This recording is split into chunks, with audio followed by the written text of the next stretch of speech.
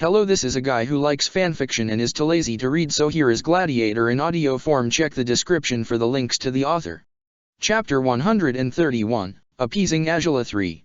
He released a trembling breath and contemplated the smooth, round blue stone in his hand. The carvings had left white marks across its surface, marks that swirled in small spirals that composed the shape of fire. He gazed at the pendant, wishing it could somehow irradiate light, as her fire did. "Wouldn't that be neat?" he said aloud, with a lopsided smile. He held out the stone, studying it at a distance before chuckling and working to attach it to the necklace. The task didn't take long, and he had secured the stone in its ideal spot after just a bit of tinkering. He bit his lower lip and chuckled again, excitement rushing through him. He had the feeling Angela would like this much better than his bone necklace. "So, I guess it's done," he exclaimed, throwing his hands up in the air in celebration before rushing downstairs. Song and Ruishi were chatting over tea in the living room when Sokka sped his way there. By Angela's command, Ruishi had been supervising Sokka's recovery over the course of the last 2 weeks, and it was clear he enjoyed this task much more than any other he had been asked to perform so far. Song's company seemed to be the sure-proof way to put a smile on the royal guard's face. Sokka had never seen him this happy, although that relaxed grin faded away once Ruishi heard his footsteps rushing down the stairs. "Is something wrong?" Ruishi asked. Sokka beamed and shook his head. "No, the entire opposite. I'm finished," Sokka exclaimed, showing them the necklace. Sokka's grand reveal surprised his friends. What he held was surely a gift for the princess, and only upon taking it in did they understand why Sokka had asked them to buy some very specific goods not long ago. "Ah, a necklace?" Song asked. Ruishi raised an eyebrow. "I assume you plan on gifting it to the princess?" he inquired. "Is this the birthday present you said you wouldn't strain yourself over?" "Yeah, something like that," said Sokka, with a weak smile before sighing. "How did her feast go, though? You weren't here yesterday because you were there, right?" "Indeed," said Ruishi. "She seemed perfectly fine, truth be told. She may not be feeling so well, but she knows how to put up the adequate pretense to trick the nobility. If any suitors approached her, none must have caused genuine trouble, or I would have heard of it." "Well, good," said Sokka, pouting a little at the mention of suitors. "So, everything went smoothly. I'm glad, but I do wish I'd been there. Oh well. No point dwelling on it. I'll just celebrate with her 1 or 2 days late, she shouldn't mind." "Do you think she'll be coming today?" Song asked Ruishi. "I could set the table for 4 if she did." "It's hard to say," Ruishi said. Sokka bit his lip. "Is her father still keeping watch over her? Or has he relaxed yet?" "I don't know, I spend most my time here after all," said Ruishi. "But I imagine the princess will come by sometime soon. Knowing her, she misses you just as much as you miss her." Sokka smiled sadly. He had advised Angela not to visit his house too frequently. While he knew it was the right thing to do, his fickle heart resented him for it. He knew distance was necessary for Angela to keep any suspicions at bay, but it meant he had to endure a desperate, uncontrollable urge to see her again this time. Chances were she would be enduring the same urges he was. "Anyways," said Ruishi, clearing his throat. "Did you come rushing down here to ask our opinion on the necklace? Or maybe you wanted Song to try it on to check if it's good enough, or something?" "What? No, I think Angela should be the first to wear it," said Sokka, with an awkward smile as Ruishi brought his teacup to his lips. "If Song ever tries on a betrothal necklace, it should be the one you make for her." Song gasped and jumped, blushing. Ruishi spewed out all his tea, his eyes wide, and his cheeks reddened too before he looked at Sokka both accusingly and with slight horror. Sokka blinked blankly and smiled. "What? Why did you just say that's a betrothal necklace?" Ruishi exclaimed, looking at him in disbelief. "How can you expect the princess to wear something with that sort of meaning if—" "I honestly doubt she'll wear it often," Sokka cut him off, with a sad smile. "Maybe in a few eons, if our lives go as planned, but if not, then I guess she's going to keep it safely tucked away somewhere." "If you say so," said Ruishi, looking at Sokka with uncertainty. But how exactly do you plan on giving her a betrothal necklace when you two? Song asked, frowning. It's not like you can be married legally. Well, it's a way of showing we're completely committed to each other, said Sokka, smiling. Serious commitment doesn't need to be legally acknowledged to be real, at least I think so. I know this sounds insane to you guys, but, in a way, I'm also sharing my culture with her. You are? Ruishi asked, blinking blankly. So, Water Tribe people exchange betrothal necklaces? Well, not necessarily. Seems like it's mostly a northern tradition, said Sokka, with a shrug. But I saw it in this book Song bought, and my sister had a betrothal necklace herself, so. Wait, your sister was married? Song asked. You never said that. I didn't because she wasn't, Sokka said, with a lopsided grin. She simply inherited my mom's necklace, which she got from our dad, who got it from his mom, who was from the north. That's convoluted, said Ruishi, frowning. So, your northern grandparents went to the south and started their family there? No, said Sokka, scratching the back of his head. It's more like my grandmother ran away from her betrothed from the north and ended up marrying my grandfather, who was from the south. Ruishi's jaw dropped. Song chuckled, amused by his reactions to Sokka's explanations. Are all love stories in your family this complicated, or is it just you and your grandmother? Ruishi asked. Sokka raised an eyebrow, thinking hard, apparently. Well, he said, rubbing his stubble with his thumb.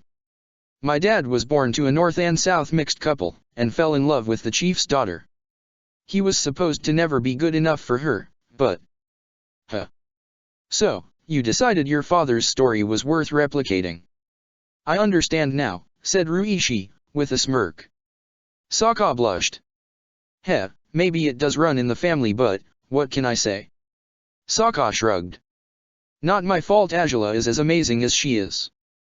I'm an idiot, no doubt, but I'd be stupider still if I hadn't fallen in love with her. And I'm sure his father must have said the exact same thing about his mother, Song told Ruishi.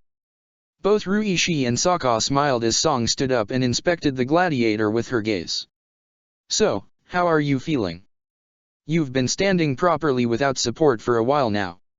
I'm managing, said Sokka, smiling weakly. I think it probably won't be much longer before I can spar again, right? I'm starting to suspect you just want to be better so you can beg the princess to visit you again, said Song, smiling. But well, at least you are motivated to recover. I'm sure the princess will think the necklace is lovely, too. You did a fine job, busying yourself with that rather than moping as you usually do in your recoveries. Moping? Yeah, well. I don't mope, Sokka pouted, as Song chuckled and headed to the kitchen. At least not that often, or do I? You have an inaccurate perception of yourself if you think you don't, Sokka, said Song, smirking and giggling as she started setting the table in the kitchen.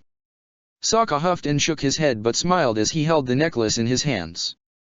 The stone was more angular than Katara's necklace, allowing this one to suit the shape of fire much better. He bit his lip and smiled excitedly, wondering if Azula would like it as much as he did. What do you plan on doing with that, though? Ruishi asked. Will you propose to her in some sort of romantic getaway? Oh? Well, yes and no.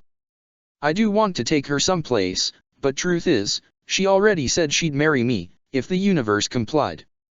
So, I'm thinking she'll likely say yes again when I give it to her, said Sokka, beaming. Ruishi couldn't hide his initial surprise over how casually Sokka had revealed that information, but after a moment he smiled awkwardly and nodded. Good. Though that means neither of you are expecting it to happen while her father has a say upon the matter. We're not, said Sokka, sighing and shrugging. Though it would be nice if he decided he likes me enough to let me marry her, don't you think? Nice for you, no doubt, said Ruishi, smiling weakly. But I'm afraid the Fire Lord isn't likely to let his daughter marry an outsider, even one as renowned as you. And I'm a slave, to boot, said Sokka, sighing. I know all that, and I know that makes the whole idea of proposing look pretty pointless, but still. His ears weren't perked for the sound of Xian Long's talons descending on the house's backyard, yet he heard it anyways. He gasped, turning his head, eyes wide. Yes, it was the dark dragon.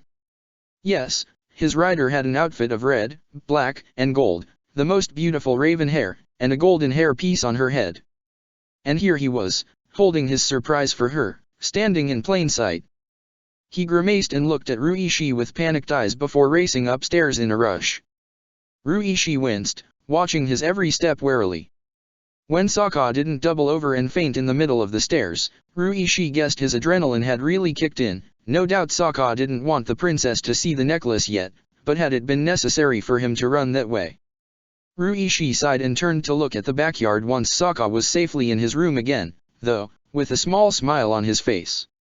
The princess walked across the grass and climbed the steps that led into the house, looking slightly anxious, with her gaze lost in the horizon. "Good day, princess," Ruishi said. His words seemed to startle her out of her daze. "Oh, Ruishi," she said, smiling back. "Good to see you here. Clearly you've been doing your job the way I asked." "Yeah, well," he said, smiling a little. "Your gladiator is a handful, but I've done what I could. And, I haven't been too distracted, if you were concerned about that." "Huh. Thanks for clarifying as much," said Angela, with a slow smirk. Ruishi blushed. "Aye, it isn't like that," he said. She actually laughed. Yes, I know you're holding back the urge to say that not everyone is as irresponsible and impulsive as me and Sokka," she said, smirking still. "Well.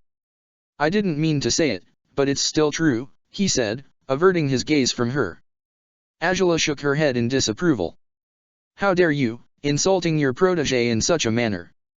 she teased, as Song glanced out of the kitchen, surprised to hear the princess's voice. "Ah, good to see you too, Song." "Princess!" she exclaimed, smiling. "Sokka was, well, he was here just now, so he should be upstairs." "Oh, now, is he hiding from me?" Angela asked, glancing at Sokka's room. "He's likely just pretending he's not feeling well," Ruishi said, hoping to cover up for Sokka's real reason to flee. "Just so you will go pamper him while he plays the helpless, convalescing victim. Fat chance for that, if he's really just messing around," said Angela, smirking just as Sokka stepped out of the room anew. "You know, I heard all that," he said, glaring at Ruishi despite he was smiling a little. "If making me look bad was a sport, you'd have won a medal for it by now." "Wow, and with such harsh competition from so many sources, too," said Ruishi, beaming proudly. "I feel accomplished." The conversation was derailed quickly, though, for Sokka's eyes had found Angela's. His lips curled into a genuine smile as his eyebrows relaxed, and the princess's smirk softened as well. He was all right, standing by his own power. "You returned at last, huh?" Sokka said, chuckling. "Last time you came by, you were a year younger." "Oh, please," she said, smirking as he laughed as well and moved to the stairs. "Wait, I could just..." "Wait for what?" "I can climb downstairs no problem now," Sokka said, smiling even though he balanced his weight by keeping a hand on the stairs railing. Angela sighed and shook her head before moving to the foot of the stairs. Ruishi looked away pointedly, but Song decided to spare him the awkwardness of playing third wheel by clasping his hand and pulling him to the kitchen with her. When Sokka finally reached the bottom of the stairs, his arms engulfed Angela in a stronger hug than any he had given her as of late. She buried her face in his neck, surrounding his waist with her arms as well and sighing in relief. She took in his scent, listening to his every breath, her body reacting immediately upon being touched by him. "I missed you," she whispered. He chuckled. "I missed you more. Especially yesterday, I couldn't stop thinking I was missing out on your big day," he said, with a disappointed sigh. "I was feeling so much better, too, but Song said it'd be for the best." "It was," said Angela. He felt her lips forming a smile against his skin. "Seeing how things are between us by now, you probably would have caused a disaster as soon as you noticed any suitors were talking to me." "A disaster? What, intimidating them away from you, or getting into a fist fight with them would be a disaster?" "I'm afraid I don't follow this logic of yours, princess," he asked, smirking. She laughed and looked at him in disbelief, pulling away ever so slightly to do it. Recovered all your ridiculousness, I see, she said, cupping his face with a hand. Sokka chuckled and gave in to the temptation of kissing her, beaming brightly as he did. She returned the gesture gladly, holding his face with both hands now. He didn't break the contact for a while, only doing so when he felt himself growing a bit dizzy again once he was breathless. He pulled away and kissed her forehead, smiling sweetly while holding her in his arms. "How are you doing, then?" he asked. "Had a nice enough day yesterday." "It was bearable," said Angela, with a weak smile. "Being stuck in a dress for the day has never been too enjoyable for me." "Yet you look so pretty in them," Sokka said, beaming as they moved to the couch. "Still, you look your prettiest out of them, hee. I am not about to test your ability to bear with me in bed yet, so stop trying to tempt me with perverted one-liners," said Angela, smirking as they sat together. Sokka laughed and pressed his forehead to hers. "Oh, come on, not even for the fun of it," he teased her. Angela looked at him judgmentally and he chuckled again. Fine, but we can't go forever without trying, you know." "We're not about to put your recovery at risk over that," Angela said. Sokka smiled and shrugged. "I seriously think I'm better though. I only got dizzy now because I forgot to breathe while kissing you, but that always happens when we do that, so," he said, shrugging. Angela grimaced. "Why would you forget to?" "Ah, never mind, you're just hopeless," she said, shaking her head and scooting closer to him, her head on his shoulder. "I had wanted to see you for too long, it's why I'm as hopeless as I am," Sokka explained, with a weak grin. "Say, do you think you'll be busy in the next few days?" "Not particularly," said Angela. "There are no pressing matters for me to deal with right now." "Why are you asking, though?" "Well, I have half a mind to give you a whole different birthday experience," he said, smirking with pride. Angela looked at him in confusion. "Huh? So different that it's going to happen outside my birthday?" she asked, with amusement. Sokka huffed. "Hey, I would have done it on your actual birthday if your dad had allowed it," he said. "But since you're very important and you need to keep the Fire Nation pleased, I am settling for celebrating your aging on a different day. What do you say?" "I don't know. What do you have in mind?" Angela asked. Sokka smirked. "Just a small trip to a special spot in the Fire Nation. You'll be sure to love it," he declared, with a wide smile. Angela frowned. "You're thinking you're in a good enough shape to travel, really?" she asked. Sokka nodded. "As long as we go with Xin Long, we'll be fine. Besides, my plans are actually going to favor my health lots. You would approve completely if you knew what I have in store for us." He wiggled his eyebrows and looked at her with a devilish smirk. Angela had nothing to do but sigh and roll her eyes. "Something tells me you're lying, or at least, partly lying. But I suppose I'm too bored these days not to indulge you," she said, smiling and dropping her head on his shoulder again. "What exactly do you want me to do, and when?" "Be here with Xin Long, in 2 days, said Sokka, biting his lip in anticipation and stroking her hair. "He'll be taking us to a very fun place. I think he'll enjoy it, too." "What sort of fun place?" Angela asked. "Another city? Or a town?" "Not telling. You'll have to wait and see," Sokka said, grinning proudly. Angela scoffed and eyed him skeptically. "I'll figure out what you mean eventually, Sokka, it's only a matter of time," she said, smirking. He nodded. "Yes, you'll figure it out in 2 days, of course. Meanwhile, go on and make all your guesses." "I won't answer any of them," he said, smirking at her defiantly. "Ugh, fine," she said, rolling her eyes as he kissed her brow. "Meanwhile, you should tell me all about your birthday," he said, taking her hand in his and intertwining their fingers. "Were there lots of people there, like?" "Sideburns." "No, he's not around right now," said Angela. "He's up to something, in the Earth Kingdom to be precise. But truth be told, it looks like everyone is up to something other than me these days. I hadn't been this bored in years." But, have you slept better? Sokka asked. Angela blinked. I mean, did the necklace help somehow? Well, it has taken a while for it to pay off, but yes, Angela admitted, and to Sokka's surprise, she drew it out of a pocket in her pants. It's handy to keep it around in case any nightmarish images strike me again. It's still happening, but less often, at least. I'm glad, then, said Sokka, smiling and nuzzling her neck. Angela smiled. I've been dreaming of many things, myself. Ah, of more blowjobs? Still hung up on that? Angela teased. Sokka snorted and shook his head. She smirked. No, damn. You really do think my mind's always in the gutter, don't you? He asked, kissing her lips softly. She laughed. Give me a reason not to think so, and I might stop assuming as much, she whispered. He smirked.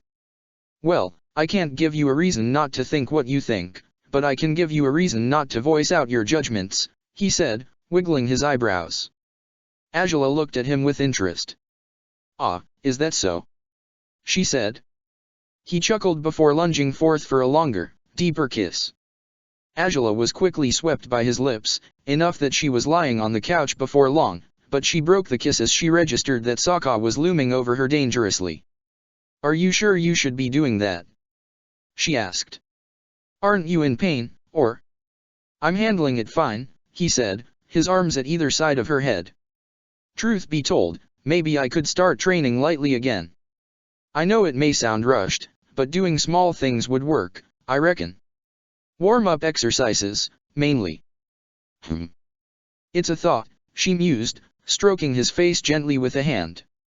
It would give me an excuse to drop by again, at least. True enough. Is your dad still keeping tabs on you, though? Sokka asked. Angela shrugged. I honestly doubt it. He's being secretive about something. I don't know what he's plotting for the White Lotus, but I think he's so immersed in it that he's too busy to pay me much mind. I haven't been reckless regarding visiting you, but I really doubt he's worried about me anymore. Heh. Strange, said Sokka. So, he merely wanted to make sure you wouldn't meddle with his plans for the White Lotus. I guess so, said Angela, frowning. But I can't understand why he'd keep it a secret from me, or from Zhao, even. From Zhao too? Sokka asked, as Angela made to sit up, so he wouldn't hover above her anymore. I don't know what he's after. I really don't. I'd love not to worry about it, but it's easier said than done, she said. I don't understand why he doesn't want me involved. Is it he thinks it's too dangerous? Maybe, said Sokka. Or maybe he's doing something nasty he doesn't want you to know about. Not trying to be a jerk here, but sometimes rulers have to do some pretty awful stuff to achieve their goals, politics, really. I guess, but I'd rather know the truth instead of guessing blindly, she said, sighing and looking at him skeptically. But for now, I'll settle for figuring out what you've planned for a few days from today. Should be more fun to unravel that mystery. Heh. My lips are sealed. Sokka exclaimed. Angela smirked. I wonder what I'll have to do to loosen them up, she said, leaning closer as though to kiss him, but she stopped inches away from his lips. I suppose teasing you might suffice. You suppose wrong, he said, smirking too and closing the distance between them briskly. Angela smiled and embraced his neck, accepting this defeat gracefully. Her strategy to coax him into telling the truth hadn't been the finest, but it was delightful to kiss him like this again. She let his enthusiastic, powerful kisses overwhelm her, to the point where she nearly forgot completely about his wound, or how he needed to take it easy, until after around 2 minutes of heavy kissing, lying across the couch as they were. She looked at him with disbelieving, but amazed eyes, and his smirk grew more confident. See? I am feeling better, he said, giving her a happy grin. She laughed, embracing him tightly as he dropped beside her, his back against the couch's backrest. Not completely, sure, but I can steal kisses from you all over again. And what should be a suitable punishment for such an unforgivable crime? She asked, stroking his chin. Sokka bit his lip and smirked. Well, sometimes revenge is the fairest kind of justice. He said. Angela laughed and pressed her forehead to his. How smooth and sneaky. Always getting your way, somehow. I think I've been a really bad influence on you, haven't I? Heh, I'm the one who's been a bad influence on you, he said, chuckling. Angela shook her head and kissed him deeply. I love you, she whispered, softly.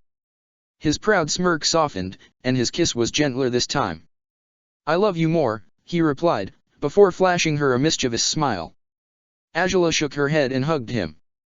You can't possibly do that, she declared. He laughed. But it's true. This time, the day seemed to go by too fast. After weeks comprised by days that had seemed never-ending, they had been taken by surprise today when the sun's glow, filtering through the windows, started to turn orange. Angela hadn't been planning on staying the whole day, but it was hard to resist the temptation to do that when she was certain that her father wouldn't be keeping too tight a leash on her anymore. So, I can expect you here again in 2 days. Sokka said once she was about to leave, smiling mischievously. Angela sighed and looked at him skeptically. If this is just some sort of silly stunt to prove you're all better, then you'll agree to it just so I can prove it indeed, right? He said, smirking. You're very eager to see me recovered, after all. Stop trying to manipulate me. That's supposed to be my forte, not yours, Angela said, smirking too and walking towards Xianlong in the house's backyard. Xianlong greeted Sokka happily, poking his chest with his nose as his whiskers danced in the air circularly. Sokka chuckled, patting his snout.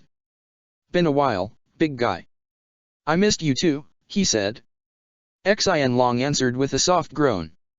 Angela lifted herself onto Xianlong's saddle, and she smiled at Sokka before her dragon rose to his full height. By then, she was hoisted a few feet above Sokka. Behave yourself for these 2 days, and you'll get what you want. But honestly, if this is just a trick, it's a trick you'll enjoy, I promise, Sokka said, beaming. Angela chuckled and shook her head. You're ever incorrigible, aren't you? She said, leaning down and kissing him softly. I'll see you in 2 days. I'll be counting every second until then, he whispered, with a gentle smile of his own. Xianlong took off, and Angela kept glancing back at Sokka as they sped through the sky. The gladiator smiled and waved until she was too far to discern any more, and by then he sighed happily, his entire body rejoicing upon knowing they wouldn't be apart for long this time. He entered the house once more, filing towards the kitchen. Ruishi and Song were inside, chatting, as ever, hands intertwined until they noticed Sokka. He didn't mind their gestures of affection, but they still separated their hands immediately, impulsively shy as they were. So, everything's settled. I have an entire day to set up the happiest trip with Angela yet, he said. But I need your help, again. I'm not surprised to hear that, said Song, with a curt grin. What do you need now? I want to cook. The pair froze where they stood, completely confused by what he'd just said. You want to cook? Song repeated. You mean, you want to make a romantic meal for her? Cooking? You. Ruishi repeated. An armor for the dragon and a betrothal necklace were less surreal than that. I've cooked before. Sokka pouted, blushing. I wasn't very good at it, but that's why I need help. If Song guides me through it, I'll be able to make edible stuff. And I want to make it myself so that it's special, so, will you help me? Please. Song grimaced but shrugged, and Ruishi snorted as Sokka squealed in joy. The things a man does when he's in love, Ruishi said. Song looked at him pointedly. I'm just saying, I never thought the day would come when he'd want to cook anything himself. Neither did I, but who knows? Maybe he's got more talent for this than we thought, said Song, looking at Sokka with interest. So, what's your plan for the meal? Sokka's eyes brightened over Song's approving reaction, and his smile gained further determination. Once this was out of the way, he would have fully prepared to give Angela the perfect day she deserved to enjoy. The anticipation over whatever Sokka was plotting certainly lifted Angela's spirits. Looking forward to something served to decrease the frequent rush of nightmarish images in her mind. The bone necklace still helped soothe her whenever they came up, so she was, in some way, feeling less uncertain about the demons hiding in her mind these days. It helped that Jose was genuinely not interested in whatever his daughter was up to. Angela stopped by on the day before her trip to speak with him, and found him cooped up in his study, a heavy frown on his face. It softened a little when his eyes fell upon her. "Is everything all right?" Angela asked. Jose sighed and shrugged. "If it were or weren't, I refuse to burden you with it. Did you want something?" "I only came to let you know my gladiator's condition is improving by now," she said. "He'll be fit for training again soon, if he isn't already. I'll keep supervising his recovery for the next few days, testing to see if he's ready to fight yet." "Good. Once he's fully healthy, I'll need to have a word with him," Jose said. Angela blinked blankly, holding down the nervousness that pooled in her stomach. "You will? About what happened in the Earth Kingdom, I take it?" Angela said.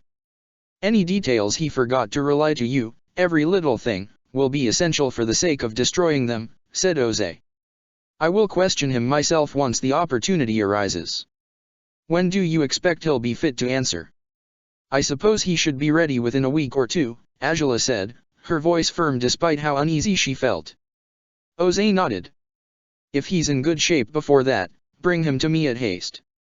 I need answers. I know you don't want me prying, Father, but what exactly are you?" "You're better off not knowing, child." "I mean it," Jose declared. Angela frowned. "As you wish," she said, obedient as ever. Her chest burned, though, and not with a pleasant feeling this time. Maybe he did it to protect her. Maybe it was that simple.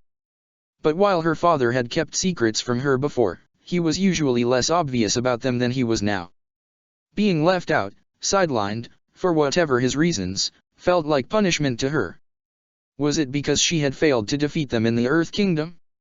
Was it her father was disappointed in her? Wouldn't he trust her anymore? As much as she used to claim trusting people was pointless, following fit with her father's beliefs, she hadn't expected him to stop trusting her. For a very long time, she had been sure it was the two of them against the world, her and her father, defying countless expectations, proving they were born to rule, regardless of their shared condition as second-born children. Even though she had grown to question some of her father's decisions over the years, as Sokka's influence had led her to do as much, she still had expected to preserve her privileged position as his trustworthy right hand for good. Things had changed, and it stung her, even if Jose seemed far past the point of caring about whatever his daughter was up to. Yes, his distrust and aloofness were convenient for her immediate purposes, but it wasn't going to be as useful in the long run. She didn't want to be left behind. Not by him, even after all this time. "Let me know when your gladiator is ready for questioning, then," Jose said. Angela nodded.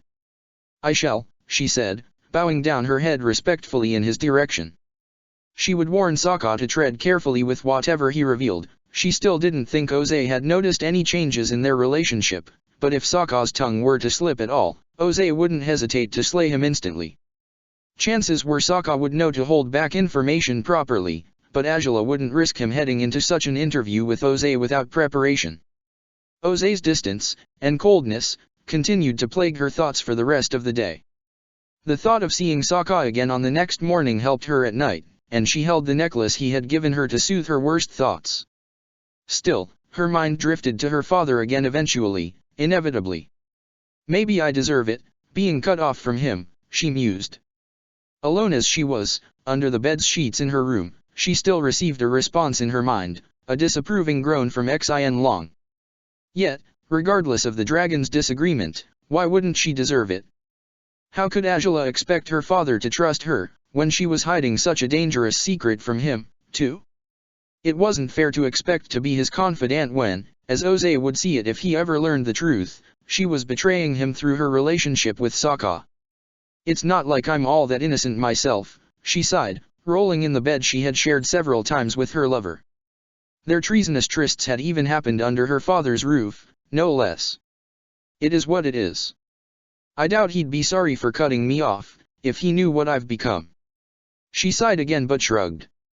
It would bother her for a long time, likely, but losing her father's confidence might be for the best. If she didn't pry into his business, maybe he wouldn't pry into hers. And the longer Jose went without trying to reveal his daughter's secrets, the better for everyone. She woke with unease, after spending the night clasping the necklace tighter every time a nightmare came up.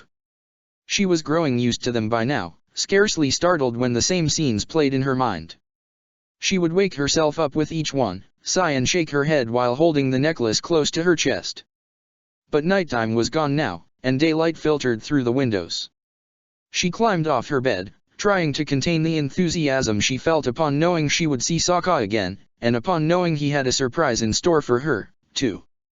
She performed her usual morning routine, even spending an hour warming up and training with her bending in the palace's courtyards. It was mid-morning by the time she was finished, and thus, an appropriate time to visit Sokka. Hopefully he'd be awake by then. Xianlong was happy to give her a ride this time, especially since he knew he was going to be part of today's trip. He took off immediately once Azula hopped onto his saddle, and he raced through the skies quickly. Sokka waited by the steps that led to the house, where he sat with a large bag beside him. He raised his eyes as soon as he felt the wind buffeting him, caused by Xianlong's rapid descent on the ground. His face brightened immediately, blue eyes meeting gold. It was about time, he said, chuckling, and jumping to his feet. Xianlong groaned in agreement as Sokka walked to the dragon's flank. Azula's smile was gentle and warm, delighted to see him outside of the house, for a change. I missed you, Sokka said, beaming as he stopped beside her. Azula laughed and leaned down as always, kissing his lips softly. I did too, but we can correct that now, can't we? She said, pushing herself to an upright position again. What's that? You're carrying my surprise in that bag. Maybe, said Sokka, chuckling as he returned to the steps to pick it up. It's part of your surprise, if anything. Huh? As long as it's not another set of armor for this mischievous dragon, said Azula, stroking Xianlong's hair. The dragon huffed, letting her know he should have several suits of armor, just like her. It's not, said Sokka, carrying the bag without much difficulty. It's less durable than armor, I'm afraid, but I made most of it myself, too. You didn't overwhelm yourself again, or did you? Azula asked, as Sokka climbed on Xianlong's saddle, behind her, with his bag settled between them. Because the last time you worked too hard for my birthday gift, you had some dangerous cramps in the middle of a dangerous situation. Ah, in the middle of a sparring session with you, yes. Nothing is quite as dangerous, he said, smirking, and kissing her cheek. Though I guess the most dangerous part was when you massaged my leg as you did. Heh. Even though I was doing it to the wrong one, said Azula, with a dry grin. Sokka laughed. Hey, I didn't mind. Besides, we both know you can't get your hands off me, he said, resting his chin on her shoulder as Azula rolled her eyes at his cocky assertion. Alrighty, so, are we going to take off or are we just going to spend the day in the backyard? I'd gladly leave, if I knew where we're going, Azula answered, looking at him skeptically. Where to, Sokka?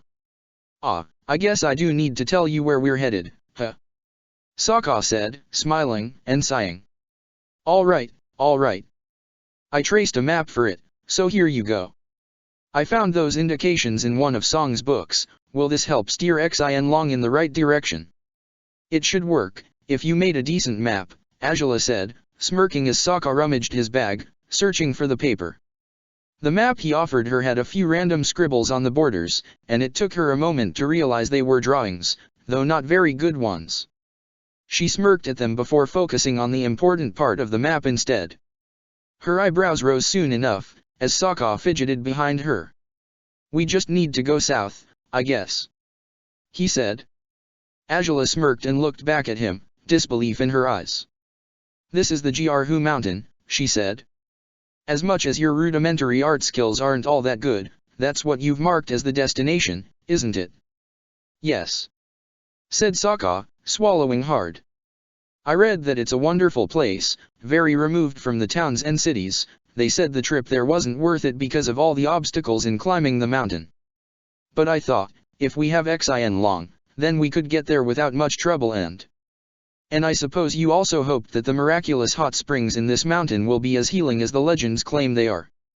Angela asked, raising an eyebrow. Sokka smiled.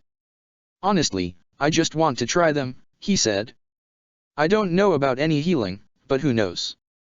Might be fun to pretend they're real, if just for a little while. Well, if fire saved you before somehow, who's to say water can't be miraculous? Angela said, still skeptical, but amused. All right, then. Hot springs it is. Yeah. Sokka exclaimed, beaming over her approval of his grand idea. Angela patted Xian Long's neck, and the dragon took off upon her command. His body snaked through the skies, drifting in the direction Angela had indicated. As they sped through the clouds, Sokka let one of his hands slide over Angela's thigh, reaching for hers. She caught his fingers between her own, sighing in bliss. It's been a while since you last flew anywhere, huh? She asked. Sokka sighed. And the last time I did, it wasn't even with you. For shame, he said. Angela smiled.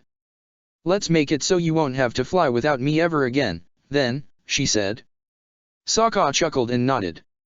I'd love that. The flight was longer than their usual, but it wasn't hard on Xian Long.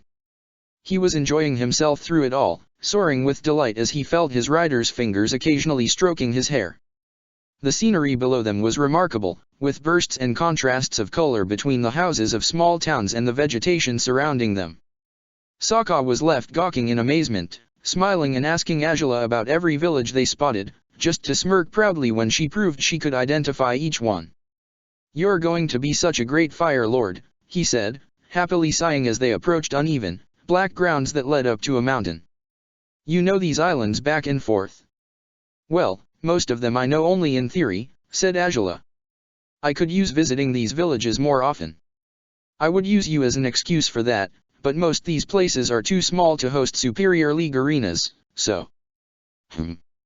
So, I'm a convenient excuse for you to do some quality tourism, then. Sokka asked. Angela smiled. Sometimes you are.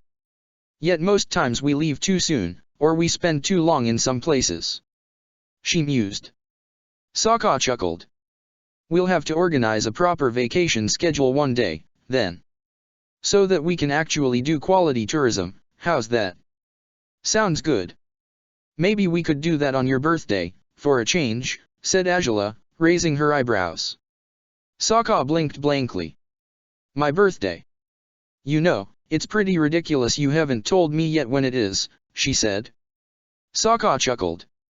Am I supposed to guess it? I just don't want you going out of your way for it, I know you're going to think you're honor-bound to.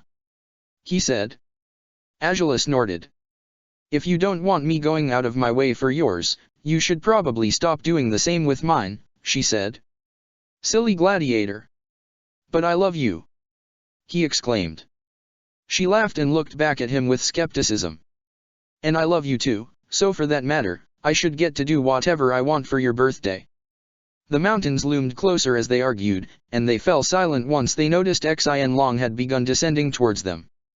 They could see two mounds, and it became apparent that the climb through the first one, a tall and deadly hill, would have been considerably dangerous, since it was almost fully vertical at some points. Behind it stood a smaller one, connected to the first through a natural, rocky bridge that was full of obstacles, hindering all access to it. Their destination was in the small mountain, where a film of steam rose from crystalline pools of water. What do you know, there it is, Angela said. Sokka whistled in approval. You think it really will be an alright temperature for us? He asked. I don't want to get scalded in there, though I bet you won't be, of course. Lucky firebender you are. Ah, so being a firebender is a lucky thing now? Here I thought you'd never believe as much, proud southern non-bender that you are, said Angela, smirking while Xian Long touched down on the ground. Sokka bit his lip. Well, let's just say being a firebender's got its perks, regardless of all the bad stuff that comes with being one. Such as the accidental burning of your clothes, or giving yourself a fever if you get so mad that your body temperature starts rising, or... What on earth are you talking about? Angela asked, staring at him in confusion. Sokka smiled. Just listing off some stuff I never understood about you firebenders, he said, chuckling, and climbing off Xin Long's saddle, carrying his bag with him. How do you avoid those things, huh? It comes naturally. A firebender's own fire shouldn't hurt them, said Angela, climbing off as well and patting Xin Long's snout before undoing the clasps on his saddle. Sokka watched her with confusion. Wait, what are you doing? Is Xin Long going to? Well, of course. You didn't bring him all this way so he wouldn't bathe in these waters, did you? Angela asked, with a skeptical smirk as the last clasp was undone, and the saddle fell over sideways. Without further ado, Xin Long leapt into the water, spraying the surroundings with small droplets as he dove in fully. Angela smiled and watched him go, pleased by her dragon's happy reaction to the water. Well, that's certainly a first. This filthy dragon never likes to clean up, she said. Either way, Sokka, firebenders learn control quickly enough, as long as they have the discipline to do so. Once they do, they won't cause themselves any struggles like those you just mentioned. Point taken. And there are also many perks of being a firebender, huh? Sokka asked. Angela raised an eyebrow and looked at him with curiosity. Such as? Well, from my experience, there's this one firebender I know awfully well, he said, leaning close. And as a firebender, she can't help but be smoking hot in every way. Hotter than these hot springs, for sure. Ah, is she now? Angela asked, trying not to blush. Then I guess these waters will be rather dull for her, won't they? It's likely, since she can heat up her surroundings real nicely if she feels like it, said Sokka, his arms enveloping her waist. She's so hot she literally evaporated rainwater from her body and clothes once, you wouldn't believe it unless you saw it. Angela chuckled as he smiled at her. She looked at him in disbelief soon enough. How long have you been wanting to comment on how my control of my body temperature means I'm smoking hot? Too long, princess. Too long, he said, chuckling, and kissing the side of her head. Now come on, we don't have all day. We must try out the healing powers of the springs, right? Well, that is what you intended. Angela conceded, but she looked around herself warily. Still, it's just, somewhat uncomfortable. What is? Sokka asked. Angela looked at him in disbelief. If you had told me what your plan was beforehand, I could have brought a swimsuit, maybe, she said, grimacing. But knowing you just want us to be naked in there. I figured that's how it works, said Sokka, blinking blankly and scratching his neck. I've never been to any hot springs before, so I might be wrong, but honestly, this place is so secluded and of difficult access, Angela, that I don't think we're in much danger. I know, she said, sighing. I'm still wary, though. You never know if some random person has been living within this mountain range and is spying on us now. I guess it's not impossible, said Sokka, grimacing. Upon understanding their conversation, Xin Long groaned and flew out of the water. Angela frowned as the dragon communicated his intentions to her. She swallowed hard, eyeing him gratefully, as her dragon took off to make his new promise a reality. Sokka watched him fly upwards, confused. What just happened? He's going to keep watch, said Angela, with a small smile. Such a helpful dragon, huh? Enabling our most reckless escapades. A silent, noble guardian, said Sokka, beaming at him. I salute you, great dragon Xin Long. I thank you, deeply, for your kind service and... Stop being so pompous, said Angela, shaking her head but still smiling. Weren't you eager and ready to try out the water? Sokka smiled at her now before starting to shed his clothes. Angela swallowed hard as she watched him do so, her gaze fixed on the bandages on his abdomen. Even after he was standing only in his small clothes, he was still wearing them. He swallowed hard as he started undoing them. Won't be much good to hope for healing if I keep the wounds covered, huh? He said, smiling at Angela. It stung to see his body like this, even though his spirit was mostly back to normal. His collarbone still stood out, and while his muscles hadn't decreased much in volume, they weren't as toned as before. He had lost much strength, and the road to regaining all of it still continued. Angela sighed but smiled back at him, her arms folded as he finished undoing the bandages. Her eyes widened, though, upon seeing that the burns on his body were no longer as intense as they once had been. The skin's uneven patterns betrayed that he had undergone serious damage, but on the most part, he looked fine. As expected, the first burn she had ever given him was completely gone. "Well? Am I still appealing to you, or do I need to get into proper shape before you start feeling attracted to me again?" Sokka asked, smirking. Angela snorted. "If I would stop being attracted to you because of that, I probably would have told you to lose your fitness when we first became partners. I really didn't want to like you as much as I did back then, you know." "Heh, I'm glad you never thought of doing that, then," said Sokka, winking at her before shrugging off his underwear. Angela sighed again as he was finished and watched him as he leaned over the border warily, touching the water with his hand first before daring slide a leg inside the natural pool. Once he found the water was quite agreeable, he smiled and hoisted himself inside of it. "You'll probably like this, you know. Slightly warmer than your usual bathing temperature, but knowing you, you'll be fine with that," he said, smirking. Angela looked around herself warily. "Well, I have never shirked away from a challenge. Even if it means stripping naked out in the open, huh?" she said, still clearly nervous. Sokka smiled as he watched her, an arm swung over the border of the pond, his hand supporting his cheek. "You can keep your clothes on and dry them again later, too," he said, chuckling. "We both know you can do that. But if you'd rather be reckless like me..." "Ah, damn you. Damn you and your funny ideas," said Angela, blushing and removing her armor. Sokka bit his lip. "Hey, I'm giving you a more comfortable possibility here, you know," he said, with a weak grin. "I realize why you'd rather not do this, so, wait, you really will take everything off?" "Well, truly, I've been too long without doing anything reckless." 2 weeks, is it?" "I needed my fill of adrenaline," she said, biting her lip as she relinquished her belt and outerwear. "Now, stop being so nervous too, it's only making me even more self-aware." "Self-aware, why?" Sokka asked, smirking. "Nervous about letting me see you naked, after all this time, princess." "About letting the world see me naked, instead," she said, with a curt grin. "This is hardly princess-appropriate behavior, you know." "Heh, a lot of things you've been doing over the last 2 years have been inappropriate for a fine lady of your standing," he said, with a teasing voice. "You're about the most inappropriate princess there is." "And you're certainly the most inappropriate gladiator," Angela said, as she finally reached her underwear.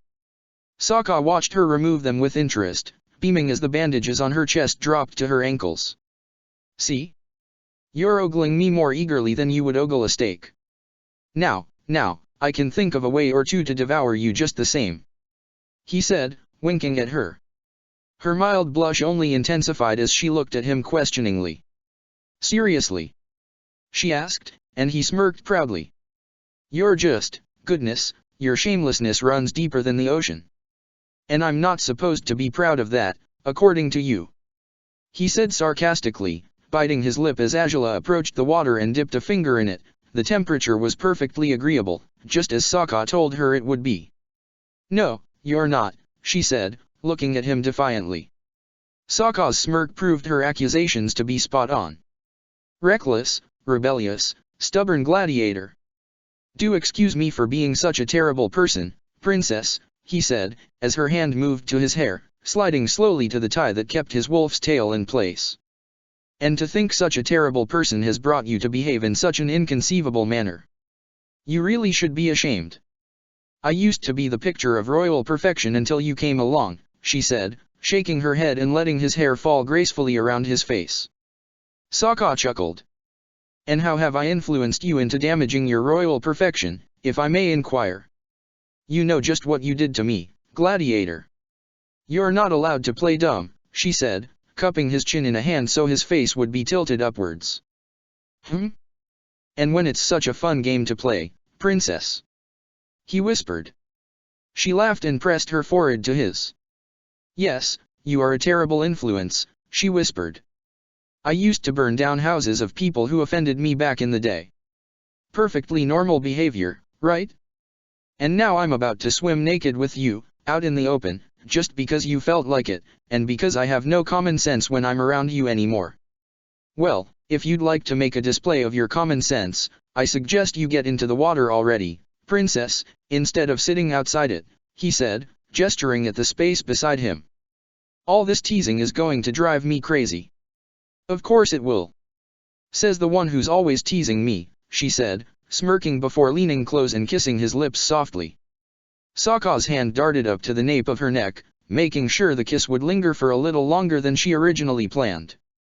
His lips moved softly against hers, and it seemed to be enough to dispel her uncertainties and nervousness, if just for a short time.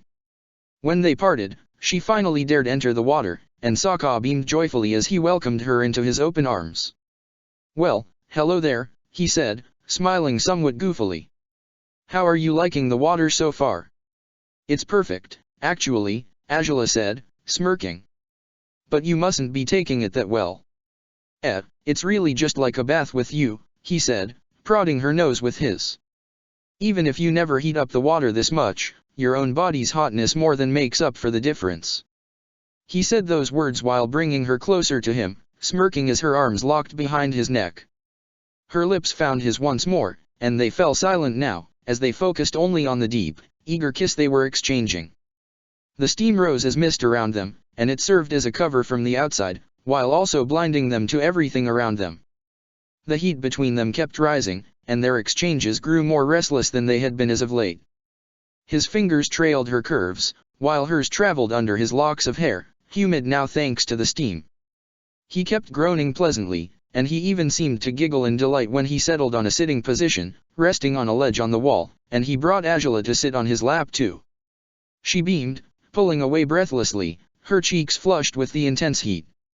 "You're so beautiful," he whispered, his eyes gleaming as he looked at her. She smiled. "You're not half bad yourself, with your hair down like that," she said, stroking his locks. Sokka smirked. "You always have had a thing for it when it's down, huh?" he said, teasingly. Azula chuckled. "Still, I'll say this is a little too hot for having my hair down." "Heh, fair enough," said Azula, smiling and climbing off his lap so she could pick up his hair tie by the pool's border. After handing it to him, she took to undoing her own half knot to make it a top knot instead. Sokka whistled at the sight. "You want your hair up too, then?" he asked. She shrugged. "I used to wear it like this more often before, you know," she said, as her bangs slid down, out of her top knot, just as she was tying it. "I suppose having most my hair down felt more elegant, somehow, but back in my early teenage years I always kept it in a top knot." "It looks cute," he said, smiling as he tied his hair as well. Some stray hairs slid out of his wolf's tail, giving his appearance a rugged aspect that Azula smiled approvingly at. "And you're rather cute too, if you must know," she said, knowing he would flinch and glare at her with that reply. She wasn't disappointed. "Seriously, now? You just can't handle hearing you're cute, huh?" he asked, inching closer in a playfully threatening way. Azula wasn't deterred in the slightest, smirking at him. "I don't know where you get that notion. The one who's upset about being cute is you, not me," she said, smiling proudly. Sokka snorted and shook his head. "You're so sneaky," he said, pecking her lips. "Always have an answer for everything, don't you? Is that supposed to be a bad thing?" she asked, prodding his nose with hers. "I'm afraid I can't see the drawbacks." "Well, sure you can't, it means you don't lose any arguments," said Sokka, with a lopsided smile. Azula beamed brightly. "See? No drawbacks." He laughed and dropped his head on her shoulder. Azula smiled as her hands traveled over his back slowly. She sighed in bliss, touching his skin as willfully as possible while his arms embraced her too. Her lips pressed to his shoulder as well, and to the side of his neck. "How are you feeling?" she whispered. "How's your burn?" "Oh, that," said Sokka, frowning and letting one of his hands move to his abdomen. The skin that usually burned upon any pressure gave him a mild, hazy discomfort instead. He wasn't fully better, no doubt, but there was, somehow, no real pain. Heh, what do you know? Maybe this place does have healing properties. Is it that much better? She asked, pulling away and glancing down at his abdomen over the water. Sokka smiled. Well, either it is or I'm just too happy to be with you to register any pain, he said, chuckling, and kissing her again. Azula sighed. Flattering, but that's not how it should be, she said, placing a hand on his chest. I hope it really is healing you and that being naked with me isn't all there is to your happy mood. Hey, nothing is better in this entire world than being naked with you, he said, smiling. And I'm including food in that list, all right? Of course it makes me happy to be with you like this. Good, she said, relaxing against him. But I want you to heal either way. Don't we all? Especially since being naked with you certainly brings some fun ideas to mind. Why am I not surprised? Azula asked, with a growing smirk. Hey, I'm only human, he said, kissing her cheek. You couldn't expect me not to want further intimacy, not after making me fall in love with you like you have. Oh, I made you fall for me? How is it any fault of mine that you would be so easily swayed? She asked, smiling, and pressing her forehead to his. Sokka chuckled. It's your fault, whether you like it or not, he said, hugging her tightly. You're the most amazing person I've ever known. I'm a lucky idiot, really, since I get to be with you like this. I'd say I'm the lucky one instead, Azula whispered, surrounding his neck with her arms and dropping her head on his shoulder. She was relaxing in that comfortable embrace when she felt his arms tighten around her waist. What she had expected to be simply a close hug shifted in nature suddenly as he lifted her, so she would be brought to sit on the border of the hot springs. Her eyes were wide as she eyed him with suspicion and disbelief, his face level with her chest. He smiled, eyes locked with hers. What are you doing? Azula asked. Sokka chuckled. What do you think?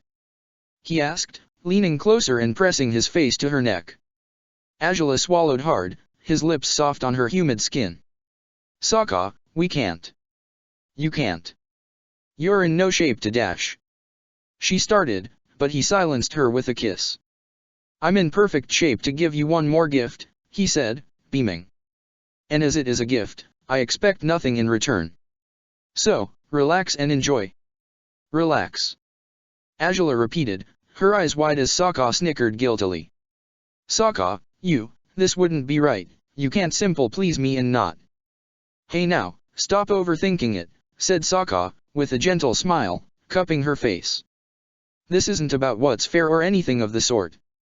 I want to do it, and I want to do it this way. If you don't want me to, just say the word and I'll stop. Say the word? Heh. Like you seriously expect me to make you stop, she said, reproachfully. His smile widened. I can't do that, but, goodness, Sokka, it won't feel right like this. Don't think about it that way, he said, kissing her collarbone now. Azula shivered pleasantly. Stop thinking so hard about it, actually. There's nothing to worry about, I'm not doing anything I've never done before. But, she muttered before gasping, her entire body melting, seemingly, when his hands found her breasts. Sokka. I don't need to be taken care of, he said, smiling gently. This is about your birthday, after all. Goodness, Sokka. She groaned, between gritted teeth. Her lover leaned closer, identifying the arousal in her voice tone. You'll let me please you? He asked, shifting to kiss the side of her neck. Azula. Does it look like I'm trying to stop you anymore? She asked, fingers sliding through his hair. Sokka smiled. I'll make it worthwhile. I promise, he whispered, sucking her neck softly and moving lower. A moan escaped her lips. He cupped her breasts, kissing them devotedly after having spent so long without doing as much. He couldn't stop smiling as he basked in the feeling of those mounds against his face, of her heart racing underneath her hot, wet skin.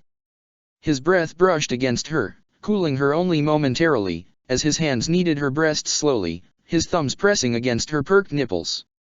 His mouth sought the left one, and naturally, she moaned and sighed in pleasure while he gratified her through his lips and tongue's every motion. She gasped his name, and he groaned softly in response, shifting between breasts and breathing out slowly through his mouth. His warm breath enveloped her, and he didn't stop taking her nipples into his mouth until her chest was heaving against him. He smiled at her and pushed himself up just enough to kiss her lips again. "Sokka," she whispered, her hands mildly shaking as she held his face between them. "I love you," he spoke, his lips kissing yet another trail down her face and to her collarbone, and lower to her sternum next. Her pelvis jolted when his lips reached it. Her hands wouldn't stop holding him close, in an impulsive gesture that she couldn't quite explain. The weak voice of her rational mind told her to put an end to this, for Sokka would get excited regardless of what happened, and his recovery could easily be damaged by this. But how to listen, when all she could do was spread her legs as his hands massaged them, compelling her to reveal her core to him. Sokka kissed her inner thighs, and Angela breathed heavily as she dropped back, letting her weight rest on her forearm. Her still free hand remained on his hair, and she moved his head lower, closer to the opening that craved his attention direly. His slow kisses were both torture and gratification. She hadn't noticed how badly she had needed this until now, having shut off all wishes or even thoughts of engaging in sexual activities with Sokka for the time being. Even when he joked about it, she didn't think of it as a possibility at all. Her body seemed to be waking from a long, unaware slumber, and it came alive as with bursts of explosive flames, stimulated by his lips and fingers. "Sokka!" she gasped, gritting her teeth and looking at him through narrow eyes. Her wild gold met pure, calm blue.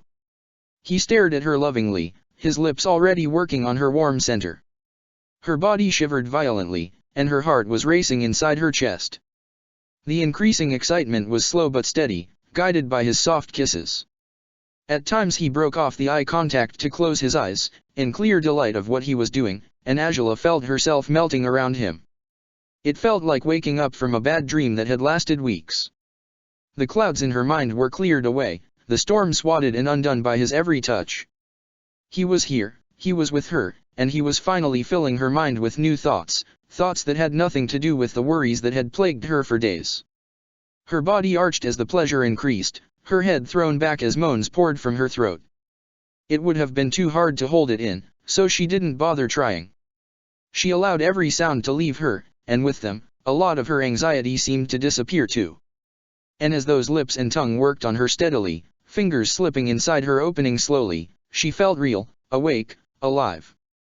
Her legs were fully spread, but that wasn't enough for her just yet. She chose to surround his neck with them, locking him in a tight embrace as she dropped on her back once more, the rushes of arousal increasing in waves. He slowed down at times, in a strategic switch between constant, powerful ministrations, and soft, slow ones instead. Angela couldn't decide which of the two rhythms was more exciting. His right hand was helping his mouth, but his left traveled over her body and caressed her softly. His hands, usually calloused by the constant use of his sword, were softer than usual, for he hadn't wielded weapons as of late. It cupped her breasts again, teasing her nipples, until one of her own hands found his, and intertwined their fingers.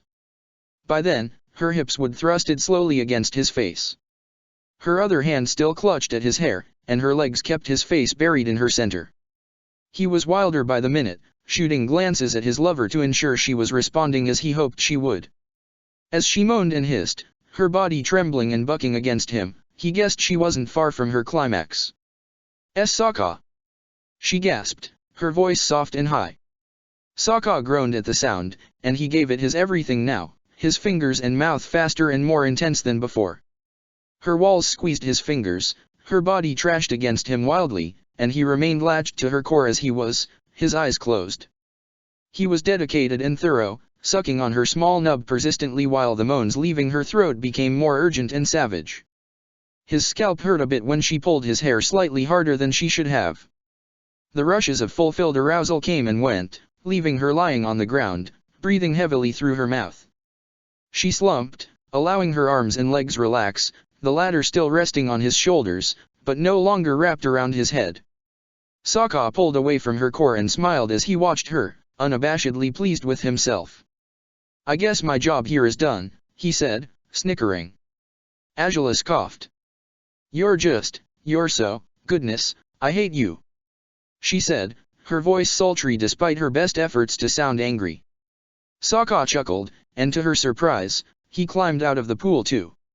I love you too, he said, beaming and leaning close to press a kiss to her belly. Azula sighed. You're supposed to be, in the water, she said. Sokka flinched and looked at her in surprise. I guess so, he said, frowning. But, heck, I don't really feel the pain anymore. Heh. That's just because you're distracted, said Azula, with a lazy smile. If you weren't, you wouldn't have forgotten it. Sokka chuckled and sat up, touching his abdomen gently.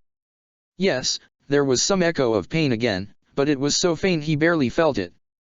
He looked at her in amazement. We should definitely come here more often, he said. I don't know what's up with this water, but I feel really good about my recovery right now. Sure. It's the water and not the fact that you reduced me to a puddle of aroused helplessness, she replied, smirking as Sokka smiled proudly. Hey, now, princess, if making you this happy is what really healed me, I could stand to do it more often, he said, as Azula laughed, pushing herself up so she could kiss him gratefully. You're the worst, she said, shaking her head as he beamed at her. You do feel all right, then? Or are you? What, aroused? Sokka asked, smirking.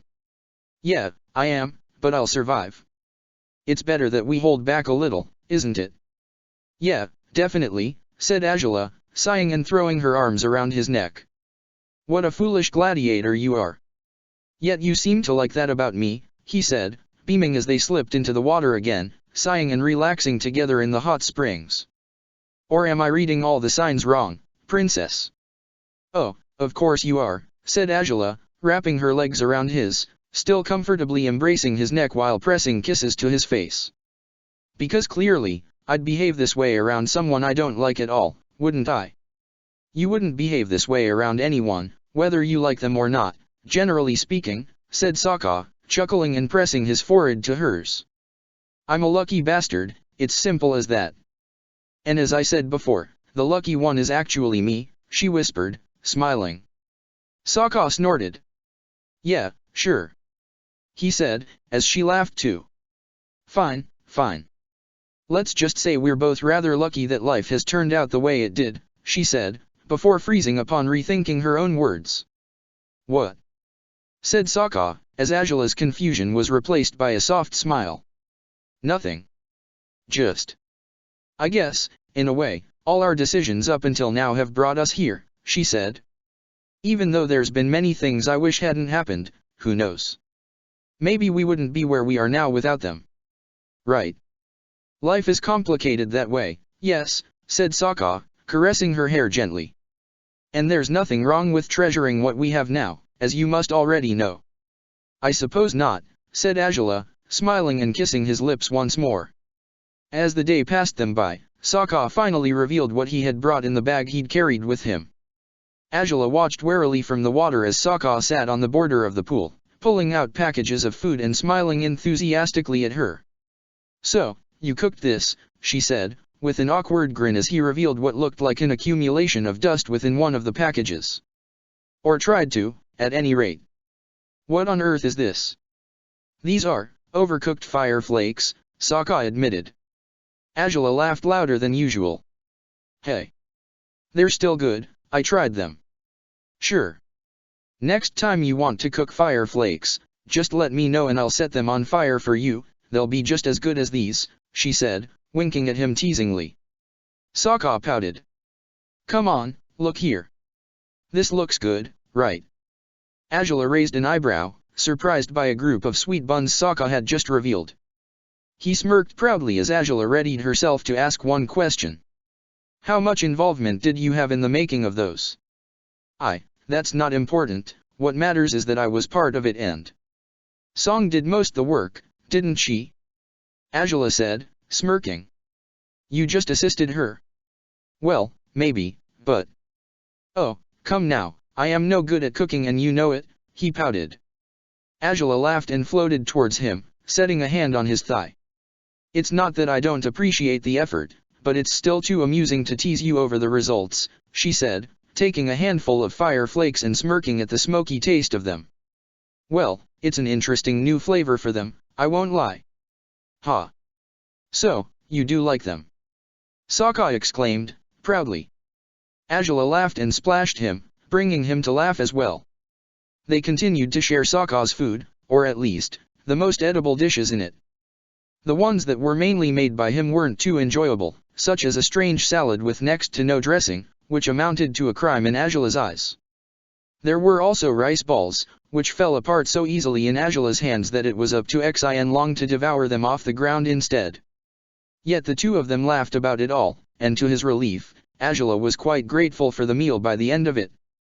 As the dragon had done such a fine job at keeping watch over them, Sokka and Azula climbed out of the hot spring eventually and gave him a chance to splash around in the water while they rested together against a rock.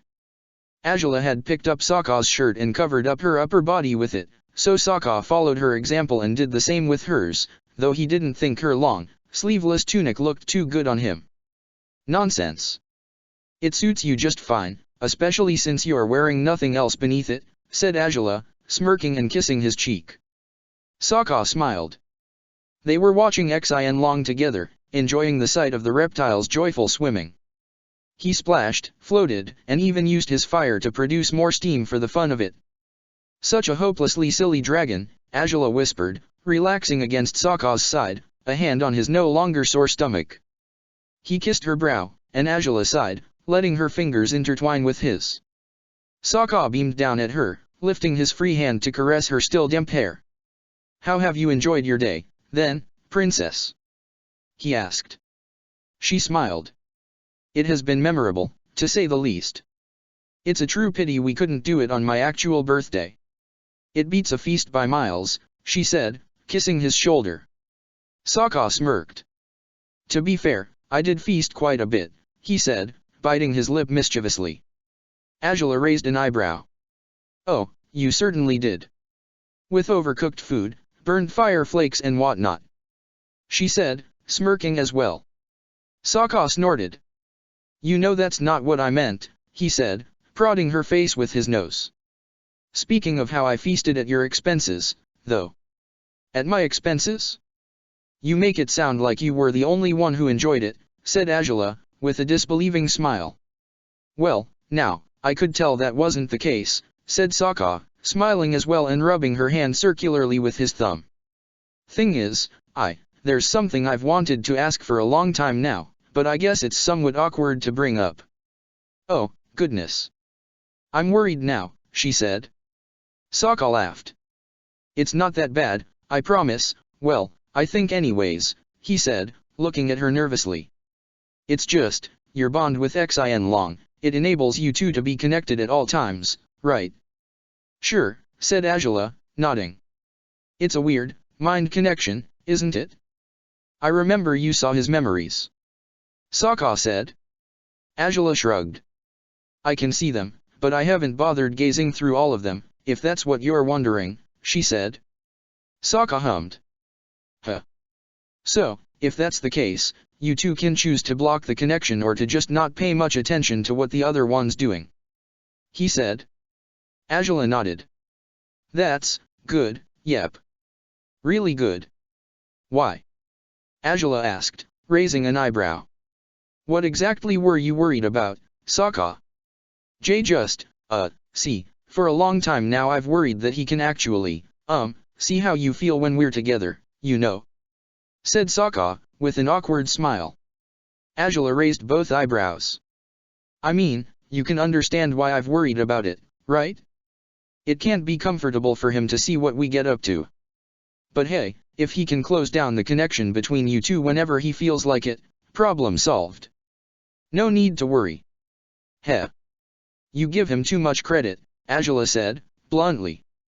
Sokka froze, and his eyes turned towards her slowly and warily. Say what? You really think a dragon who's known for being such a troublemaker would pass on the chance of teasing me over how utterly embarrassing I can be when I'm with you? Azula said. Sokka grimaced. Yes, you're right, he could close down the connection and I try, quite often, to keep him alienated from what we do, but it's easier said than done with a nosy dragon like mine. Oh, goodness. Well, that's neat, said Sokka, with a dry grin. But the smile became more genuine in time, as it shifted into a smirk. But, well, this means he knows how good a lover I've been for you. Because hey, you've never left my side without being satisfied. So full of yourself, aren't you? Said Azula, giving Sokka a judgmental stare. Well, yes. He does know how skilled you can be in those regards. Sokka smiled proudly, briefly. The idea of Xin Long peeking into their business wasn't all that comfortable still, but at least he hadn't made a fool of himself. And of course, the downside for you is that he also knows when I'm faking it and when I'm not, Azula added, with no warning. Sokka stiffened, eyes wide, and he whipped his head to the side quickly as he looked at the princess with indignation. His reaction didn't take long to make her laugh the loudest he had heard her today, and before long he was pinning her to the ground, in a ferocious tickle fight as punishment for what she'd said. Take that back. You've never faked anything. You're not that good a liar. Sokka pouted, his fingers dancing over her body in a teasing fashion. Azula continued to laugh, tears on the corners of her eyes. That's what being a good liar is about. Stop it. She laughed, making to kick him off, but he held down her legs with his own and growled at her. You're lying about lying. Yes, yes you are. He declared, as he pinned her arms down with his hands, finally giving her body a little respite. How can you tell which are lies and which aren't? She asked, smirking. Because I know you better than I should, Sokka stated, still pouting. So, tell the truth now, princess, or you'll have to face another tickle attack. Frankly, I'm impressed by your stamina today. I guess you really are fit for training as it is. Don't change the subject. He hissed, releasing her hands to tickle her again. Azula tried to shake him off but it was quite difficult, and truly, she didn't want him off her that badly. She certainly was enjoying the closeness between them. Fine, fine. She said when the tickling was too intense. Sokka halted briefly, eyeing her warily. I don't fake my orgasms, not too often, at least. Oh, come on. He exclaimed, as she laughed loudly once again. He guessed he would have to settle for that answer, but he didn't pull away before sneaking a few kisses from her. It was enough for Azula to lower her guard, though, and as she cupped his face she whispered. You really are too much fun to tease. So, it was just teasing, then? Sokka asked, hopeful. Azula chuckled and nodded, kissing him again. Do you really think I'd be so meek and accepting of mediocrity that I'd let you leave my bed without having pleased me properly first? She smirked. Still, if I ever did decide I'll fake it. Yes, yes, your dragon would know, said Sokka, sighing in defeat, but smirking. Do not despair, though. I've got my mind set on never letting you go unquenched. What a fortunate woman I am for that, she replied, smiling and locking him in another deep kiss. The hue of the sky changed little by little, and the bright glow of the sun gained a reddish tinge. Sokka and Azula sat up again to watch as the sun sank behind the far-off volcanoes, but as the lights grew weaker, Sokka bit his lip and made up his mind. The time had come. Say, do you want to watch the sunset from a better point of view? He asked, throwing an arm over her shoulders and kissing her cheek. It could be fun. What do you have in mind? Azula asked. Sokka smirked. Xin Long didn't take long to dry up, and he was suited up with his saddle quickly, right after Sokka and Azula were properly dressed too. They took off into the skies on the dragon's back, and with Sokka still holding Azula tightly, they rushed towards the tallest, nearest volcano, so they could witness the sunset from a most privileged location. The volcano they chose felt restless to Azula even at a distance, for her inner fire resounded against its underground flames. She gazed at it with curiosity once they were hovering above it, sensing the fire was weak still, even if there was a lot of it. It wasn't too close to erupting, not yet. Hey, hey. Are we here to inspect mountains? Sokka asked in her ear, with a smirk. Or did you want to watch the marvelous sight before us? Azula, busy as she had been glancing down at the volcano, had to raise her head to stare at the extending ocean before them. The sight of it was breathtaking, with gleaming lights shining brightly in the water, in a dance of orange and gold, not unlike fire. Xian Long touched down near the top of the volcano, and as soon as Sokka and Azula climbed off his back and onto a ledge of the volcano, he took off to fly around the mountain, far more delighted by the feeling of the burning fire within the tall peaks than he was by the sunset. The princess, on the other hand, was stunned by the bright orb that traveled slowly down the horizon. The feeling of gold fire was taking hold of her again, she realized, in that warm way that she hadn't felt for quite some time now. At least, not with the same purity, not with the sense of peace that was nestling in her chest right now. "It's beautiful," she whispered, smiling. "The ocean, it almost looks like fire. Just as your blue fire was cold and all that, said Sokka, surrounding her waist from behind her. Azula relaxed in his embrace. "I do love these reminders of how our elements aren't all that different from each other. I could deny it just to tease you again, but for once, I won't," she said, smiling. "I like the sense of balance it brings, too." "I know you do," said Sokka, chuckling and kissing her cheek. "You're more beautiful than any sunset, though. And you are the biggest flatterer I've ever met," Azula replied. He snorted and released her from his embrace, to her surprise. She turned her head briefly, almost questioningly, but she turned to look at the sky again before long. Sokka smiled warmly at her the whole time, and his heart started racing as he rummaged the content of his near-empty bag now. He set it down once he found what he was looking for. "So, you really do like the mix between our elements and nations?" Sokka asked, with a weak smile. "Just, how much do you like it?" "Clearly, enough to spend every moment I can with you," she said, with a smirk. "We make a good combination in just about every way, I believe." "Is that so?" Sokka said, smiling. "Then, maybe you'll want to wear this, after all?" Azula blinked and turned to look at him, a confused look on her face. Sokka looked at her with an unusually shy smile, his right hand holding something tightly. "I guess it could have used some more work, but I did want to give it to you as quickly as possible, but hey, if you don't like it, I can make a better one that you'll approve of, and..." What are you holding there, Sokka?" Azula asked, her curiosity stoked by his secretive behavior. Sokka blushed, his smile still bright and earnest. "Well, you'll get to see it if you answer my question again," he said, with a mischievous chuckle. "Again?" Azula asked. Sokka bit his lip, as the deviousness in his eyes faded. "If the universe ever decides to give us a break, if the stars align and give us the opportunity to not be so star-crossed for a while, would you, Princess Azula, take me as your husband?" The realization of what he was about to do dawned on her quickly, as the sun continued to disappear behind her. His tightly closed hand, the sweet insecurities she could read across his face. "Oh, you didn't," she said, with a smile. Oh, goodness, Sokka. Hey, now, it's not polite to leave a guy waiting on an answer for that sort of question," he said, chuckling, and moving closer to her. Azula smiled skeptically at him. "Here I thought I'd said yes enough times to get the message across," she said. "I guess I haven't." "Yes, Sokka. Yes, I'd marry you, without a second thought." Sokka's smile broadened and he laughed. He breathed out and let the euphoria cool off before focusing on showing her his final surprise.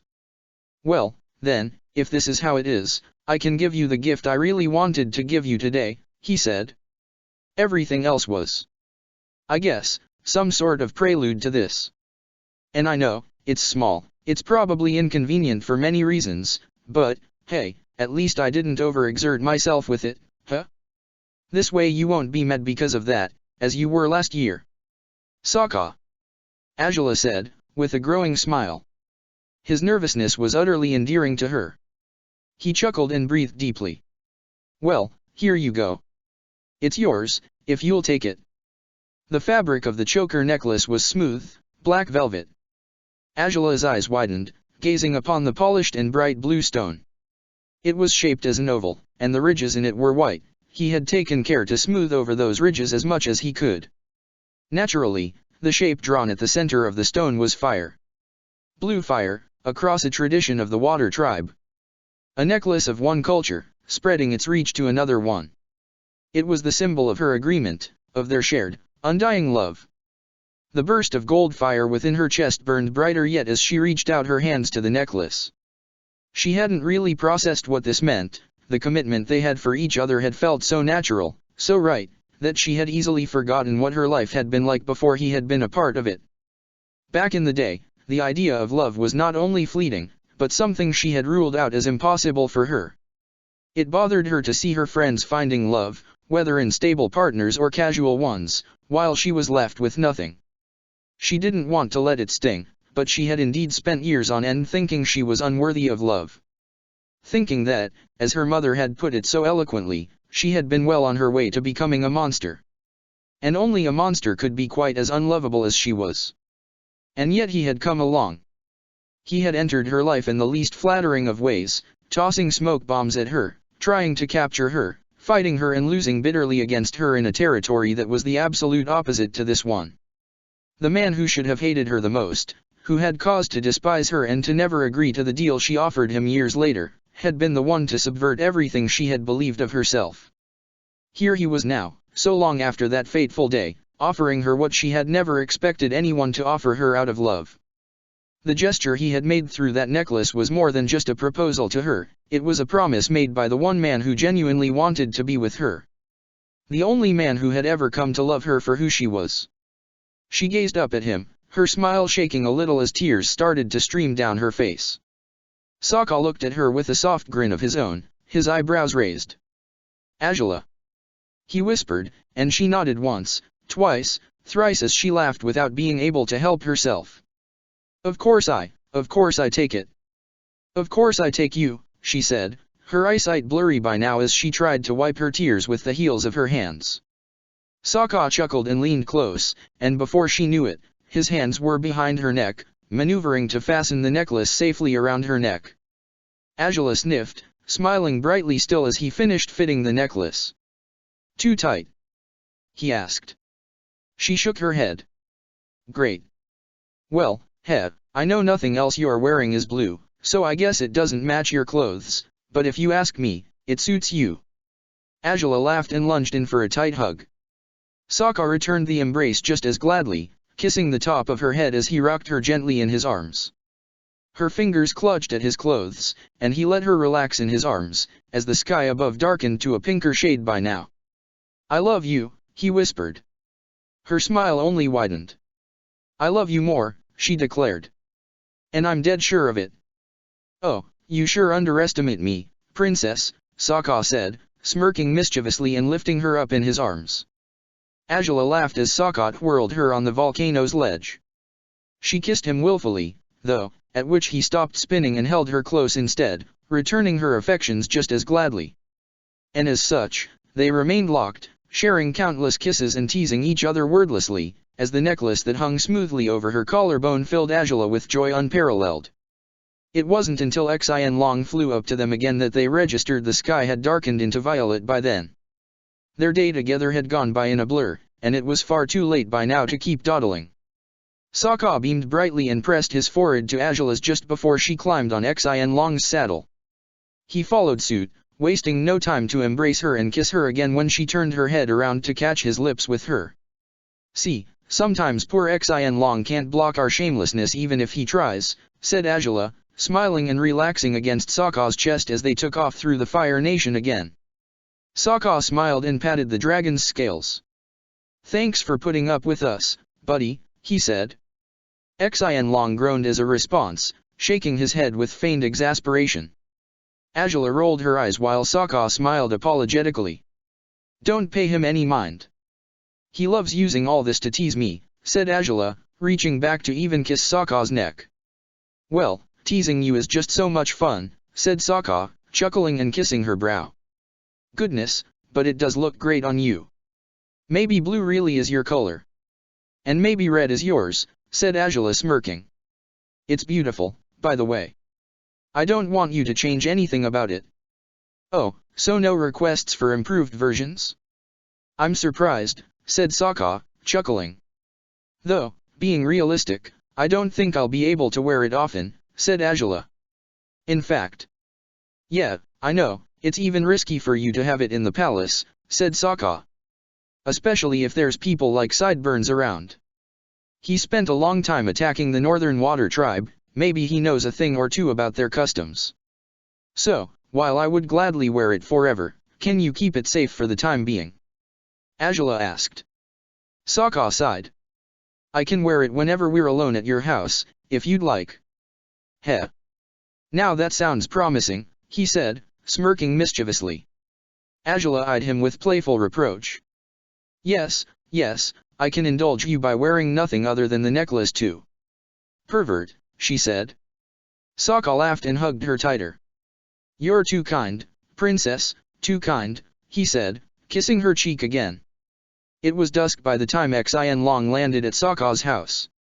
Azula begrudgingly removed the necklace, giving it one more look filled with joy, before handing it to Sokka.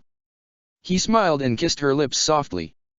That promise about wearing nothing else still stands, I hope. He said. She rolled her eyes. You're such a troublemaker, she said, as he laughed while climbing off the saddle. Is that really all you can think of? You can't blame me, I spent the day naked with you and I can't wait to do it again, and again, and again. Well, then, maybe I'll drop by tomorrow too, perhaps 2 days of having me to yourself will be enough to please you, said Azula, smirking. Sokka's eyes lit up. Oh, 2 days never would be enough, but sure, let's give it a shot. He said, chuckling. I would gladly test that, and if 2 days in a row aren't enough, then maybe 3, or a whole week. Even a month. Azula laughed and shook her head, leaning down and taking his face in her hand. She kissed him willfully, and Sokka answered with overwhelming enthusiasm. I'll be back tomorrow, for sure. Whether we'll train or not is debatable, but I'll be here, said Azula. Sokka beamed. And I'll wait patiently, he said. Or as patiently as I can, anyways. You know how it is, I'm pretty damn hopeless when it comes to you. I always miss you as soon as you're gone. Odd, the same thing happens to me with you, she said, prodding his nose with hers. I love you. I love you more. Sokka said, beaming. Azula kissed him again, and the smile that lingered on her lips as they shared the slow and tender exchange only seemed to stir his heart's delight even further. Xian Long groaned and stood up, and Azula sighed as she looked at Sokka. He waved at her as the dragon took off, and he was happy to see that she kept looking at him from over her shoulder again. He sighed in bliss, still holding her necklace in one hand, hoping their chance to be together for good would arrive sooner than expected. Song smiled from the house's threshold, watching Sokka fondly. As he turned towards her, he beamed brightly too. I take it you had a good day? She asked. He chuckled. She liked it. She accepted it. He exclaimed, overflown by joy all over again. Song laughed, still watching as Sokka's face bore the happiest smile she had seen on it in a long time. He gazed up at the sky again, breathing deeply, and feeling whole now that his revamped sense of purpose strengthened inside his chest. That day would come, he knew it, that day would come. It was only a matter of waiting for it, and making the most of it, once it did. Azula dropped in bed, with the bone necklace in hand. She smiled to herself, wishing she could be holding her proper necklace instead, but thinking it was interesting, in a way, that they would have each other's necklaces. One day he'd wear this one again, and she'd wear her betrothal necklace too. She sighed and let her eyes close, just before realizing that most of her fatalist thoughts had been nowhere around today. She frowned just a little at that sudden revelation, but smiled, and held the necklace tighter as she allowed her consciousness to fade away. Tress, grass, dirt. She rolled down, and it hurt, and there he was, in that clearing. She frowned, instantly feeling the urge to open her eyes and snap out of the nightmare, but for once, she resisted it. For once, she let herself witness the rest of the dream, as she felt herself floating out of her body, somehow. The nightmare's Azula dragged herself to the bleeding Sokka's side, all while the semi-conscious princess hovered above them. Everything looked the same, watching his writhing form on the ground proved as painful as ever. But after the desperate minutes of words, of blood leaking out, of watching the color fade from his face, she had done it. The gold fire had sealed and cleansed his wound. And while he had been in deep pain, he was breathing still. He was alive. Her surroundings cleared, and the dream seemed to dissolve. He stood before her now, his hair loose, his eyes blue and gentle.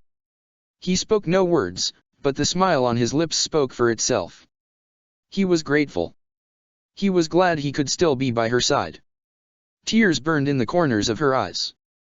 The future was full of uncertainties, and she would be a fool if she pretended everything would turn out for the best, by the universe's design, but she would fight to her utmost to make that happen. She would give her everything to protect him, knowing that he'd do the same for her. Knowing that their souls were bonded forevermore, as they had reaffirmed through their promise. Enveloped by the night's darkness, Angela smiled. The nightmares probably would not disappear completely, even after today, but she wouldn't run from them any longer. The past was as it was, and denying or fearing it was an exercise in futility, as she planned on setting her sights on the future, instead. Chapter 132, Sokka's Student 1. Sweat rolled down the bridge of his nose as he pushed himself up and down with the power of his arms. His muscles were tensed, still not as toned as they used to be, but he wasn't dissatisfied by that. He already had a lot more strength than what he'd had a month ago. Sometimes Sokka wondered if, whenever he got beaten up by someone, he would become more resistant and resilient than he had been before. Song was impressed by the quick pace of his recovery ever since he had started working out again, but while she seemed to have no theories on how he achieved such quick comebacks, Sokka had come up with a few of his own. His favorite theory, though, wasn't that he'd heal faster whenever he was dealt a lot of damage. No, his favorite was a very wishful theory, no doubt, and it was terribly convenient for him, too, yet, if proven true, it would justify him spending lots of time with Angela, since he firmly believed that her very company was healing for him. She had frequented his house more often these days, something he was stoked about. She would coach him through his recovery with mild exercises at first, with the occasional teasing menace of how much rougher she'd become if he got lazy. Naturally, he knew she was bluffing. Most their exercise sessions ended with the two of them relaxing together on the couch, sipping juice to cool off after working out for most the day. And for each of her visits, Sokka would always have her necklace ready for her to wear. The sight of it decorating her neck always seemed to take his breath away. Angela hadn't arrived yet today, but Sokka intended to work on his fitness all the same.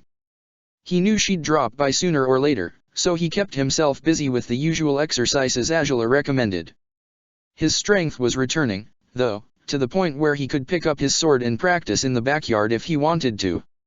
So, after finishing his push-ups, he picked up Space Sword and began working on his swordsmanship. Halfway through his shifting between stances, as droplets of sweat rolled down Sokka's bare chest, a large shadow appeared overhead. Sokka raised his gaze and smiled brightly as he watched Xin Long descending on the backyard. On his back, Angela smirked, watching him approvingly. Well, what do we have here?" she asked. "Are you going to dump a bucket of water over yourself again, by any chance?" "Heh, I get the feeling you'd like that," Sokka said, winking at her as he approached her. Angela jumped off the saddle, failing to hold back the smile that spread over her face. He stepped closer but held back from full contact even as he leaned down to kiss her. The princess wore her golden armor today, the mark of an important occasion, and Sokka had the feeling she would rather not have her immaculate appearance marred by any of his sweat stains. Yet it was Angela who pulled him closer, kissing him deeply and letting her hands caress his chest and back. She hummed approvingly even before the kiss ended, delighted by the sensations of his skin against her own. "I guess the training really is paying off," she said, with a mischievous smirk. Sokka laughed. "I'm glad you seem pleased," he said, caressing her face. "Here I thought you wouldn't want to deal with a smelly, sweaty guy when you're looking so beautiful and neat." "Well, I certainly didn't expect to find you like this," Angela confessed, her hands traveling over his arms now. "But I'm not one to complain over such pleasant surprises. Though I really shouldn't get much of your sweat on me." "Really, now?" Sokka asked, stroking her hair now. "Is it just because you're trying to tease me for being a yucky, smelly guy? As fun as it could be to tease you about that, I'm afraid there is a reason why I can't be unkempt today," said Angela, with an awkward smile. "My father wants to talk to you." "Your father?" Sokka said, and with those words, the hypnotic situation as their bodies swayed so close to each other ended abruptly. What for? He wants to talk about what you saw, what you heard, everything you can give him on the White Lotus, Azula said, sighing and shrugging. And, clearly you can't expect to show up in the palace looking like this, can you? Oh, why's that? Will everyone be jealous because they're not as handsome and fit as I am? Said Sokka, smirking and curling up an arm. The muscles tensed on it, and he smiled wildly. Hey. I actually was just going for a bad joke, but I guess I really can do that properly now. Of course you can, said Azula, smiling fondly at him too. And while I doubt they'll be jealous, they should be. You are quite a sight to behold like this, I'll say. Hey, now, princess, if you keep saying that sort of stuff, I'm going to end up postponing this meeting with your father for a couple of weeks or so, Sokka said, biting his lip. The two of us have some private, pressing matters to tend to, and I'd prioritize those above your father's. Tempting, but we really don't, said Azula, smiling. Nothing is as urgent as what the Fire Lord wants. So, you're going to clean up, and then we'll take off. We have quite the hectic day ahead of us. We do? Do you think the conversation will drag on? Sokka asked, as the two of them filed together towards the house's external bathroom. I can't be sure, but that's not the only thing in our schedule, said Azula, with a curt smile. Turns out the aircraft factory is finally operational. My father means to officially inaugurate it today, right after he's done with questioning you. Oh, goodness, said Sokka, gulping. And, are we expected to be there? As a matter of fact, yes, said Azula. He thinks you deserve it, after your displays of courage and loyalty, and after playing such a vital role in the development of the aircrafts. Consider this my father's special brand of rewards for his favorite subjects.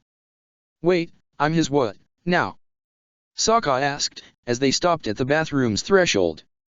You're kidding, aren't you? I was, but, actually, maybe he does like you a lot better than expected, Azula mused, raising her eyebrows. Sokka gulped, but soon smiled. If that's the case, do you think he'll let me marry you? Not a chance. Damn it. He huffed, scowling childishly, as Azula closed the door behind them. A few minutes later, a frowning Ruishi glanced out at the backyard. Xian Long stared right back at him, his glowing eyes bright with mischief as he wondered what sorts of entertaining teasing he could enact on the captain this time around. Ruishi winced and stepped back inside, returning to Song's side again, in hopes of avoiding the trouble-making dragon. The amount of time Ruishi spent with Song increased every day. He would arrive early in the morning and leave late at night, so long as he had no other responsibilities. Their relationship remained chaste and blissful as it was, and spending time with her was the perfect way to feel peaceful and weightless for the royal firebender. Song had been upstairs, making Sokka's messy bed. She smiled at Ruishi as he asked if she needed help, but she rejected his offer and finished fixing the bedroom as much as she could. He's quite sloppy, Ruishi commented, as Song picked up a dirty shirt and dumped it in Sokka's laundry basket. Oh, well. It could be worse, said Song, with a small smile. Do you plan on doing laundry? Ruishi asked. I could help you with that, if you need me to. You don't have to busy yourself with this nonsense, said Song chuckling. Laundry is not a couple's thing to do. Why not? He asked, with a lopsided smile, as Song stepped out of Sokka's bedroom, closing the door. I do my own laundry. I could help. You're a royal guard, she said, with a soft laugh. I won't have you washing Sokka's smelly shirts if I can help it. Oh, or my underwear, for that matter, that'd be inappropriate, huh? I guess so, said Ruishi, gulping and blushing. It's not the worst thing, though. I mean, I can understand why you'd be apprehensive, but it's just clothes, right? Of course, said Song, biting her lip and smiling. Ruishi looked away. I understand if you're not comfortable with that idea, though. We can't all be like those two. Who, the princess and Sokka? Song asked. You mean we can't all leave our laundry for others to wash? Why, yes, that's true. If you think about it, Sokka definitely has that part of being a royal down to an art, huh? Somehow, said Ruishi, with a soft chuckle. He doesn't put on airs or anything, but he certainly needs someone to look after him. He's lucky he fell in love with a princess, despite it all. In those regards, yes, said Song, as they walked down the stairs together. If everything pays off for them, he'll be happy to live without a care in the world with all those servants doing their chores. Once they reached the first floor, Song glanced out through the back door to find Xin Long lying down on the grass, setting a few blades on fire just for the fun of it. He greeted her with a groan, and she blinked blankly. Wait, where is Sokka? Song asked Ruishi, perplexed. My guess. The firebender retorted. With that, he pointed at the closed door to the bathroom. Song blushed upon noticing the steam pouring out of the vents of the house's outdoors bathroom. I guess someone's feeling that good already, huh? She said, with an awkward grimace. Maybe we should go out, said Ruishi, biting his lip, gazing at Song with hopeful eyes. I'm sure there are many things in the city you haven't seen yet, and, well, it's better than overhearing those two, even if they're not being loud. Well, even if they're not being loud, they're probably being lewd, said Song, chuckling. Ah, I guess it's not a bad idea. I really don't know what else there is to see. I mainly frequent the markets, and the bookstores. There are many things you can do other than purchase goods, said Ruishi, with a soft smile. There's a fishing pond, actually. If you have any skill for fishing. I really don't, she confessed, with a sad smile. Ruishi chuckled. That's fine. There are other things, such as restaurants, or even museums. We have some exhibits on Fire Nation art, if you'd like to see them. Many of them are from before the war, too, so you may enjoy them all the better. That does sound nice, Song reasoned, smiling at Ruishi. Also, theater, Ruishi said, clearing his throat. Are you interested in it at all? There's a very good company, the Royal Actors, and they've put on remarkable performances of very interesting stories. That is, if you like theater, of course. I know it doesn't really appeal to everyone. Oh, I like it. I just don't like being the performer, she said, giggling. Back when I was a kid, we'd have these puppet plays in town. The children took turns at putting them on, usually, and I was so eager for my turn, but when I had to perform mine, oh, goodness. I had no idea what I was doing. It was so confusing, so difficult to carry out a storyline. I kept mixing up the puppets and dialogues, and in the end, everyone was laughing, despite I wanted to make it a dramatic story. That's too bad, said Ruishi, sympathetically. Well, you won't have to worry about that this time. We'll be watching professional actors, after all. Can we do this, though? Song asked, glancing at Ruishi with a hint of nervousness. I mean, it sounds amazing, but I was just wondering, well, if it's alright for us to do that sort of thing. What do you mean? Ruishi asked. If we're together, well, isn't that what people do when they're in a relationship? Excepting those two, that is. But they're hardly a frame of reference for normal relationships. Of course they're not, said Song, chuckling, but her apprehensive eyes returned before long. The thing is, we could be judged because of who I am, and because of who you are. Won't people give you a hard time for being with me? I mean, I figure a lot of Fire Nation people have gotten entangled with slaves, but I doubt they're open about it. Some are, though.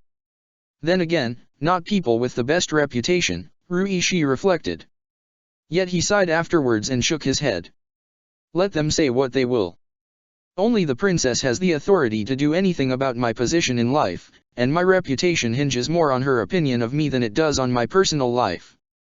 Therefore, I'm not scared. You matter more to me than whatever others might think of me. Ruishi, said Song, smiling warmly as her cheeks reddened. The royal guard was flustered too, but proud enough to hold her gaze regardless. So, if you'd like to do this, I'd gladly accompany you, he said. Besides, it wouldn't be the first time we're out together. Surely you remember that when these two started out. Oh, yes. It would have been a better evening if you hadn't been as upset as you were, said Song. It's a true miracle, isn't it? That things somehow are still working out for them. It certainly is. Those two are very fortunate, all things considered, said Ruishi. But as we don't need as much good fortune because the destiny of a nation doesn't hinge on our love life, I'd say we can try to have a normal date, if you're willing. Well, if you really don't mind the consequences, I guess we can do it, she said, beaming. We can even go fishing, if you want to. Oh, I honestly don't, Ruishi confessed. I merely brought it up in case you might like it, but I have no genuine interest in it. They laughed together, and Song's smile widened as she moved closer to Ruishi. She dropped her head on his chest, and he embraced her gently.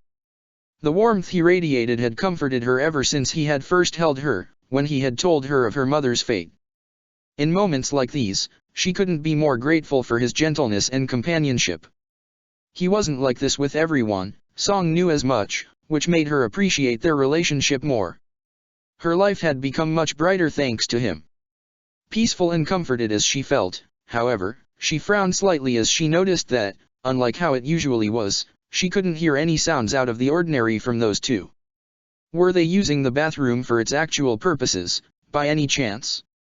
It's strange that they're not as loud as you'd expect, though, Song whispered. Ruishi raised an eyebrow.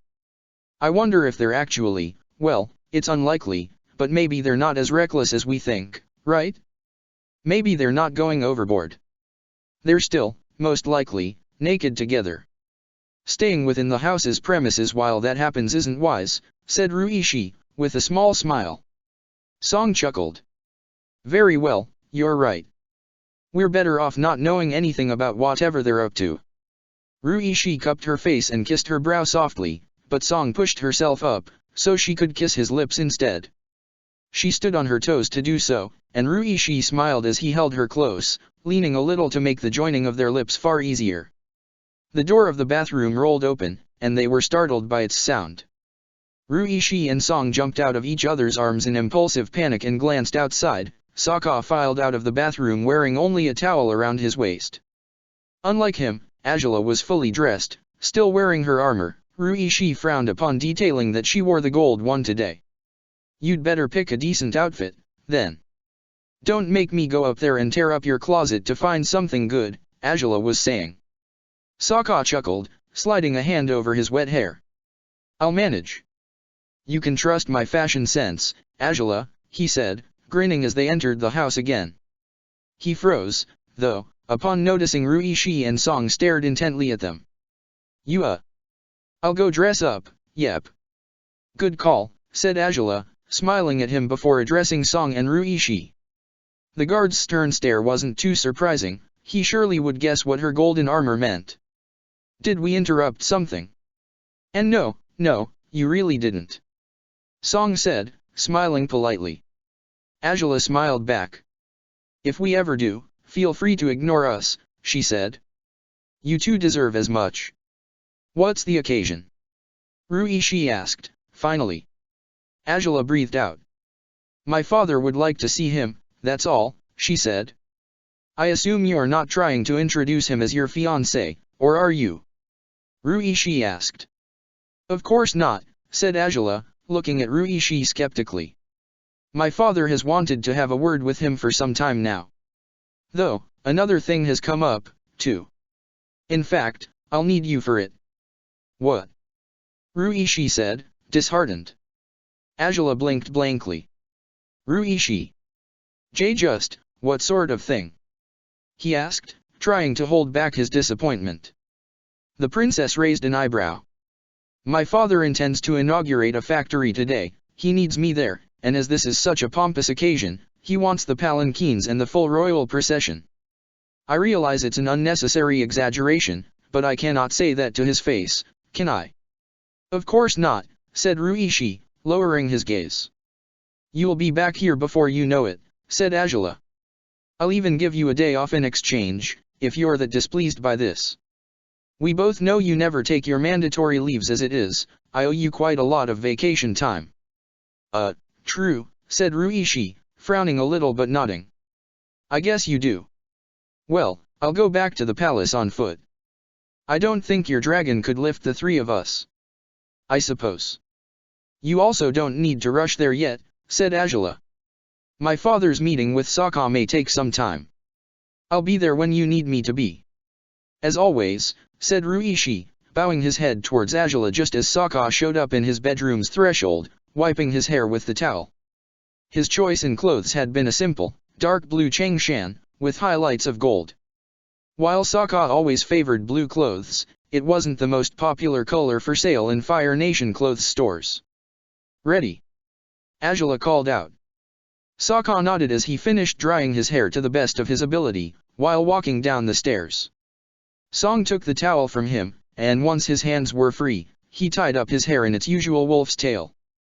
He looked far more formal than his roommate expected him to. Have a good, interview, said Song, with a small smile. Heh, I'll try, said Sokka, shrugging and smiling back. We'll be back soon. The princess and Gladiator made their way to Xianlong again, leaving behind a disappointed pair. As the dragon took off, Ruishi and Song sighed in defeat. You hadn't been called into duty like this until now, Song said, with a small smile. We had been too lucky so far. Indeed, said Ruishi, looking at her apologetically. Maybe tomorrow, then. I definitely can take up the princess on her offer for a day off. I'd like that, said Song, smiling warmly, leaning closer to him. He didn't waste her invitation for another kiss. They indulged in their privacy and intimacy for a few minutes of careless bliss, despite knowing Ruishi would have to leave sooner than later, but they would make the most of each other's company while they could, for as long as they might have a chance to be together. The flight was as comfortable as ever, and Sokka got away with embracing Angela happily as they progressed through the skies. Xianlong could have reached their destination much more quickly, but there was no urgency to his leisurely flight. He enjoyed flying with his rider plenty, and he gave the obnoxious pair on his back the opportunity to sneak a few last-minute caresses and words before they had to shift back to keeping appearances, as usual. Ready to behave yourself? Angela asked Sokka, after a long kiss. Sokka sighed and pouted. Do I have to? Absolutely, she said, smiling. Be a good gladiator now and... Nah, me? A good gladiator? Who do you take me for? Sokka teased her. Angela chuckled as she turned her face forward, hoping her makeup would not have been too damaged after so many kisses. They landed on the palace's courtyard, right outside Xianlong's refuge.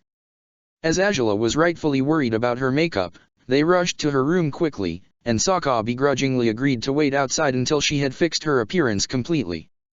He stood by the door, pondering whatever would happen once he was under Oze's scrutiny. He didn't mean to break in any way, or say anything incriminating, but it was hard to stay calm while knowing he'd be alone with a man who could have him executed for the well-known state crime of defiling a certain princess's purity. There. All finished, said Angela, smiling as she opened the door a few minutes, her appearance spotless now. Sokka smiled as he admired her. I'm a little disappointed, though. Why? Sokka asked, raising an eyebrow as she closed the door behind her. Is your makeup not of the same quality as usual or something? No, I just really hoped to find you confessing your love to my door again, is all, said Angela, smirking. Your affair has certainly been very hard to carry out. Oh, blast it, said Sokka, as Angela laughed. You know full well I had no intentions to make any love confessions, especially not to doors. I don't know, Sokka, I really don't know, she said, as they restarted the walk to her father's study. You kept saying you thought it was beautiful, and that you wanted it to be happy, wasn't that it? Now, you certainly won't take it all back, will you? My poor door has been pining over you for so long, you'd break its heart. Sokka snorted and laughed too, finding no good ways to answer her outlandish claims. Angela smirked proudly, bumping gently against his side and letting their hands touch briefly. Sokka responded with a warm smile of his own and continued to follow her as they paced through the long and dark corridors of Angela's home. Are you ready, then? She asked. Sokka gulped. Is anyone ever ready to face your father? He asked, shrugging. I know what not to say, if anything. It's the best I can hope for, as we are, she sighed. Just be as truthful as you can be. Your story shouldn't contradict mine as long as you do that. There's no lying to Fire Lord Oze, is there? Sokka asked, raising an eyebrow. Azula gave him a shifty stare. Of course not. Here, I thought you'd know that, she said, simply. Sokka smirked. Right, he said. You know, I have to say I missed this place. I haven't been here in quite some time, huh? Indeed, Azula said. Though I never thought you'd miss it. Your first times visiting the palace weren't very pleasant, were they? Heh, well, the first one was fine. I ate so much the kitchen staff looked genuinely worried about running out of food, Sokka said, chuckling mischievously. And I won an argument against you for the first time, too. Stinky wolves have some wit about themselves, don't they? So it seems, said Azula, smirking as they turned around the corner that would lead to Oze's office. But the passageway wasn't empty. Azula's eyes narrowed when she spotted two men a few feet away from the door, speaking to each other. One of them was Admiral Zhao. He's back. Azula whispered. Sokka eyed the two men as well. He had seldom seen Zhao, but as ever, the large sideburns were enough for Sokka to recognize him. Side dash. Zhao. He said. Azula gave him a quick glare. Please refrain from calling him that in his presence, if you will. It's only likely to boost his ego and make him feel manlier, she said, smirking dryly as they approached Zhao. The man he spoke with was a stranger, though. As they approached, his appearance became even more inexplicable. He was clad in Fire Nation clothes, but even before noticing the blue of his eyes, Azula had the feeling he was a foreigner. His chin was unusually wide, his nose was well defined, yet somewhat crooked. He wore his hair parted at the center, and most of it was held up in a half knot. A sense of unease struck both Azula and Sokka as they contemplated the unknown man. He seemed very tense, while Admiral Zhao smirked. It wasn't long before Zhao noticed their footsteps, however, and realized they weren't alone anymore. Ah, Princess, and the Gladiator, is it? Zhao said, smiling. I believe Oze was expecting you, yes. It's good to see you again, Princess. I'm surprised you're back so soon. I thought your trip to find your, resource would take longer. Azula said, raising her eyebrows. Did something go wrong? Oh, not at all. I was actually only collecting a package, you could say, said Zhao. It was your birthday not long ago, wasn't it? Quite the shame that I missed it, unforgivable of me, I dare say. Perhaps I should make amends by offering you a gift you may enjoy. A gift? Azula said. Zhao smirked and gestured at the man he was speaking with. The stranger jumped. As you have already proven to be a competent sponsor who can raise a southern water tribesman into a remarkable fighter, I decided to gift you one from the north now. Here, now you can have 2 water tribe gladiators. What? Azula's eyes widened. Sokka flinched too, and the stranger was certainly the most appalled of the 3 of them. Did you just? That's not the deal we made. He exclaimed, with a demanding voice. Zhao's laughter boomed through the corridor. Ah, truly, you need to stop taking jokes so seriously, he told his outraged companion, smirking before turning to Azula. Princess, this man here is the very resource I collected. The princess's confusion certainly wasn't dispelled by that, nor was the indignation of Zhao's so-called resource. Yet Zhao might reveal more about his new friend in time, if she asked the right questions. A northerner, then. No wonder I had the feeling he wasn't from around here, said Azula. Your father would not meet with him yet, though, said Zhao. He seems quite set on speaking with your gladiator instead, so I haven't introduced him. Technically you haven't even introduced him to me, said Azula, smirking. Zhao winced. Oh, where are my manners? Princess Azula, this is Han, from the Northern Water Tribe, he said, gesturing at Han. At last, the man's mouth curled into a smile, an unpleasant one that unsettled the 3 others in the corridor. It's my pleasure to meet you, Princess Azula, he said, and to Azula's surprise, he made to reach for her hand. She jerked away just in time to avoid his fingers to graze her skin. What are you doing? Zhao asked, looking at Han in confusion. Well, in the water tribe we tend to greet each other by clasping our forearms, he said, smiling.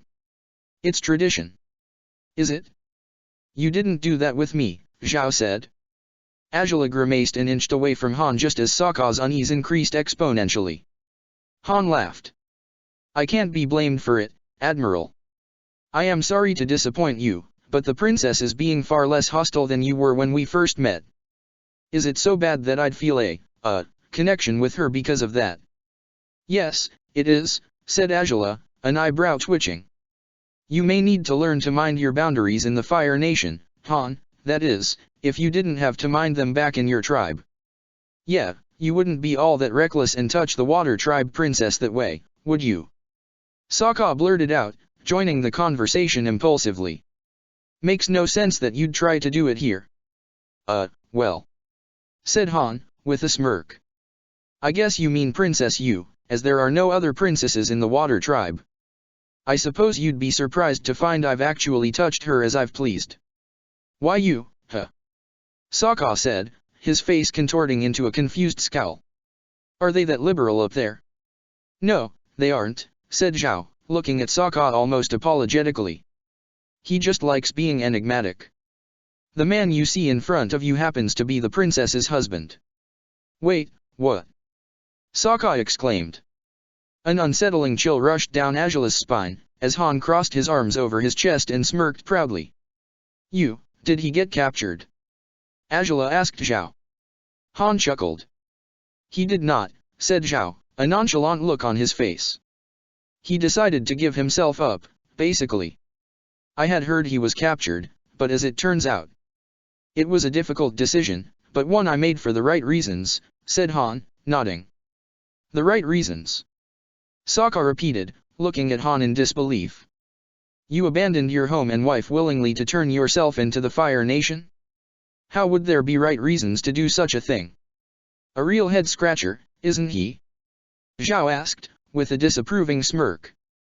Han's conceited attitude dwindled quickly at that. And no, I mean, you don't understand. Besides, you're here too, why are you allowed to be here while I'm not? Han asked, raising his chin and looking at Sokka disdainfully. Sokka scoffed. I gave up my freedom to give my warriors a chance to flee, Sokka growled. I'm lucky enough that my life has brought me to where I am now, but believe me, I didn't abandon a wife or anything similar. Probably simply because you didn't have one. If you did, you surely would have done the same, said Han. Sokka's irritation only increased. Did you just? He said, his face reddening with anger. Angela stretched an arm in front of him, and Sokka fell silent immediately over her gesture. Many marriages end in separation, Gladiator, explained Zhao. And sometimes it'll be for the better. If anything, I trust Princess Yu will be much happier without him. Exactly, what? Han exclaimed, his voice high-pitched. Angela actually smirked, as Sokka's irritation decreased over the Admiral's last comment. Oh, truly, you just can't take jokes, said Zhao, smirking. Han's irritation softened just in time for Zhao to say. And you also can't tell apart jokes from actual jabs. What exactly did I do so poorly, Admiral, that you keep doing this to me? Han exclaimed, as Zhao laughed. Just then, the door to Oze's office opened. Han gasped, his face paling instantly upon spotting the regally dressed Fire Lord, with that golden hair-piece on his head. He didn't look too pleased. Here I was wondering what this racket was, he said, but he smiled at Angela.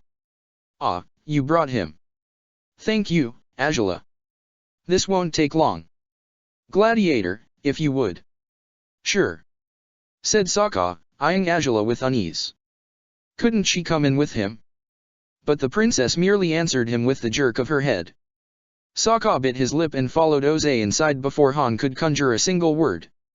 The three who remained in the hallway stared at the closed door a few moments after it had closed behind Sokka. Han sighed in defeat but smiled at the princess again.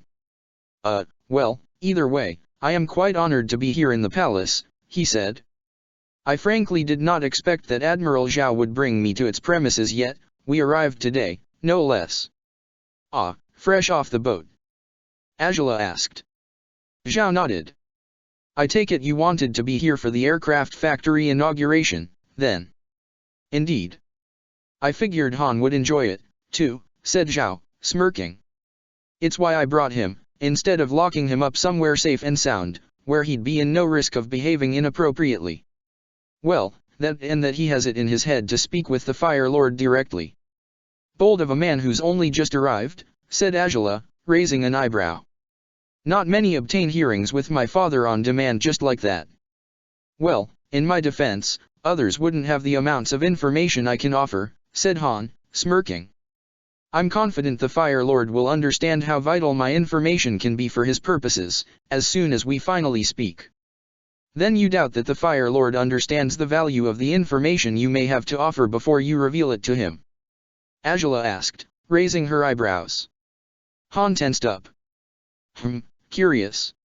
For a man who turned himself in, no doubt upon realizing that there's no way your nation would defeat ours, you seem to underestimate my father quite a bit. And no, I'm not underestimating anything. Han said, grimacing and trying to save face. I'm only saying. He was interrupted when Angela started laughing. Zhao smirked approvingly. It's even easier to mess with him than with my gladiator, imagine that, said Angela, looking at Zhao. Indeed, and you haven't even heard the best story yet, said Zhao, eyeing Han with mischief. Curiously, my first encounter with Han wasn't all that different from the story you told me about you and your gladiator. Is that so? Angela asked, surprised. Did he want to abduct you too? Oh, no, he was out to kill me, said Zhao, beaming. An assassination attempt. He infiltrated my ship, came rushing in to take me down. I merely stepped aside and shoved him overboard. For all these years I've been quite impressed. He fell in freezing water and found his way back to shore without losing limbs to frostbite. If I will say something in his favor, it's that his resistance is remarkable. Endurance certainly seems to be a trait in water tribesmen, said Angela. Han nodded. Indeed, which is why I won't rest until I have had my chance to speak with the Fire Lord, he said. I'm sure that, before we take off to that factory, I highly doubt he'll want further setbacks. You may need to be more patient, said Zhao, raising his eyebrows. Besides, we should tell the princess all about our war stories, shouldn't we? Why should we? Han asked, his eyebrow twitching, but it was too late. The princess smiled widely as Zhao proudly began recounting the many embarrassing instances where Han's warrior squad had been crushed thoroughly. The water tribesman frowned, irate over whatever brought his two current companions to behave this way. He didn't know that, while Angela and Zhao had many differences, there was one thing they could not quite tolerate, and Han seemed to be the proud embodiment of it, a man who willingly turned his back on his own people, whose loyalties were not reliable, wasn't going to earn their trust as quickly as he had hoped to. It was clear, too, that Oze's reasoning would be the same as his daughter's and his best friend's. It would take some time for any of them to decide Han was a worthwhile ally, if they ever did. Meanwhile, Oze held next to no reservations regarding the man sitting across him in his study right now. Sokka tried his best not to betray how nervous he felt, but he couldn't control the twitching, tickling feeling in his stomach, reminding him that every bit of trust Oze had given him could be taken away in a heartbeat. Still, he recounted his tale to the best of his ability, forcing himself to remember most the words exchanged between him and the deserter. Then, after having the beast attack you, they simply melted into the shadows and disappeared. Oze said, frowning. Have you had any suspicions of them following you afterwards, perhaps? Strangely, no. I did think they might do it, but for some reason they haven't struck again, said Sokka. Maybe the rest of the White Lotus leaders told Zhang to leave us be. I doubt he had their approval for this operation, in the first place. Going by what he said, he didn't. Yet he was capable of assembling such an army, said Oze, frowning. How? I don't know, but I do suspect the people working with him are the radical ones. The rebels who don't care for what the White Lotus's organization really stands for. All they want is to use them as tools to defeat the Fire Nation. Huh. Rebels, then, said Oze, raising his eyebrows now. Men and women from the colonies, who defy my rule? I suppose so, said Sokka. People who probably suffered a lot during the worst years of the war, and who refused to relinquish their pride. I guess they think fighting for revenge can help them regain what they've lost, somehow. Yet it seems counterproductive to take revenge on the Fire Nation by killing a water tribesman, said Oze, raising an eyebrow. Will they butcher every last person who decided to live by accepting my rule, I wonder? Easier said than done. They took it personal on me because I've helped the Fire Nation before, said Sokka. I doubt they'd be the same with others. Slaves or honorary citizens who are willing to turn on the Fire Nation won't be targets of the White Lotus. And why, if I may ask, is it you won't do what they want you to? Oze asked. Sokka tensed up. Pardon my curiosity, but it truly gnaws at my mind ever since you first showed your loyalties. When they first attacked, you said you disagreed with taking down the Fire Nation as they wished to, but do you truly believe the White Lotus is utterly misled? If that's the case, as a man who doesn't necessarily support the Fire Nation completely, have you sought to find another way to change my nation? Are you planning on avenging the fallen in a more astute way, perhaps? I'm not, said Sokka, blinking blankly. Oze raised his eyebrows. I get that it may be hard to believe, but I honestly am just tired of the war, and the fighting. I've killed enough people with my own hands as it is, all I want is for it to stop already. Yet you know that cannot be, don't you? My father's actions, and those of his forefathers, have condemned the Fire Nation to wage this battle to the bitter end, said Oze. Even if I were to agree with you, and I meant to put a stop to the war, rebels like the White Lotus would still assemble for revenge. The Northern Water Tribe might seek to attack us as well. If I don't do what I'm doing, Gladiator, the cost would be far worse for my nation. I suppose you wouldn't be open to compromising in any way, said Sokka, frowning and shaking his head. Well, I figure you didn't want me here for political advice, did you? No, certainly not, said Oze. But any information you may have on the White Lotus, anything else, is crucial. Perhaps anything you discovered before this incident? Anything regarding Piandao, perhaps? Piandao. Sokka repeated, frowning. It feels like that was 10 years ago, truth be told, but anyways, I guess all his mansion was covered in White Lotus symbols. He even engraved it into my sword's pommel, and I had no idea what it meant. I remember the captain of the princess's guards suggested asking your brother if the White Lotus tile Piandao left for me had any secret meanings, but the princess refused to do it. Unsurprising. She holds no love for her uncle, Oze said. Sokka nodded. Other than that? Well, maybe, you know that one of the captives you took from the attack to the capital was a sponsor in the Gladiator League, right? He was doing it to fund their rebellion through the profit he obtained through fights, so clearly, they're finding their resources wherever they can. They're probably not in a good place, economically speaking. I see, said Oze, frowning. They will seek funding wherever it's available, then. Perhaps some of the Earth Kingdom nobility who still have power could be helping them. Who knows, perhaps they even hide in their estates. If you want to search for them that way, go about it subtly, said Sokka, biting his lip. Don't send full battalions to storm every estate of Earth Kingdom lords.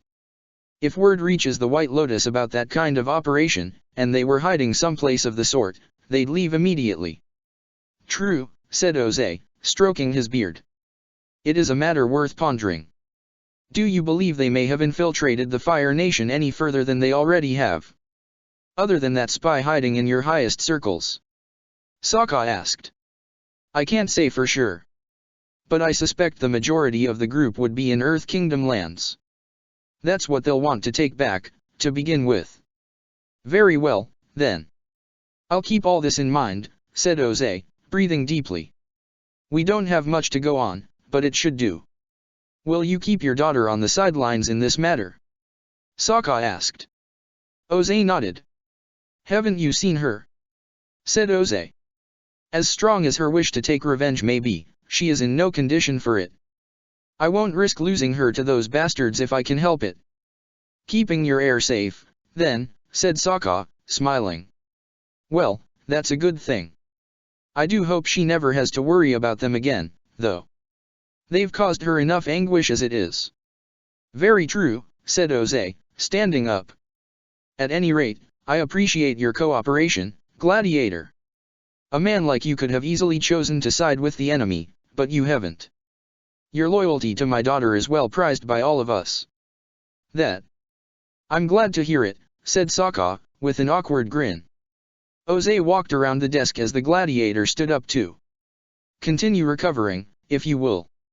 The Gladiator League surely misses having you in it, he said. Sokka chuckled. Yeah, without me it's bound to be so boring, he said, smirking sarcastically. Not enough chopped off limbs or stink bombs for the crowds to be pleased. Indeed, how would any fights be worth watching without such factors? Jose replied, smirking as well as he opened the door. Angela and Zhao seemed to be laughing again as Han reacted with irritation at whatever they'd said.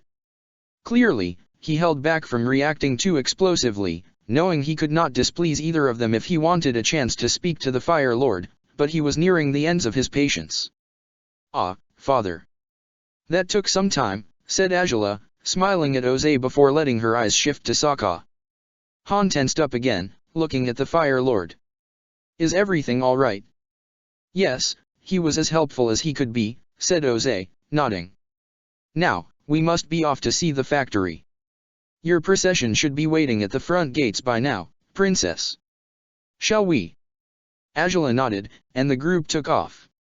Jose walked at the front, with Angela at his right hand and Zhao at his left. The two men from the respective water tribes were behind them, and one of them fumed as he glared at the Fire Lord's back. Do you know him well? Han asked suddenly. Sokka raised an eyebrow. Why would you think that? Because he'd meet with you, but he hasn't even spared a glance at me. Is he always like that? I can't say I know, but truth be told, he's got little reason to behave any differently, said Sokka, shrugging. You're a new guy, a foreigner, who has yet to prove his worth to him. You don't think he was always eager to talk to me, or do you? The only reason he paid me any mind was because he was curious about his daughter's Gladiator. So, what, am I supposed to prove I'm worthy of his attention by fighting in a filthy sand pit? Han scoffed. Pointless. I don't understand, he should be groveling at my feet, begging to hear what I have to say, but instead he's keeping me at bay like this. It's insulting. Yeah, I'm pretty sure that's what they're trying to do. Insult you, that is, said Sokka. Han huffed. Yet they treat you like you're some sort of glorious hero? You're even a slave. Han retorted. How do they have more respect for a gladiator than for the husband of the Northern Water Tribe's princess? That may be because you no longer count as her husband, said Sokka, raising his eyebrows. You left, willingly. While you hold information, your position and privilege in your tribe must have been erased when you abandoned them, as you're just going to sell out their information as you please. Unless the North is actually so forgiving that they'd want you back regardless of your betrayal. Does the South want you back, considering you're the Fire Lord's favorite slave? Han asked. Sokka frowned. Yeah, I figured. Either way, you can't really boast about being a princess's husband anymore, said Sokka. You closed that door on your own. You aren't any princess's husband either. I don't see why you get better treatment than I do, said Han. I've saved Princess Angela a few times. Perhaps that's more important to them than having a good social position in a water tribe. You seem to think absurdly highly of Fire Nation people if that's the case, said Han, scoffing. Do you really think they care about any one person?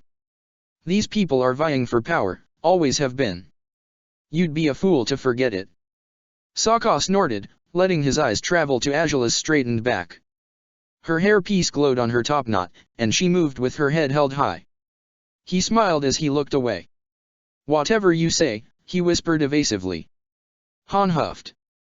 The royal palanquins waited at the front of the palace. Sokka couldn't help but notice Jose's was larger than Angela's. He crooked an eyebrow at the evident display of superiority but held back from remarking on the opulent adornments decorating Jose's vehicle, far more embellished and outlandish than those on Angela's. We shall take carriages, Zhao told Jose, with a nod. We'll meet you there.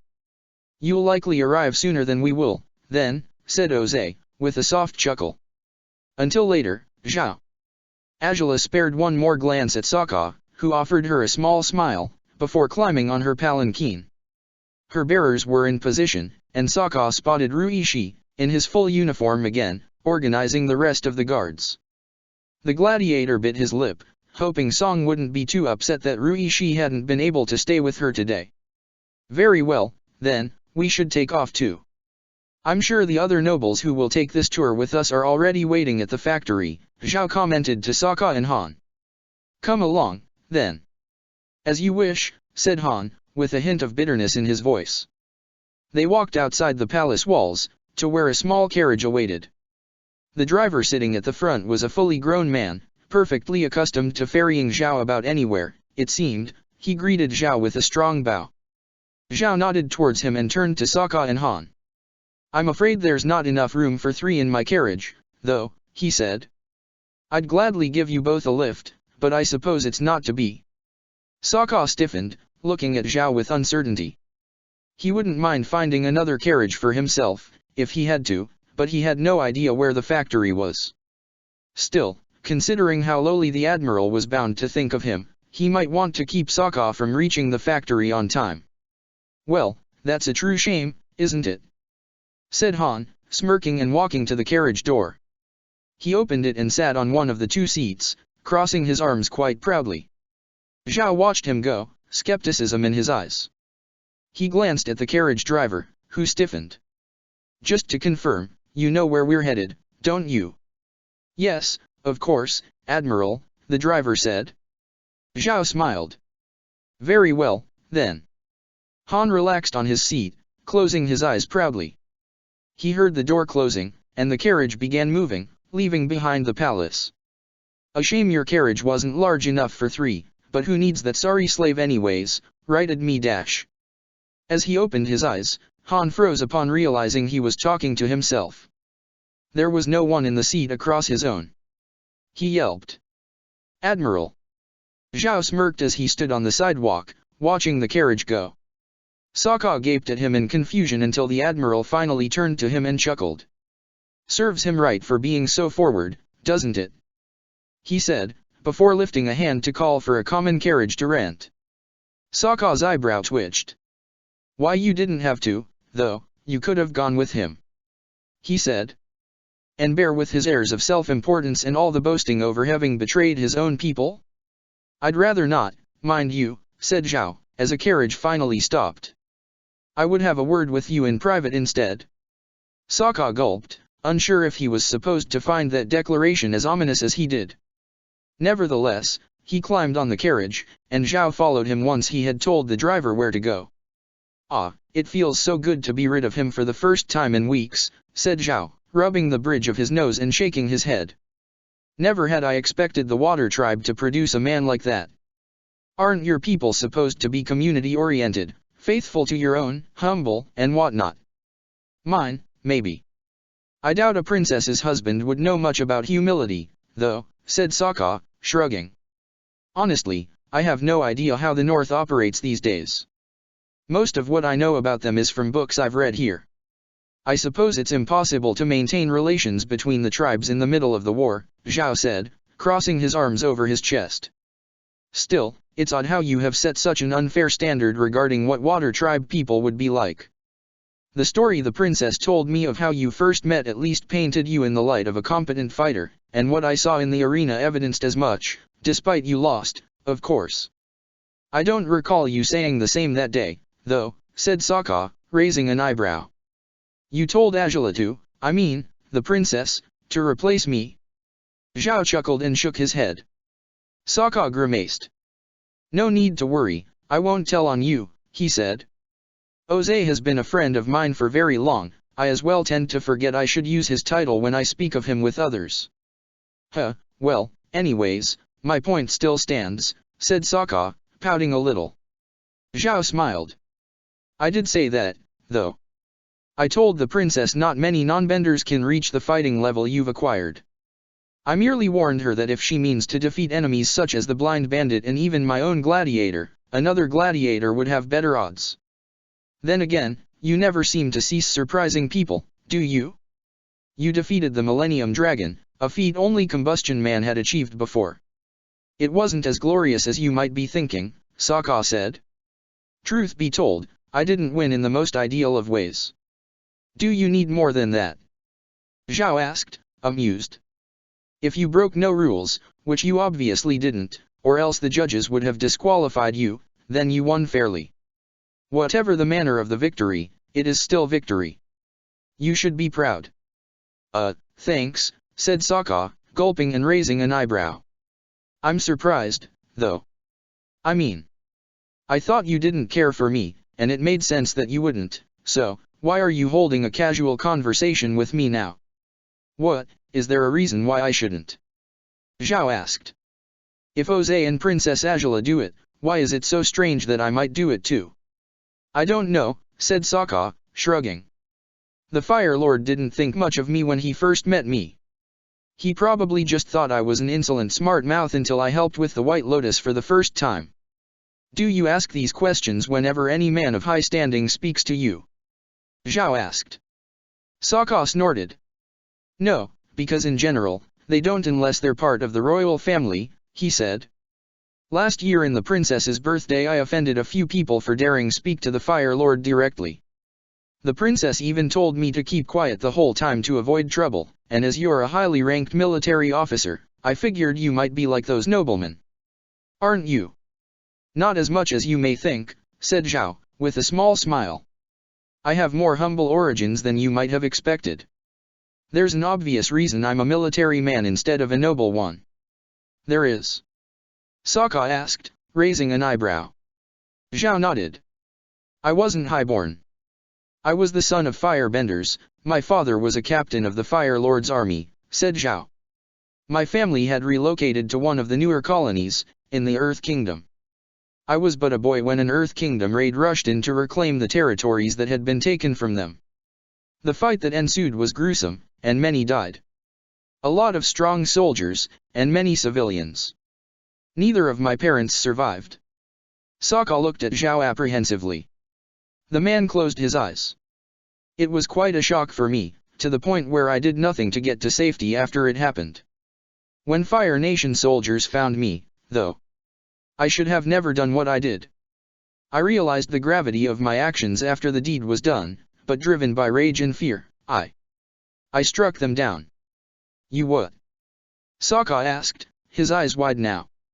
How? You were just a kid, weren't you? I was, and I barely knew how to control my bending, said Zhao, staring at his right hand. He opened and closed a fist a few times. So, I didn't. My emotions ran away with me, and, the barrage I unleashed was terrible. I was restrained by other soldiers and dragged to await Fire Lord Azulin's justice.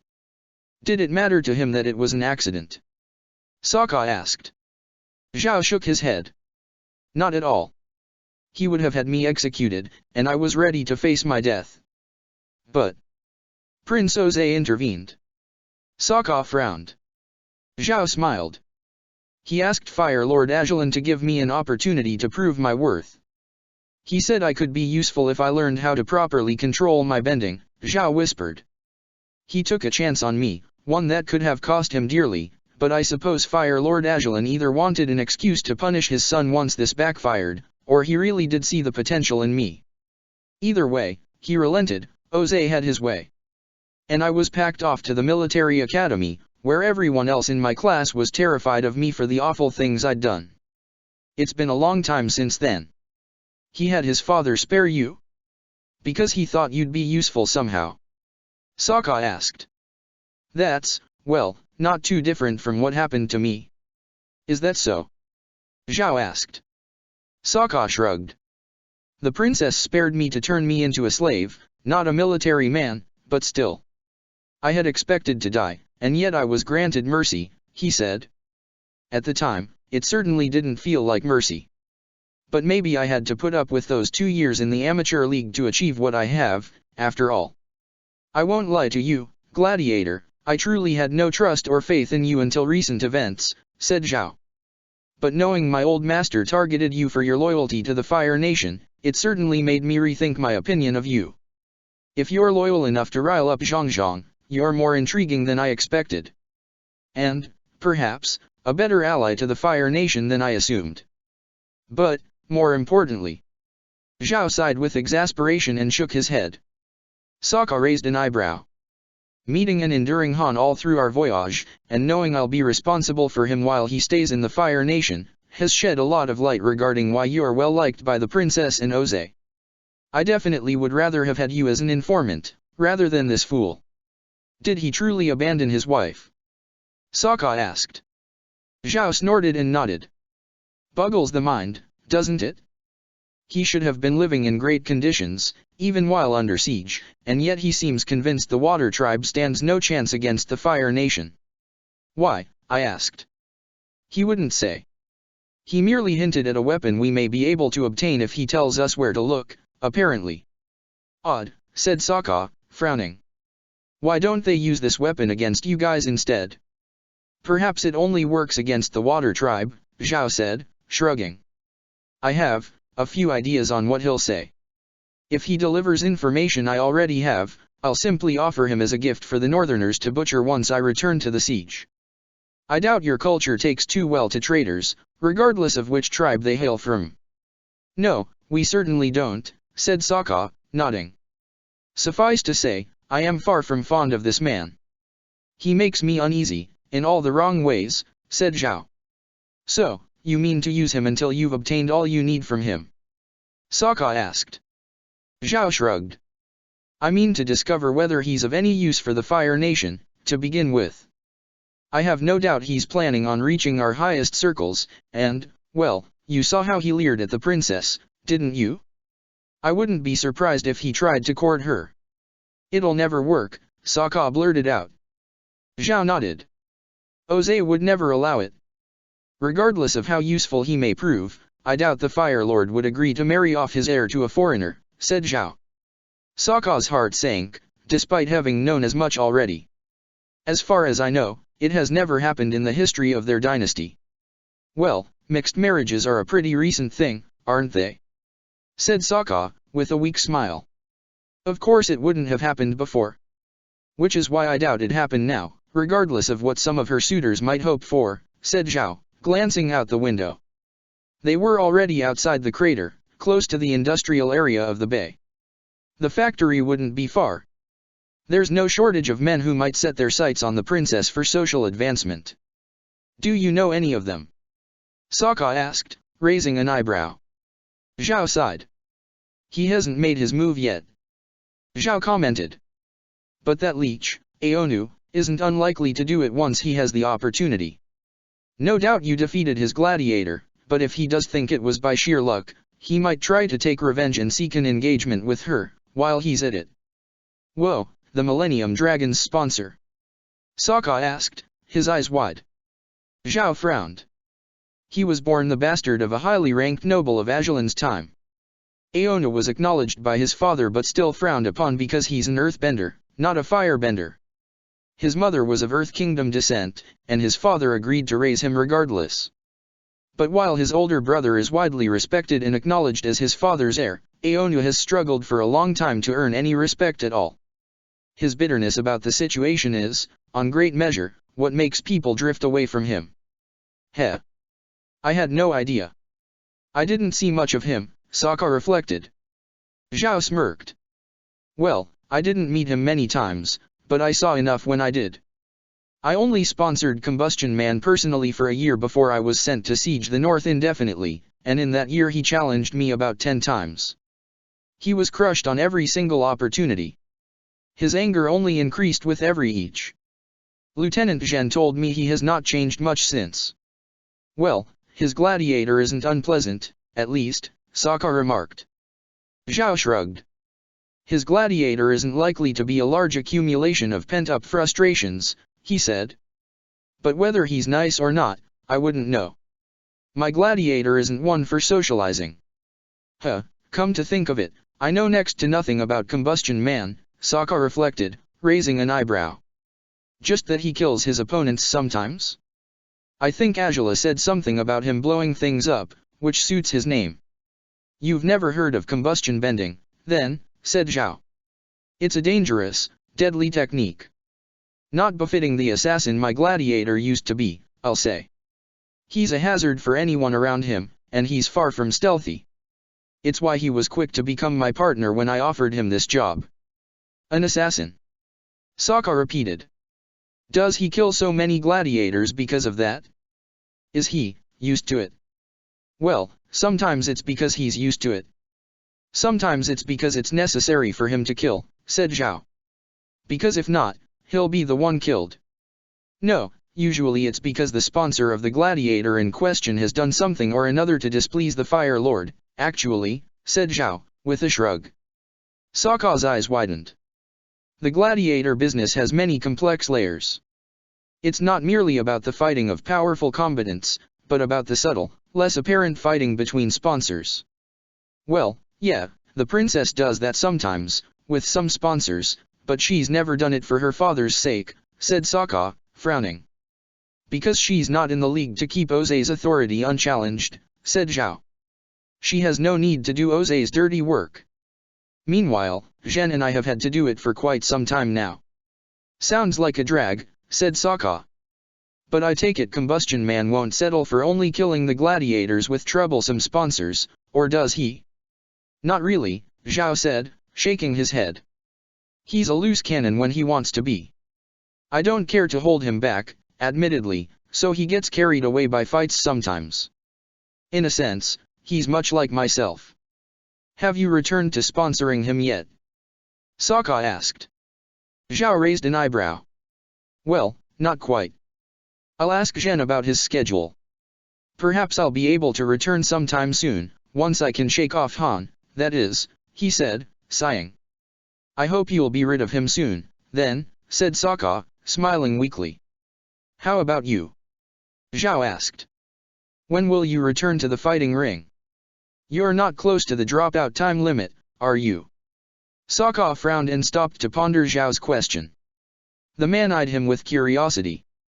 I think I have a month to go, give or take. I fought briefly before the mess at the stronghold began, Sokka explained. There's still some time. But Zhao had asked an important question. When were they going to find another fight, schedule a new challenge? Was it ever going to happen? Just thinking of asking Angela that question made Sokka's heart sink.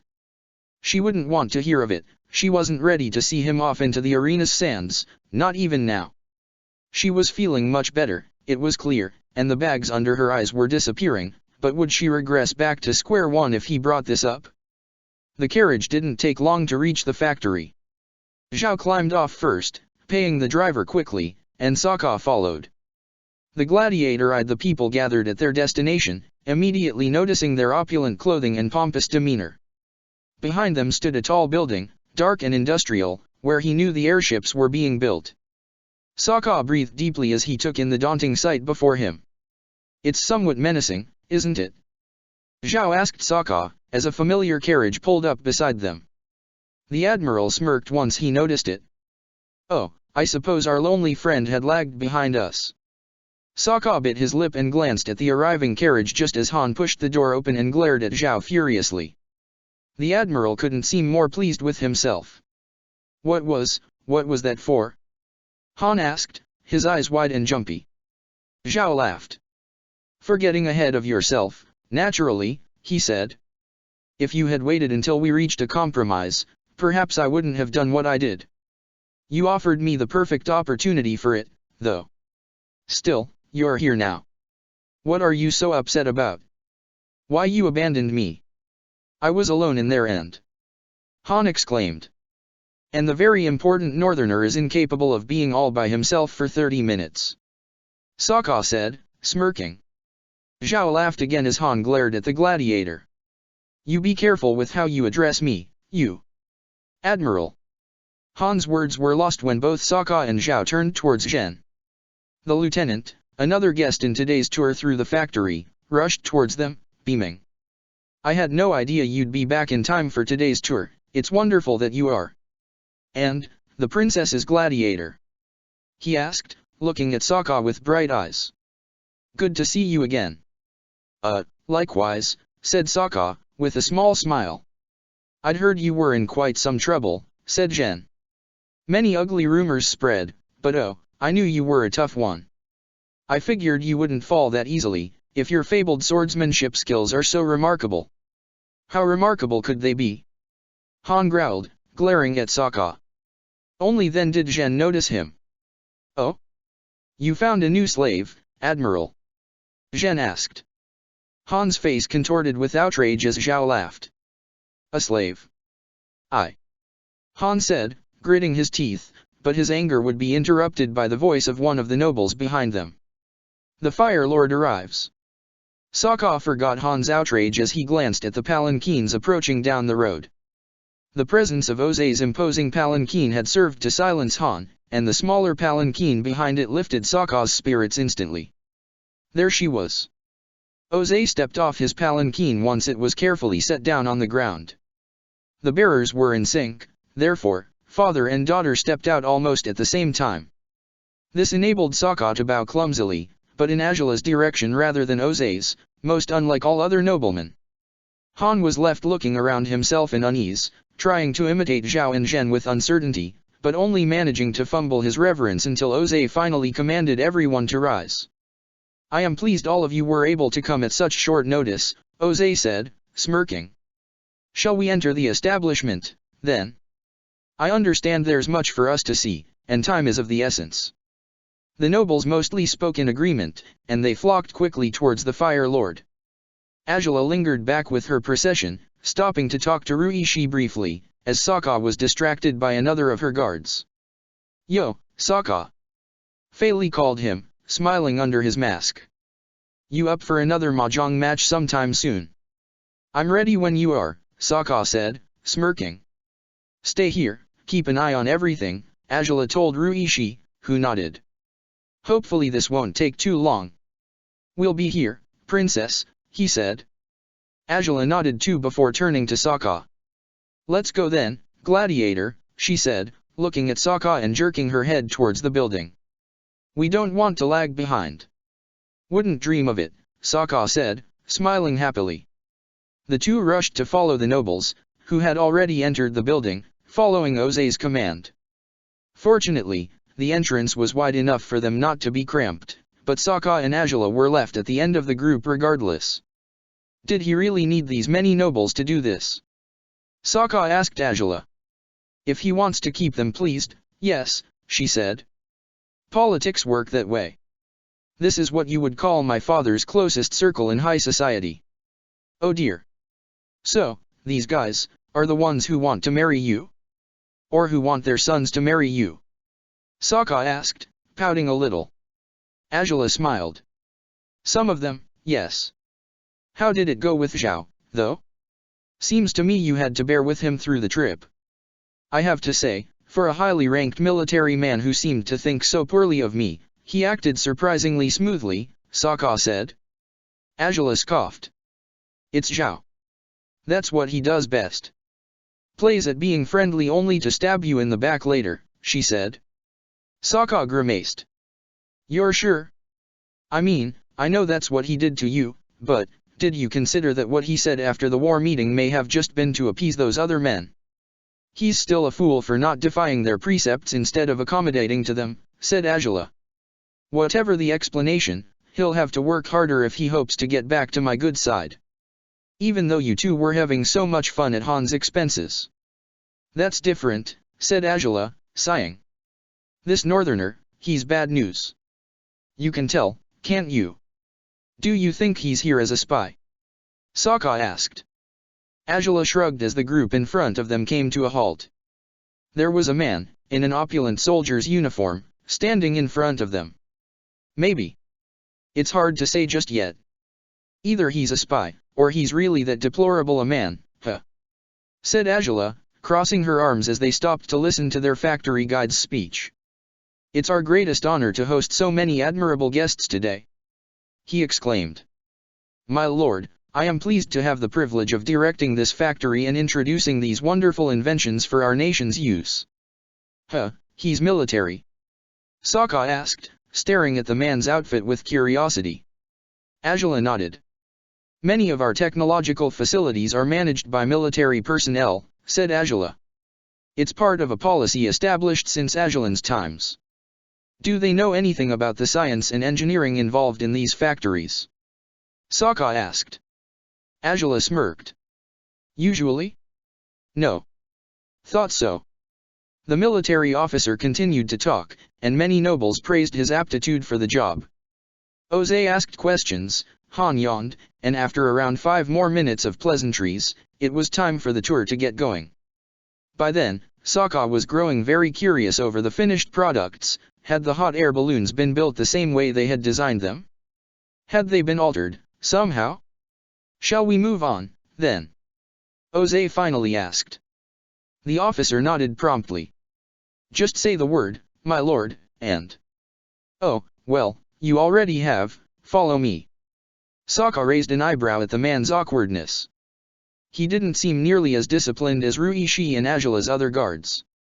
He rambles a lot, but he is a bit funny, said Sokka, smiling and looking at Agela as the group resumed the walk through the factory's corridors, with their guide often explaining anything his eager crowd asked about. But Sokka noticed the princess was unusually silent right now. You okay? I'm just wondering, well, hoping, rather, that this factory won't end up like the one we saw in Yanghui River, she said.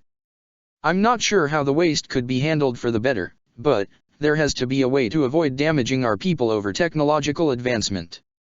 Right. Sokka smiled and nodded. His hand brushed hers lightly again. Right, he said. I'm sure you can ask your dad about that. He should consider investigating new ways to. Ah, so you did come. Both Agela and Sokka stopped on their tracks before turning on their heels to look at whoever had called out to them. Agela's eyes widened as she looked at the man, his arms full of blueprints, his clothes dirty with dust and grease. Sokka struggled to recognize him, unsure of where he had met him before. Do you remember me? Maybe not, you've been very busy after all, but when we heard the princess would come to the factory today, I said the man. Agela smiled. We have been busy, but I do remember you, she said, cutting him off. Has your oldest son learned to respect royalty yet? Oh, he's going to school and everything. Though, he's not that respectful still, but I have hopes that quality education will fix that, the man said, laughing. It's wonderful to see you again. Likewise, said Agela, surprised by how genuinely pleased she was indeed. You've moved out of Shujing, then? Yes, said the man. As I'd told you, jobs were opening for this factory and I was lucky enough to secure one. My family is finally getting back on its feet. And you needed no charity to make that happen. I'm pleased, said Agela, smiling. I hope your family stays well. Good luck with your job. Thank you, princess, thank you, said the man, beaming. Ah, if you excuse me, the head of development wanted to inspect these. Have a good tour through the factory. Thanks, said Sokka, as the former resident of Piandeo's home rushed through a different corridor from the one the tour had taken. Sokka and Agela watched him go, but soon enough the gladiator turned his gaze towards his lover. The smile on her face made him grin too. Didn't think you'd be that happy to see a commoner, he said teasingly, startling her. They resumed their walk, heading down a flight of stairs. What's next? Will you hug that hobo we met during our hike, all those ages ago? Oh, sure, you're hilarious, said Agela, rolling her eyes as he chuckled. I'm just glad he's survived, truth be told. I didn't remember he had talked about this factory until just now. Seems he's getting by quite well, said Sokka. The factory is being inaugurated officially today, but it has been working for some time, hasn't it? Yes, around 5 or 6 months. They had to start working before the Fire Lord graced them with his visit, so they'd have something to show him, Agela explained. My father started building this place over a year ago, they were merely waiting for the machinist to finish his designs. Once that was done, they just needed to gather enough workers to start production. Heh, I see, said Sokka. Agela sighed. I keep thinking of what happened in Zhanghui, but at the same time, I'm glad this factory offers some people the chance to get by. Though, if we think about it, you're the one to thank for his job, all things considered. What? Sokka said, smiling a little. Angela smiled back. You're the one who worked with the machinist to finish the aircrafts. Without that, this man's family might still be in trouble today, so yes, on some level he owes his job to you. What a helpful man you are, huh? You really mean that? Sokka asked. Angela shrugged. What do you think? She whispered enigmatically. They had been distracted by the factory worker for long enough to lose sight of everyone else. As they talked, they walked through the paths that the others had likely taken, but they weren't entirely sure of which direction they had picked despite it all. As they found themselves in one of the lowest floors, amid working steam machines that left the air around them thick with white fog, they came to an obvious conclusion. We went the wrong way, didn't we? Angela said, with a dry grin before sighing. They probably didn't even take that first staircase back there. Such hopelessly clumsy pair we make, huh, Gladiator? Sokka only gave her a gentle smile. Angela raised her eyebrows, recognizing his expression quickly. Sokka. His hands reached to bring her closer to him. Angela was instantly alarmed, terrified of what could happen if anyone intruded on them just now, but the hissing sounds of the steam machines reminded her that they wouldn't be that easy to spot. She allowed him to steal the kiss as he pleased, melting into his embrace as he held her close, one hand resting on her neck, the other by the small of her back. She closed her eyes and felt the heat rising around them and inside her. His bold move, doing something so dangerous at such an inconvenient moment, was both appealing and horrifying at the same time. Her heart raced, her body trembled, and yet she couldn't pull away. Not from his lips, not from his hands, not from the man who had doused and destroyed all shreds of common sense she had ever wielded. Why he was so irresistible to her, she'd never understand it. Reasoning with it had never worked. But even after all this time, after their relationship had been physical for many months, a wild, genuine kiss was enough to set her heart ablaze, just as his old haiku had once said. He gave himself the freedom of trailing kisses down her neck. She felt pearls of sweat threatening to develop on her skin and could feel him growing hotter and wilder too. But this was all they could risk, and he knew that. One instance of brief recklessness would have to do. He pecked her lips one last time before pulling away, smiling proudly and apologetically simultaneously. I know I shouldn't have, he said, his hands on her shoulders now. She laughed and shook her head. You incorrigible, cruel man, she said, smiling, and swiping his lips clean with her thumb. He grinned. Whatever shall I do with you? Honestly? Whatever you want, princess, he said, beaming. I'm yours to command. Lies, she said, smirking. You only obey when it suits you. Heck, I said I was yours to command, I didn't say I'd always listen, he said, smirking. She laughed again as she pulled out her hand mirror to check on her makeup, to find it wouldn't work in the steamy room. She sighed. We should stop frequenting places full of steam, she said. Let's go back. We should find the rest of the group. Yeah, but say, if we don't find them, we can just come back here. Sokka said, smirking. Looks like no one's working around these parts. One med escapade is enough for one day, thank you, she said, smiling, and yanking him by the wrist towards the stairs. Let's go. She fixed her appearance quickly once they were back upstairs before they rushed through another corridor. In due time, they caught up with the others at an assembly line, where the factory's director did his best to explain the workings of the multiple production lines to the Fire Lord and his companions. As they were coming up late, Angela and Sokka non-verbally agreed to separate. He flocked to one side of the group while she moved to the other. If anyone had noticed their absence, they might not suspect they had been together. Most the machinery produced here will be part of the armored airships.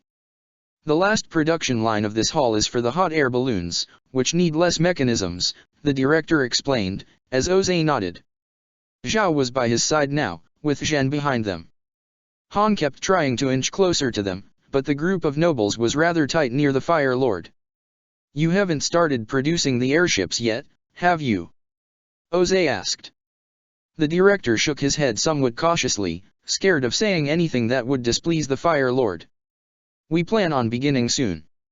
As it is, we are holding test runs to ensure the factory can produce the airships, first of all.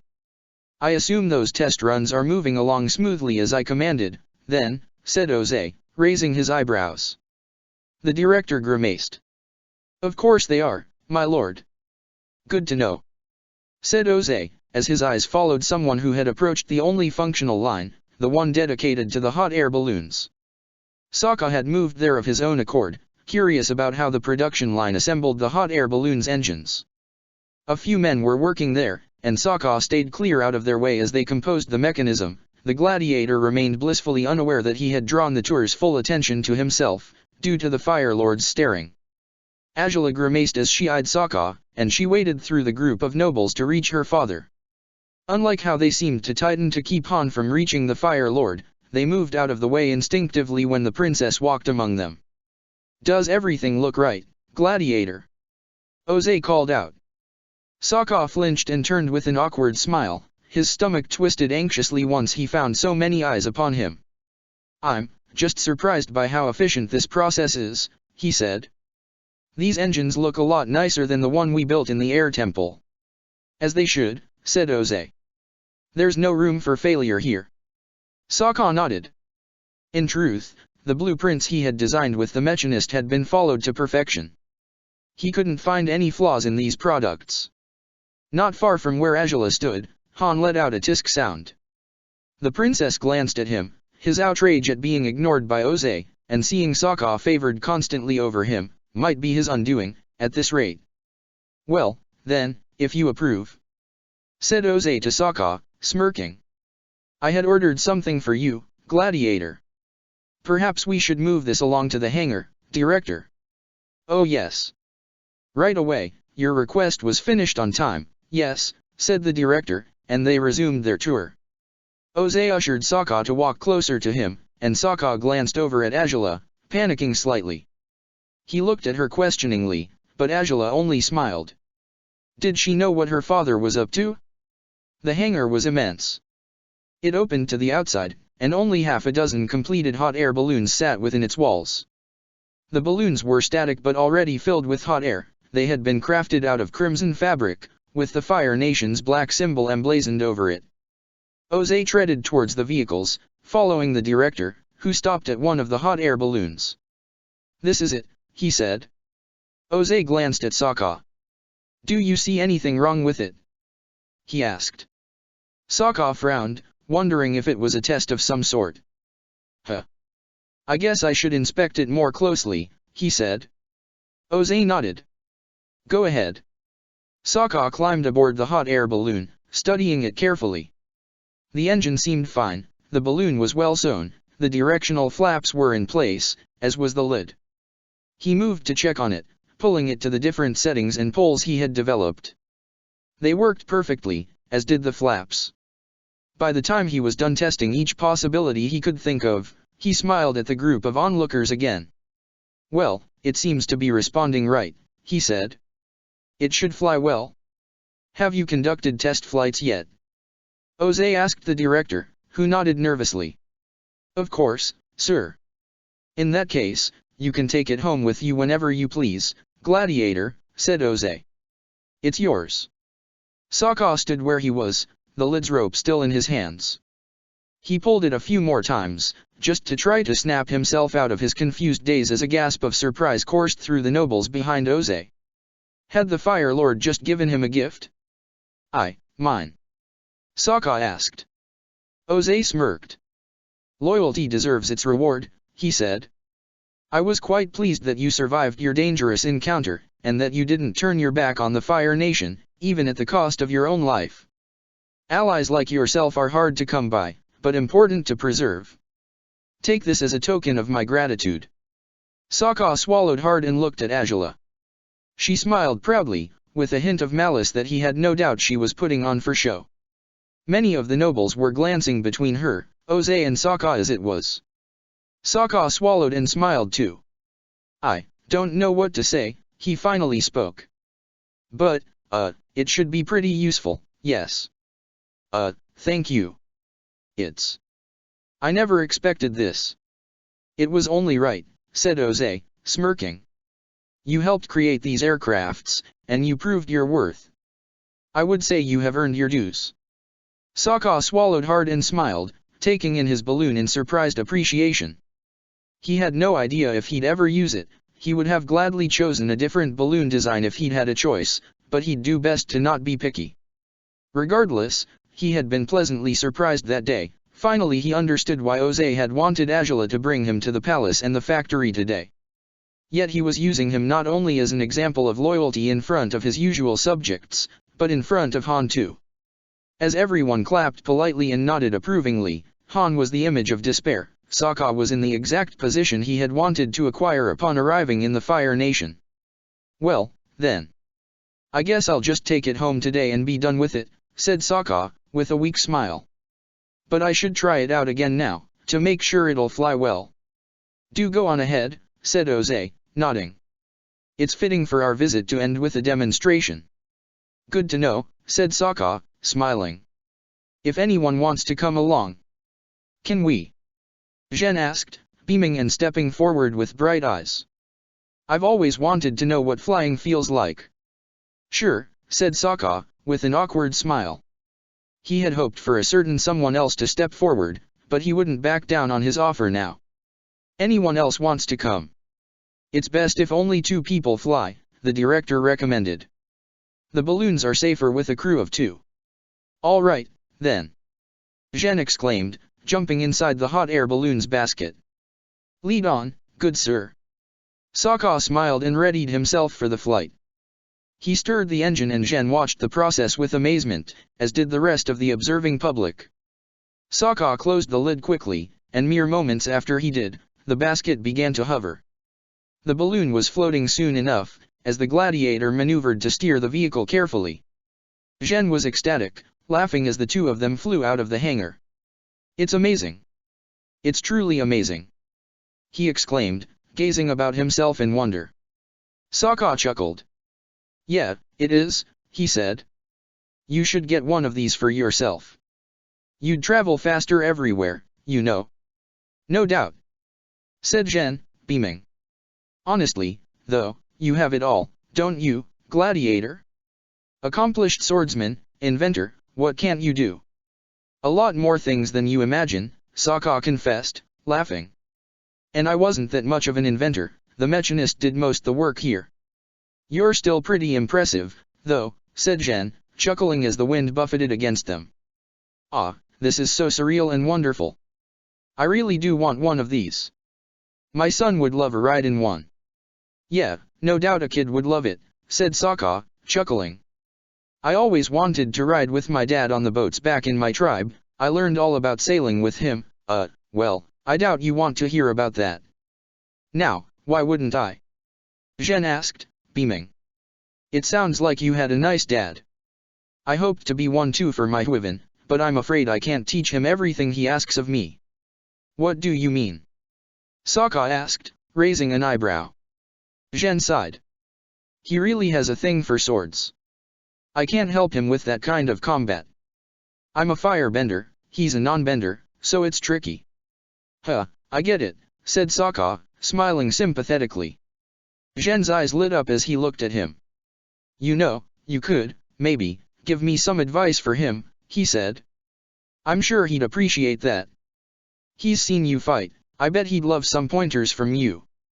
Oh, well, I could give him some advice if you want, said Sokka, smiling a little. Does he have basic knowledge of fighting, at least? Absolutely not. Said Zhen, beaming. Sokka's eyebrow twitched. He's a kid, he hasn't had any formal training. I thought it'd be for the best if he had a happy childhood, but now he's older and he decided he wants to join the army like his dad, a sweet thing, isn't it? But I don't know how to help him, not entirely. You should hire a swordsman to train him then, said Sokka, shrugging as he maneuvered with the air balloon. It'd be better for him, likely. Advice won't do much good without actual instruction. Really? But the best master was Piandao. Muttered Zhen, pouting. But the glow of an idea reappeared in his eyes soon enough. Wait, weren't you taught by him? I was, yes. For 3 months, Sokka said. Zhen's smile widened. Then you should teach him. Sokka froze, with the ropes in his hands again. He raised an eyebrow, confused. Me? He said. I'm not sure I have the time for it. I should be getting back in shape for the arena, you see. Oh, I won't take too much of your time. It can be just one day of the week, and you won't have to worry too much. If you're too busy we can cancel the sessions, so we won't inconvenience you, said Zhen, looking at him with expectation. I'd even pay you. That, oh, goodness. I think you'd have to talk to my sponsor about that, said Sokka, with an awkward smile. Well, then, I shall. Said Zhen, smiling. But, say, if she agrees to it, would you want to do it? I will do whatever she tells me to do, Sokka said, gulping.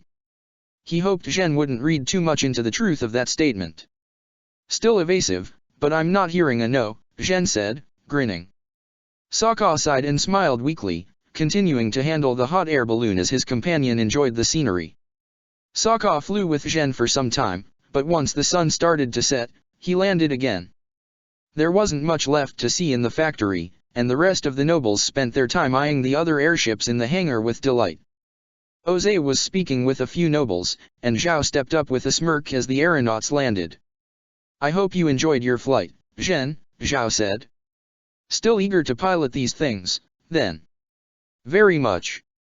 Zhen exclaimed, as he and Sokka stepped out of the now static air balloon. The trip only convinced me all the more. I guess the experience outdid the expectations, said Zhao, with a chuckle.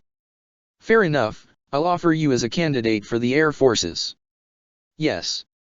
Thank you, sir. Zhen exclaimed before turning to Sokka. Thanks for that trip, Gladiator. Shall I ask the princess about my request now, then? Seriously, if you think it's too much of a nuisance, I won't do it. Request? Zhao asked, looking at Zhen in confusion. As Zhen explained, Sokka allowed his gaze to drift towards the princess. She was speaking with a few nobles too, unaware of this conversation. Perhaps she would tell him not to be so foolish and to not spend more time with children than strictly necessary. Or perhaps she would say that he ought to do it, for she had to establish steady, stable social connections with military officials to strengthen her claim to the throne. Zhen perhaps wasn't too highly ranked yet, but he was ranked highly enough to be here right now, wasn't he? Sokka swallowed hard, but he smiled at Zhen as his resolve built at last. Albeit for her sake. I'd be fine with it, as long as she approves. You would?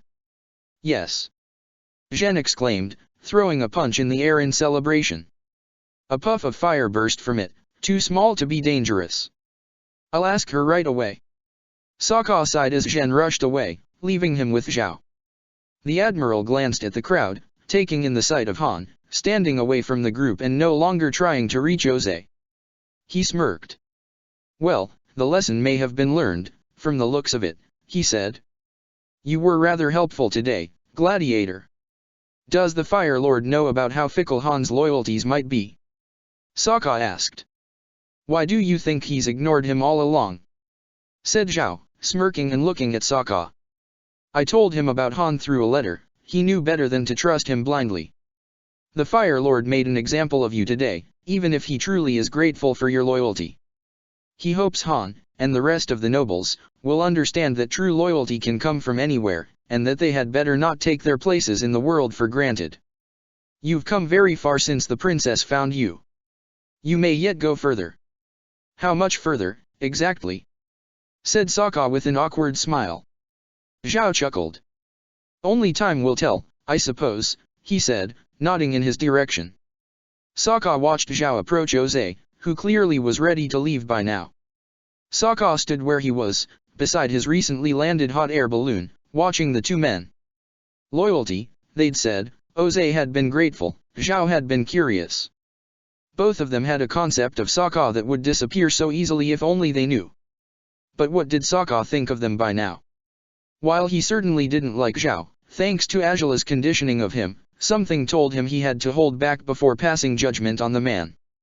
And Oze had spoken of many things today that had surprised him. His concern for his daughter's safety, paired with their conversation regarding the war, had led Sokka to wonder if maybe Oze was tired of it, too. 108 years were far too many for the waging of a single war, weren't they? Perhaps Zhao and Oze were masters of deception and suggestion. Perhaps they had known exactly how to get to him.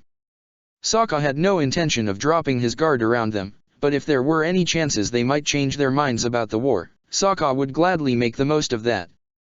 As he reflected on those things, a frowning, confused princess approached him. Sokka jumped upon sensing her presence. Hey, what's up? He asked. She huffed. You agreed to teach Zhen's son? You seriously did? She asked. Sokka gulped. I said I'd do it if you allowed it, but I figured you needed some good relations with the people you may rule over, so I thought why not? I mean, I'm not going to start training a lot yet, or am I? Not quite yet, Azula admitted. But I didn't think you'd choose to kill time by training a child. Still, you're not wrong. It could be useful. Is it too inconvenient? Sokka asked, looking at her in concern. She sighed and smiled a little. Only in the ways you know it is, she said. Sokka bit his lip. Zhen means to bring the brat as early as tomorrow morning. We'll have to be ready for them. Whoa, that's fast, said Sokka, eyes wide. Indeed it is, said Azula, but you brought this on yourself, huh? I guess so, said Sokka, with a weak smile. Say, do you want to ride?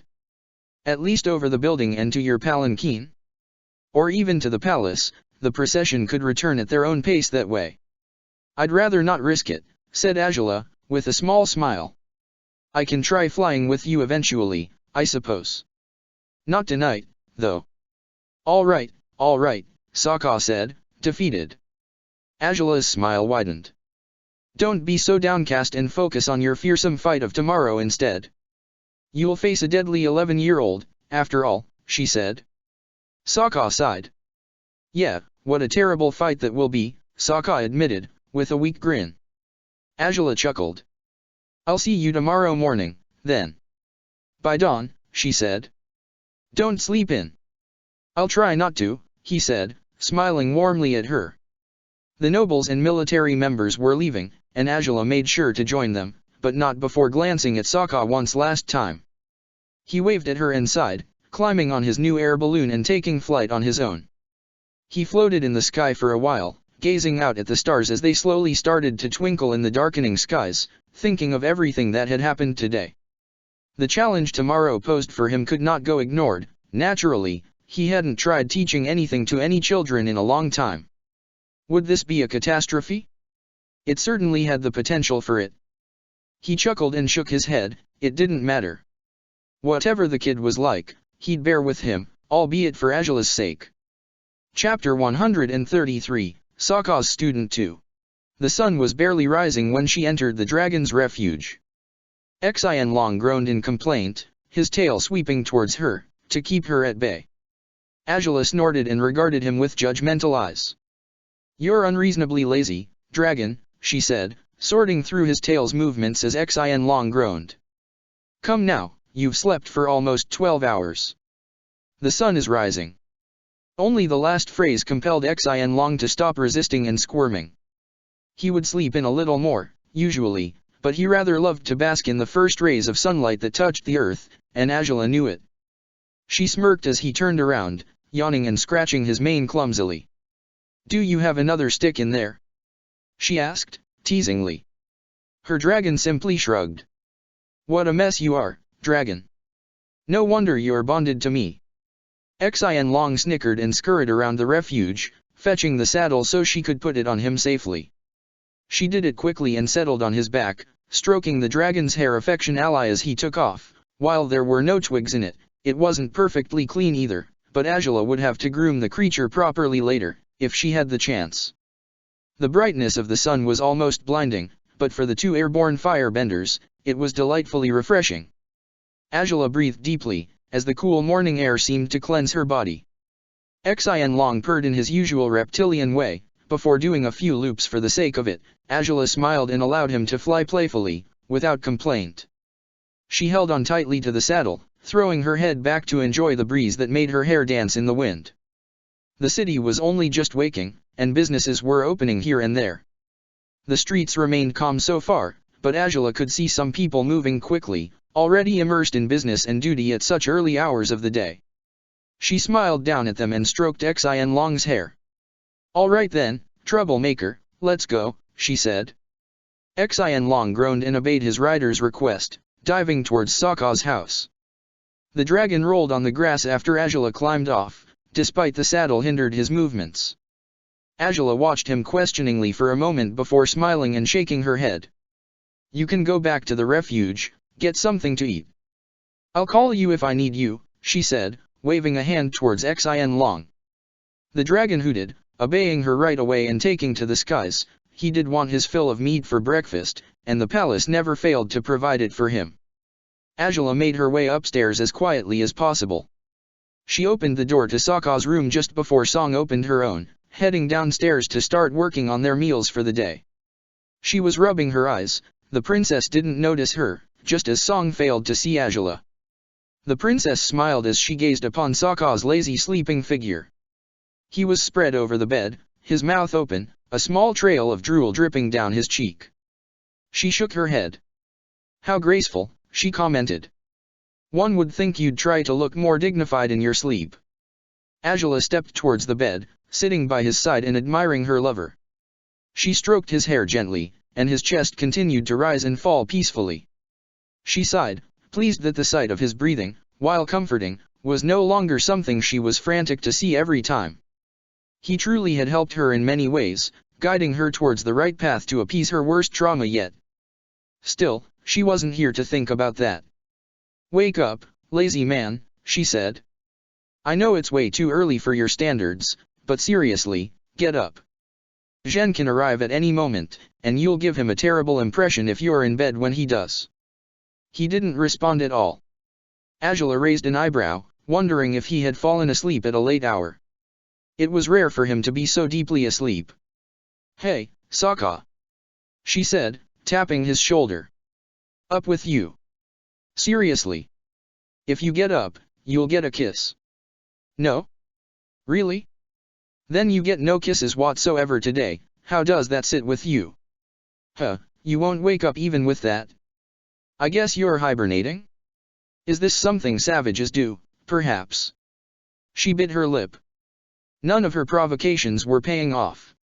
She smirked, though, thinking of something better now. "All right, so we'll do this the hard way," she said, shifting closer and hovering with her lips right above his ear. "The crime you committed was unforgivable. You have disgraced yourself, and everyone you love, and now, your punishment? You will spend 6 years, eating an exclusively vegetarian diet." She raised her eyebrows and looked at him expectantly, and at last, he moved. He groaned and shifted on the bed, grabbing his pillow and burying his face in it. "And no veggies, they stink." She blinked blankly and huffed. She gazed at him, shaking her head. There had to be a way to wake him up. "Honestly, you have a sleeping problem," she said, placing a hand on his bare shoulder and shaking him gently. "You're so lazy, so hopeless. Get up, Gladiator. Time to fight." Nothing seemed to work, not insulting him, not scaring him, nothing. She was tempted to shake him more violently, but the wounds he still sported on his body worried her, even now. She didn't want to be too aggressive, but something had to work. "Ah, I know," she said, smirking. "Well, if this is how it is, you know, Princess Angela is really a terrible, terrible person. She's actually a subpar bender, not smart at all talk, no action, there's really nothing to her." Sokka stirred, but she didn't stop yet. She needed to keep going until he was truly awake, then. "Seriously, what a failure of an heir for our Fire Lord. She's going to be pathetic once she takes the throne. I only hope she marries a great husband who can be efficient at things, most unlike her," she continued to ramble. "And worse yet, she's just hideous, physically hideous. Who'd ever think?" "What are you doing?" Angela blinked and looked down at him.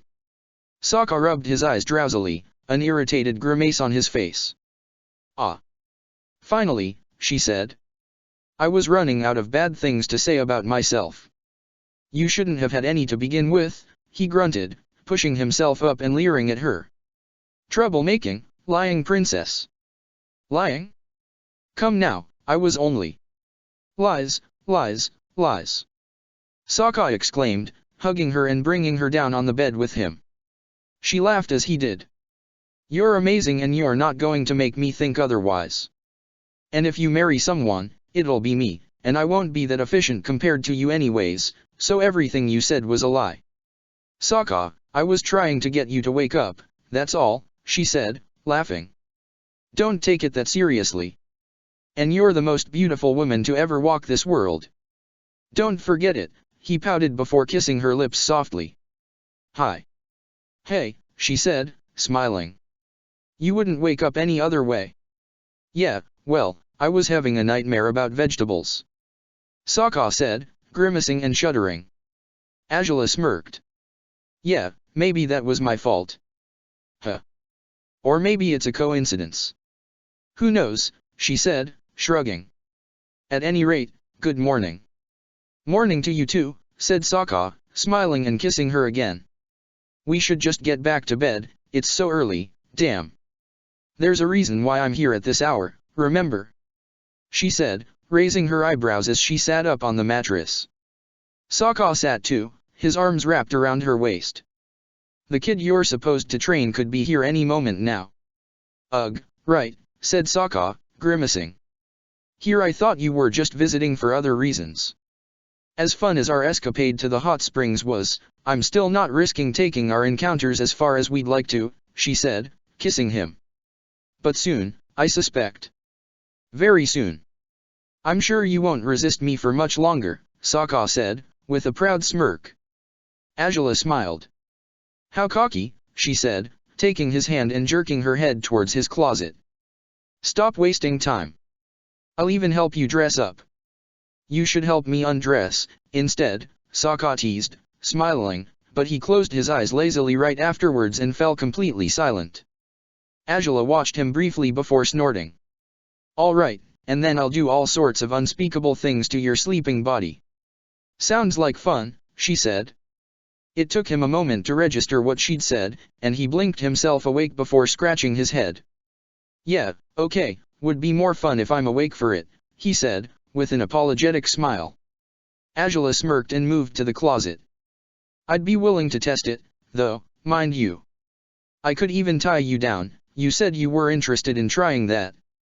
She said, pulling out clothes for him. Sokka chuckled and looked at her with amusement. I thought I was the eager one, but going by what you're saying, it really isn't just me. He commented, watching her with amusement as she pondered the combination of clothes she'd selected. Azula raised an eyebrow. What could ever make you think that it's just you, huh? She said, handing him a long, blue, sleeveless Changshan. Sokka smiled approvingly.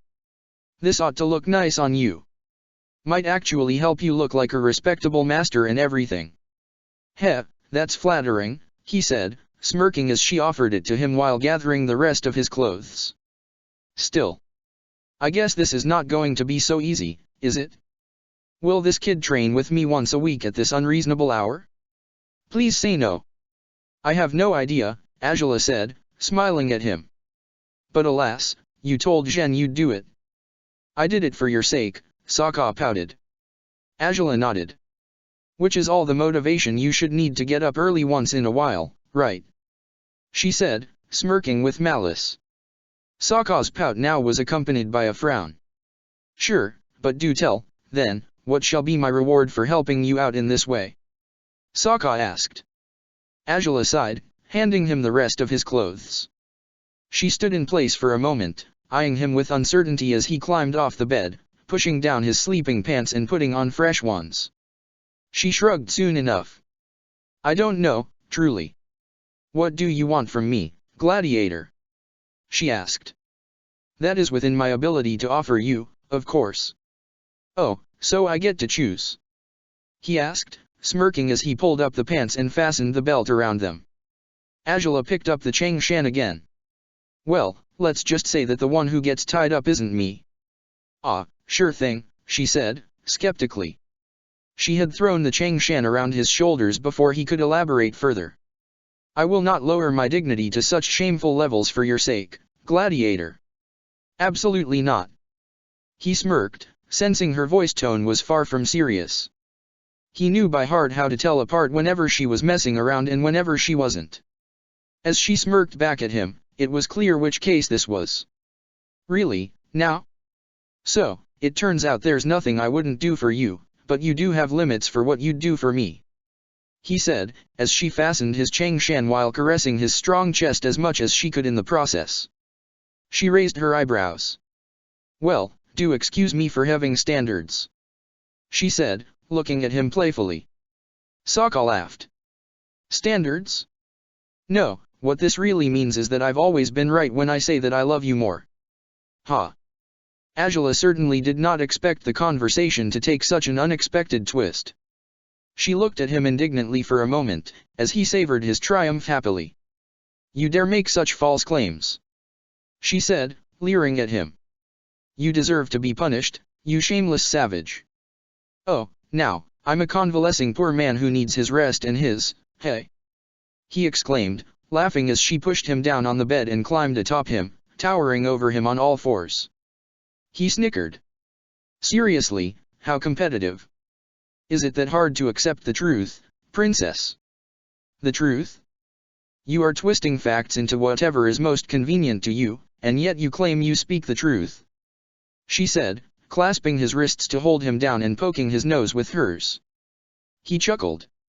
If it's not the truth, you should prove it, he said, smirking. Angela sighed and looked at him skeptically. They both knew what this was really about, and truthfully, she could use indulging in his company in the best way they could for now. If the kid hadn't arrived yet, maybe his father hadn't meant to bring him over all that early. Maybe they'd gotten lost, maybe they'd slept in. Whether her hopes were founded on reality or not, she still succumbed and kissed him gladly. Sokka sighed and responded joyfully. His stomach scarcely hurt even when she was pressing a little on it, and all he wanted was for her to stay close to him. He smiled in bliss, his tongue brushing against hers in teasing, swirling motions that she corresponded with her own. Her hands left their place on his wrists just to intertwine their fingers, and she kept kissing his lips until they were both breathless. Their chests heaved together, and they couldn't seem to stop smiling at each other. Angela sighed and rolled on her side, caressing his cheek as she held his gaze with hers. His lazy, rugged appearance only made her wish they could truly stay inside his room all day, doing all the things that would still be irresponsible to do. You need to tie up your hair, Angela whispered. Sokka raised his eyebrows. Here I thought you liked it best when it's down, he smirked. She shrugged. I do, but for reasons unknown you always tie it up, she said. Sokka chuckled. Well, the wolf's tail is a cultural thing. But it's not just that, he said, with a malicious grin now. I'd rather not have you embarrassing yourself by swooning over my good looks in front of my student. Ah, because I have no self-control, do I? Angela asked, looking at him defiantly. Sokka laughed. Not when faced with my manly handsomeness, you don't, he said. Angela laughed and playfully pushed him down again, climbing atop him and pressing countless kisses to his lips, not only because she longed to do so, but because this way she'd keep him from teasing her more. He had definitely woken up with a lot more sass than usual, and he already had plenty to spare on any given day. Song overheard the laughter and voices in Sokka's room as she was busy preparing breakfast. She left the counter and made her way to the bottom of the stairs, from where she glanced at the second floor with uncertainty. Sokka's door was open. If the sounds and sights were any indication, it seemed the princess was here, after all. Very early, she remarked, before shrugging and returning to her work. Guessing Angela had yet to eat, Song had just decided to prepare extra food when she heard knocking on the front door. She rubbed the drowsiness from her eyes again before making her way to open the door, hoping it wouldn't be someone looking for the princess or her gladiator. To her surprise, it was Ruishi, but it was the most casually dressed Ruishi she had ever seen. Her eyes widened, taking in his simple clothes and the lack of uniform. She couldn't remember ever seeing him in a different get-up until then. Ruishi, she said, her voice soft and shrill. He blushed and gulped. I hope I'm not too early, he said. Well, the princess did offer to give me a day off. I figured maybe it's a good idea to use my vacation time now, to make up for yesterday's disappointment, right? Well, of course, said Song, smiling and welcoming him inside. Ruishi smiled warmly at her and entered the house. If you haven't eaten yet, I thought we could go to a restaurant I know, he said. We can eat there before we go to the museum, or the lake, or... Whoa, wait, do you want us to see the entire city in one day? Song asked, laughing. Ruishi blushed and grinned too. Well, maybe not all of it, but the worthwhile places in it, yes, he said, nodding. Is it too much? It's too sweet, she said, sighing, and hugging him. Ruishi smiled and rubbed her back gently. Thank you. You're sure you're free to do this today? Well, I'd better be, he said, pouting. The princess did interrupt us yesterday. So, she owes it to you? Song asked, amused. Ruishi chuckled. In a manner of speaking, he said, with a careless shrug. Well, if you didn't tell her that you'd be taking a break today, you can do it now, said Song, smiling. She's here, seems like. Wait, what? She is. Ruishi said, frowning. Song shrugged. I heard voices upstairs, so I figured she was. Unless Sokka is talking to himself, which would be rare, especially at such early hours, though, maybe he's talking in his sleep. She reasoned. Ruishi snorted. Would he? He asked, glancing towards the door to Sokka's room. He sighed, having the feeling Song was right. Despite he hadn't heard any sounds yet, something told him the princess was there. Well, if she's around then maybe I'll take you out for breakfast at another time. But I'm definitely taking you away for the rest of the day. Wonderful, said Song, smiling and kissing his cheek. Want to help me with the food? Don't I always, he said, smiling back and taking her hand as she directed him into the kitchen.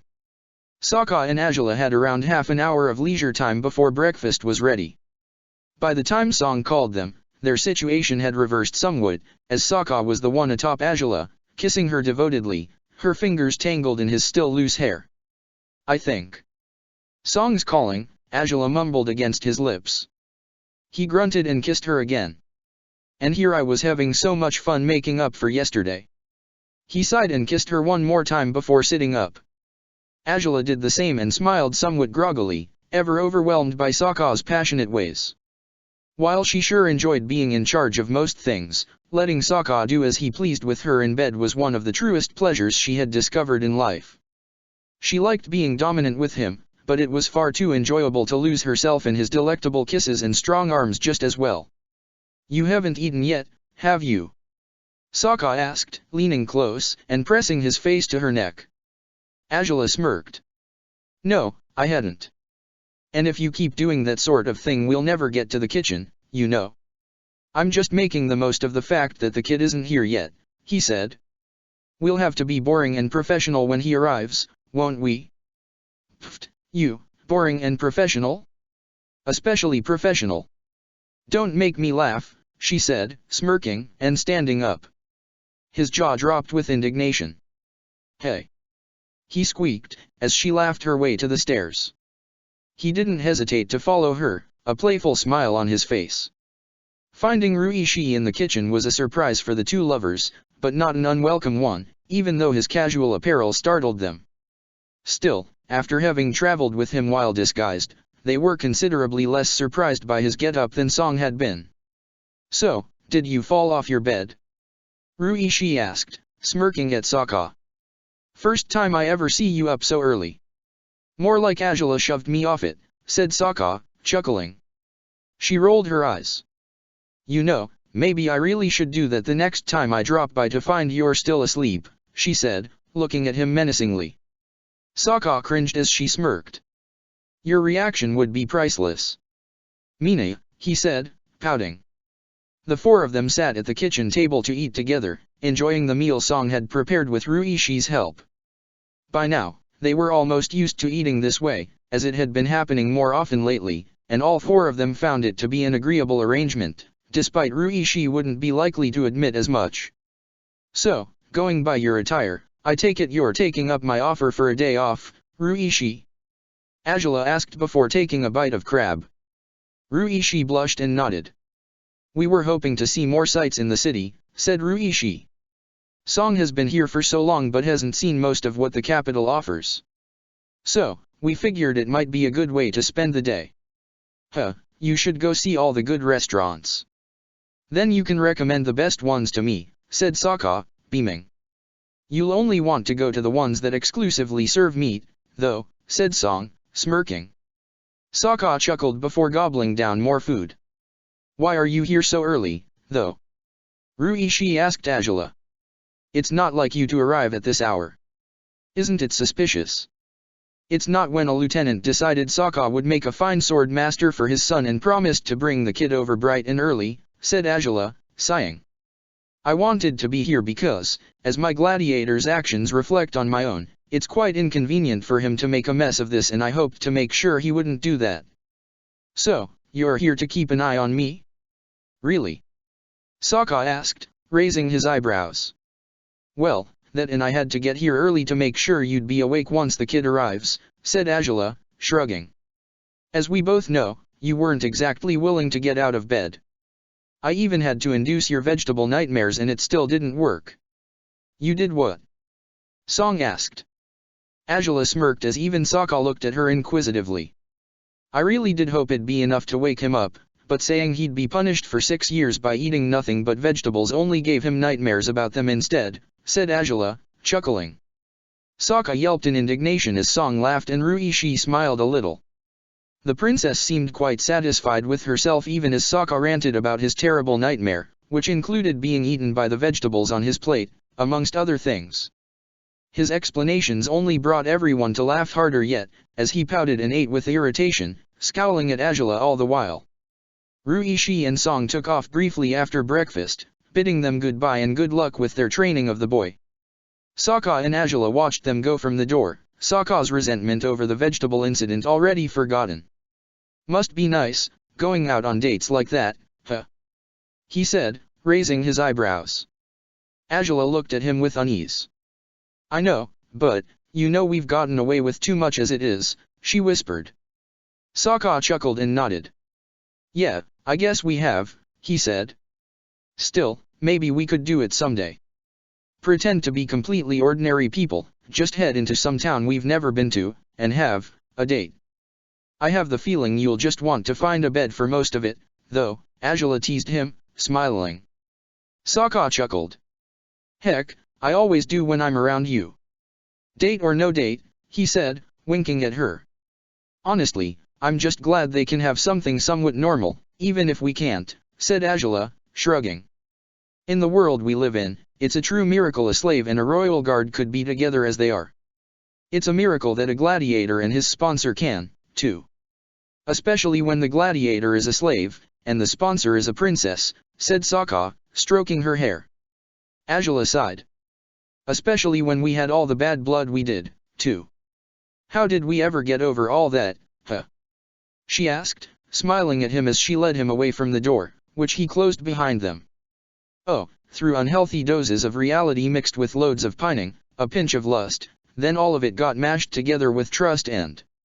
Sokka started listing off, and Angela smiled at him with amusement.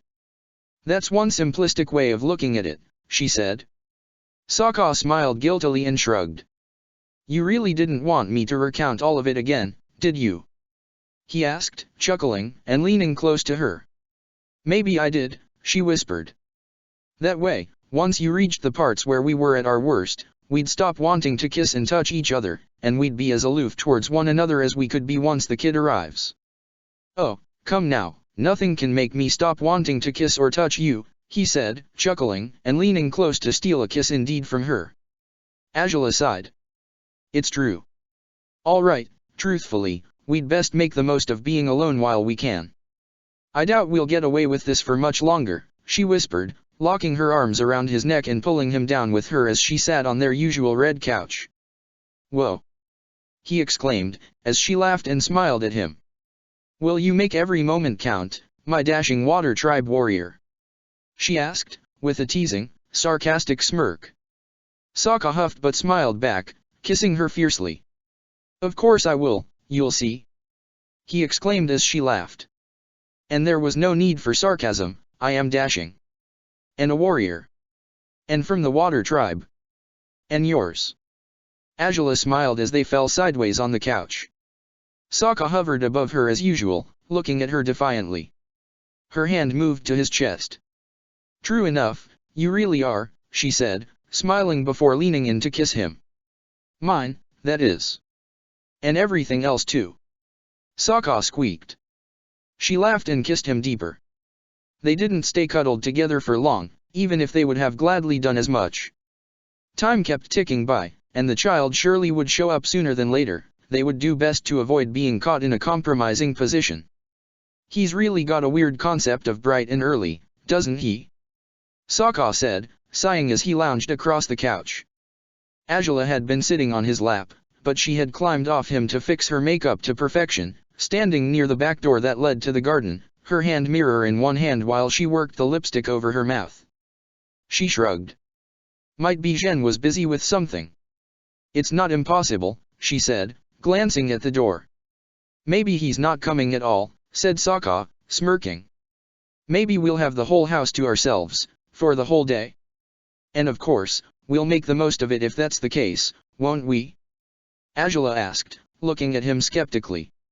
Sokka bit his lip and laughed mischievously.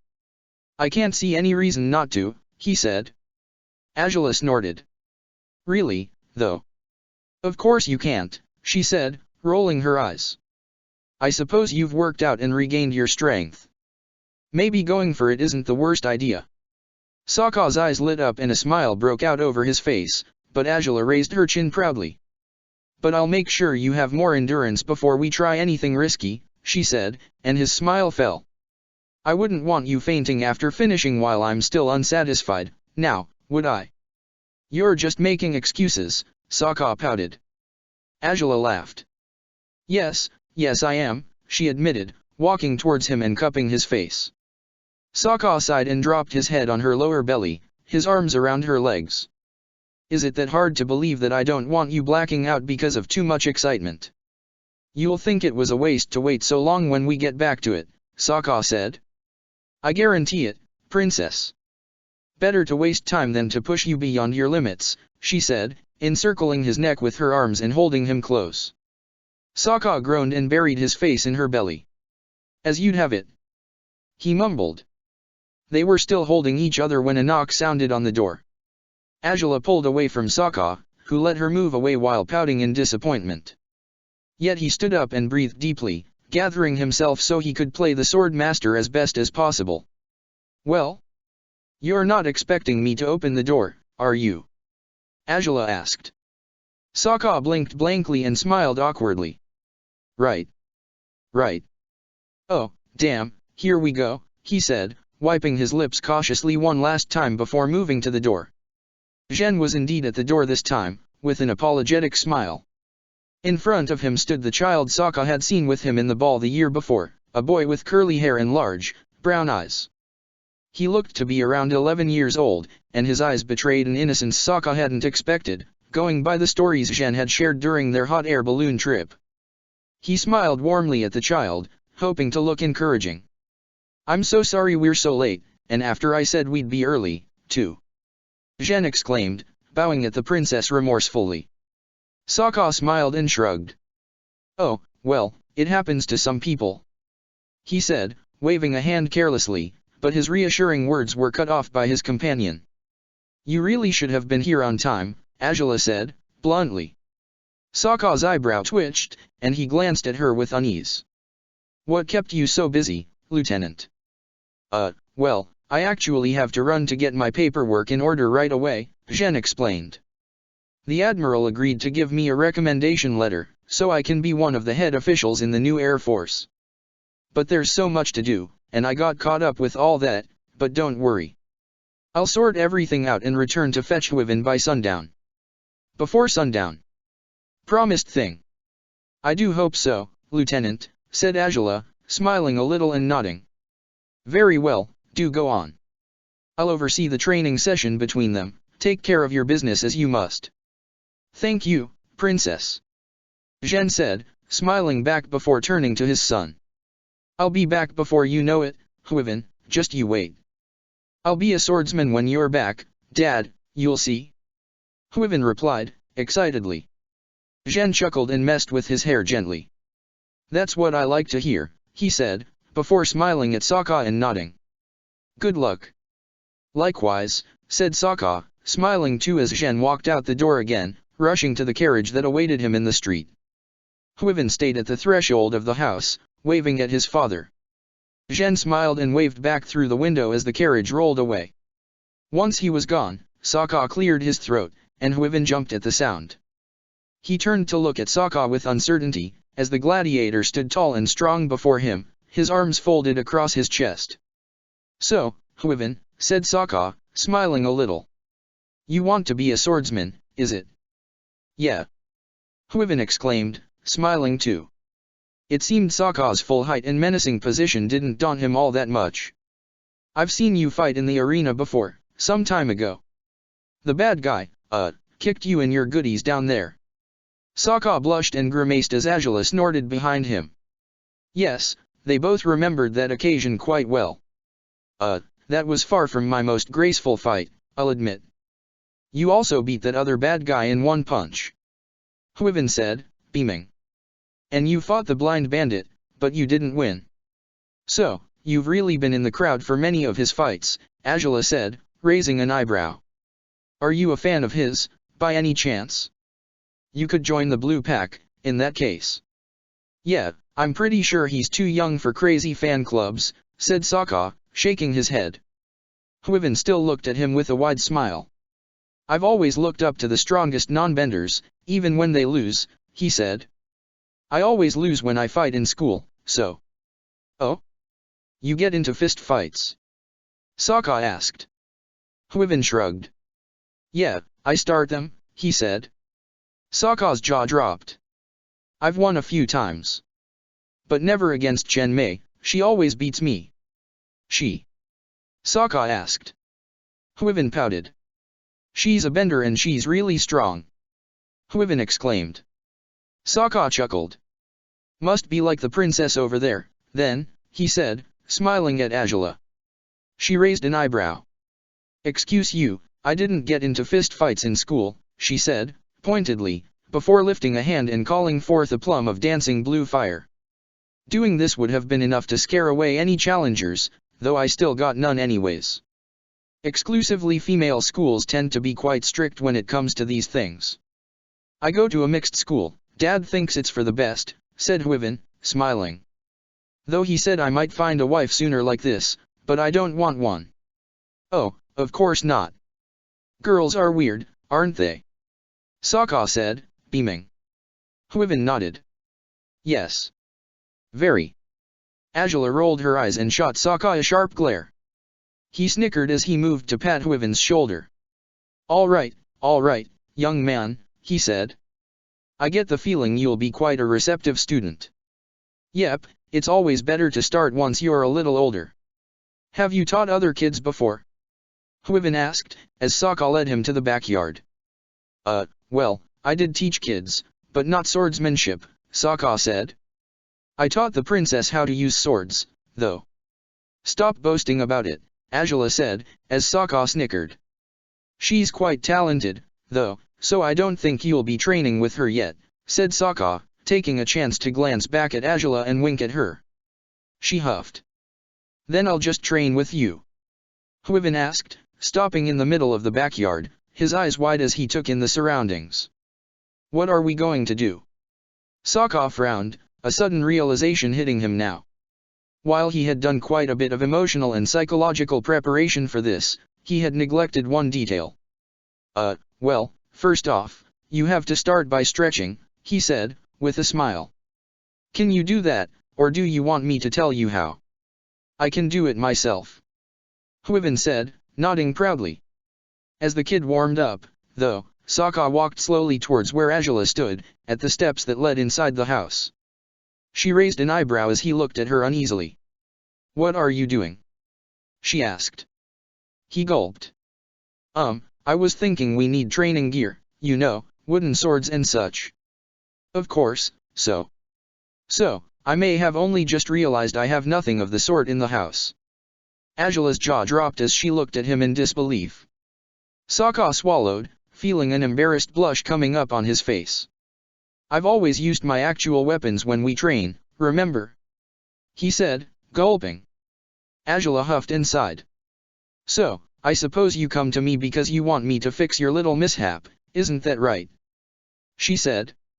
Sokka smiled guiltily. Oh, you're impossible. I'm sorry. He exclaimed. I really didn't think about this, but I mean, he could have brought a wooden sword and he didn't, so neither of us were prepared. Yeah, because the kid should have brought a wooden sword so you could slice it in two with a single swing of space sword, Angela said, rolling her eyes. Oh, whatever. There's bound to be wooden swords in the guard's armory at the palace, you should have said something about this sooner, though. Careless gladiator.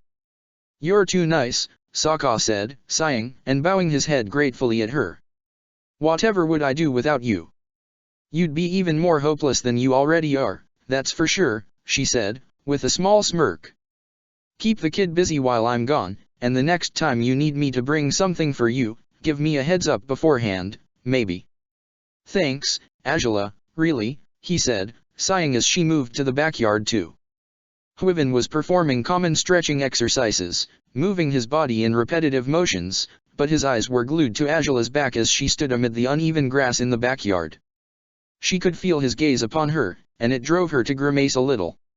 She never did enjoy being stared at so insistently, unless it was by a certain someone. Focus on your exercises, Angela called out. She heard the kid gasp, and she smiled a little. The uncomfortable sensation disappeared quickly. But even though he had wanted to obey her command, Huyven couldn't focus at all once a large, dark shape appeared overhead. He gave out a little shriek, and Angela didn't know if it was out of fear or admiration. Sokka made his way to where Huyven stood, hoping to keep him calm regardless of whether the boy was scared or thrilled. Angela raised an eyebrow as Xin Long landed before her. The child's eyes were wide as Xin Long looked at him, his reptilian gaze stern and deep. As much fun as you may have by scaring children, we do have an errand to run, Angela told her dragon, stroking his hair. He groaned and his serious facade disappeared instantly, replaced by his usual lively nature. Don't worry, you can scare him more later. It's her dragon. Huyven exclaimed, a huge smile breaking out on his face. It is, and it's so big. I can't believe this. I can't wait to tell everyone in school that. You saw the big scary dragon, yes, you did, said Sokka, smiling as Angela climbed on the saddle. She would have taken off without further ado, but Xin Long took his chance to chuckle at Huyven and allow a stream of smoke to pour out of his nostrils. Huyven gasped again as Xin Long laughed and took off. The little boy watched his flight in amazement while Sokka smirked and raised an eyebrow. Say, a swordsman shouldn't get distracted so easily. Or for that long. He said. Huyven jumped. Oh, I won't do it again. Huyven exclaimed, blushing and returning to his exercises. Sokka snickered as he watched the kid work, but he finished stretching shortly afterwards, and Angela wasn't back yet. Sokka was forced to improvise, first sending Huyven to run laps around the house, but when the young boy couldn't keep going, he had to think of other alternatives. When do we start to train with swords, sir? Huyven asked, grimacing, as he sat on the living room floor with a glass of juice in his hand. Sokka huffed and shook his head. You will learn that, as a swordsman, the most important lesson you need to learn is patience. Yes, patience. He declared. Huyven gazed at him with curiosity. I know it sounds awful, and truth be told I'm not all that patient myself, but that doesn't mean it's not true. So, young man, first of all, we'll hold a few exercises for you, so that I can know whether or not you have potential to be a swordsman. Like what? Huyven asked, cocking his head sideways. Sokka gulped. Like.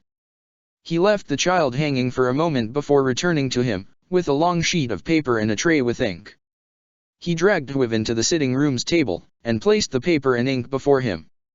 All right, this is something my master taught me, said Sokka. You're supposed to mark your identity on the paper, you see. How do I do that? Huyven asked. Sokka shrugged. That's up to you, he said. Huyven frowned. Am I supposed to write my name? Is this like calligraphy class? He asked. Sokka chuckled. You don't need to do that if you have any better ideas, he said. Huyven's frown deepened. Better ideas than writing my name? Such as? That's really up to you and your creativity, said Sokka, with a shrug. Huyven blinked blankly. That's vague, he said, looking at the paper with confusion. What was he supposed to do, then? He picked up the brush and remained in deep thought briefly, but his eyes lit up with an idea soon enough. Sokka smiled when he saw the boy's creativity was flowing, and decided to find more ways to work on Huyven's training while they didn't have swords yet. He didn't have any Paisho boards, practically as a form of respect for Azula, so that part of Piandeo's training wasn't going to happen. He couldn't take the kid fishing either. The proper fishing pond of the capital was at the other end of the city. Garden rearranging would be possible if only there was anything worth rearranging in his garden, to begin with. But just as he was trying to think up different methods for training, the wind rose and he gazed outside in relief. There it was, the dark dragon, and the beautiful princess carrying quite a large bag with her. Oh, goodness, you're back, said Sokka, smiling and rushing to help her with her bag. I was running out of ideas on how to keep Huyven busy. Well, considering it's lunchtime by now, you can distract him with something else now, Azula said, entrusting the bag to Sokka. His eyes widened when he caught the scent of food. Song and Ruishi took off quite fast. I don't think she prepared anything preemptively for us. So, I fetched some lunch at the palace, and that's hardly something to cry over, is it? Why you? Sokka pouted, sniffing. You are so thoughtful. Thank you, Azula. You can thank me properly after Zhen fetches Huyven, if you're that grateful, she said, smirking, and heading inside. The wooden swords are in there too, before you assume everything in the bag is edible. I won't eat those, I promise, Sokka said, smiling proudly. He made his way to the kitchen with the large bag, beaming with satisfaction. Song's food was great, but the palace's meals were lavish and delicious just the same. They were going to enjoy quite the banquet, that was for sure. But as he made up his mind to tell Huyven he could take a break, he found the child was quite busy working on his sheet of paper, while Azula watched from behind him. What did you tell him to do? She asked, looking at Sokka with confusion. You told him to express his dreams or so. You no, his identity, said Sokka, looking at the paper with uncertainty and being blown away by what Huyven had done with it. Huyven had neatly folded the paper into a sword shape.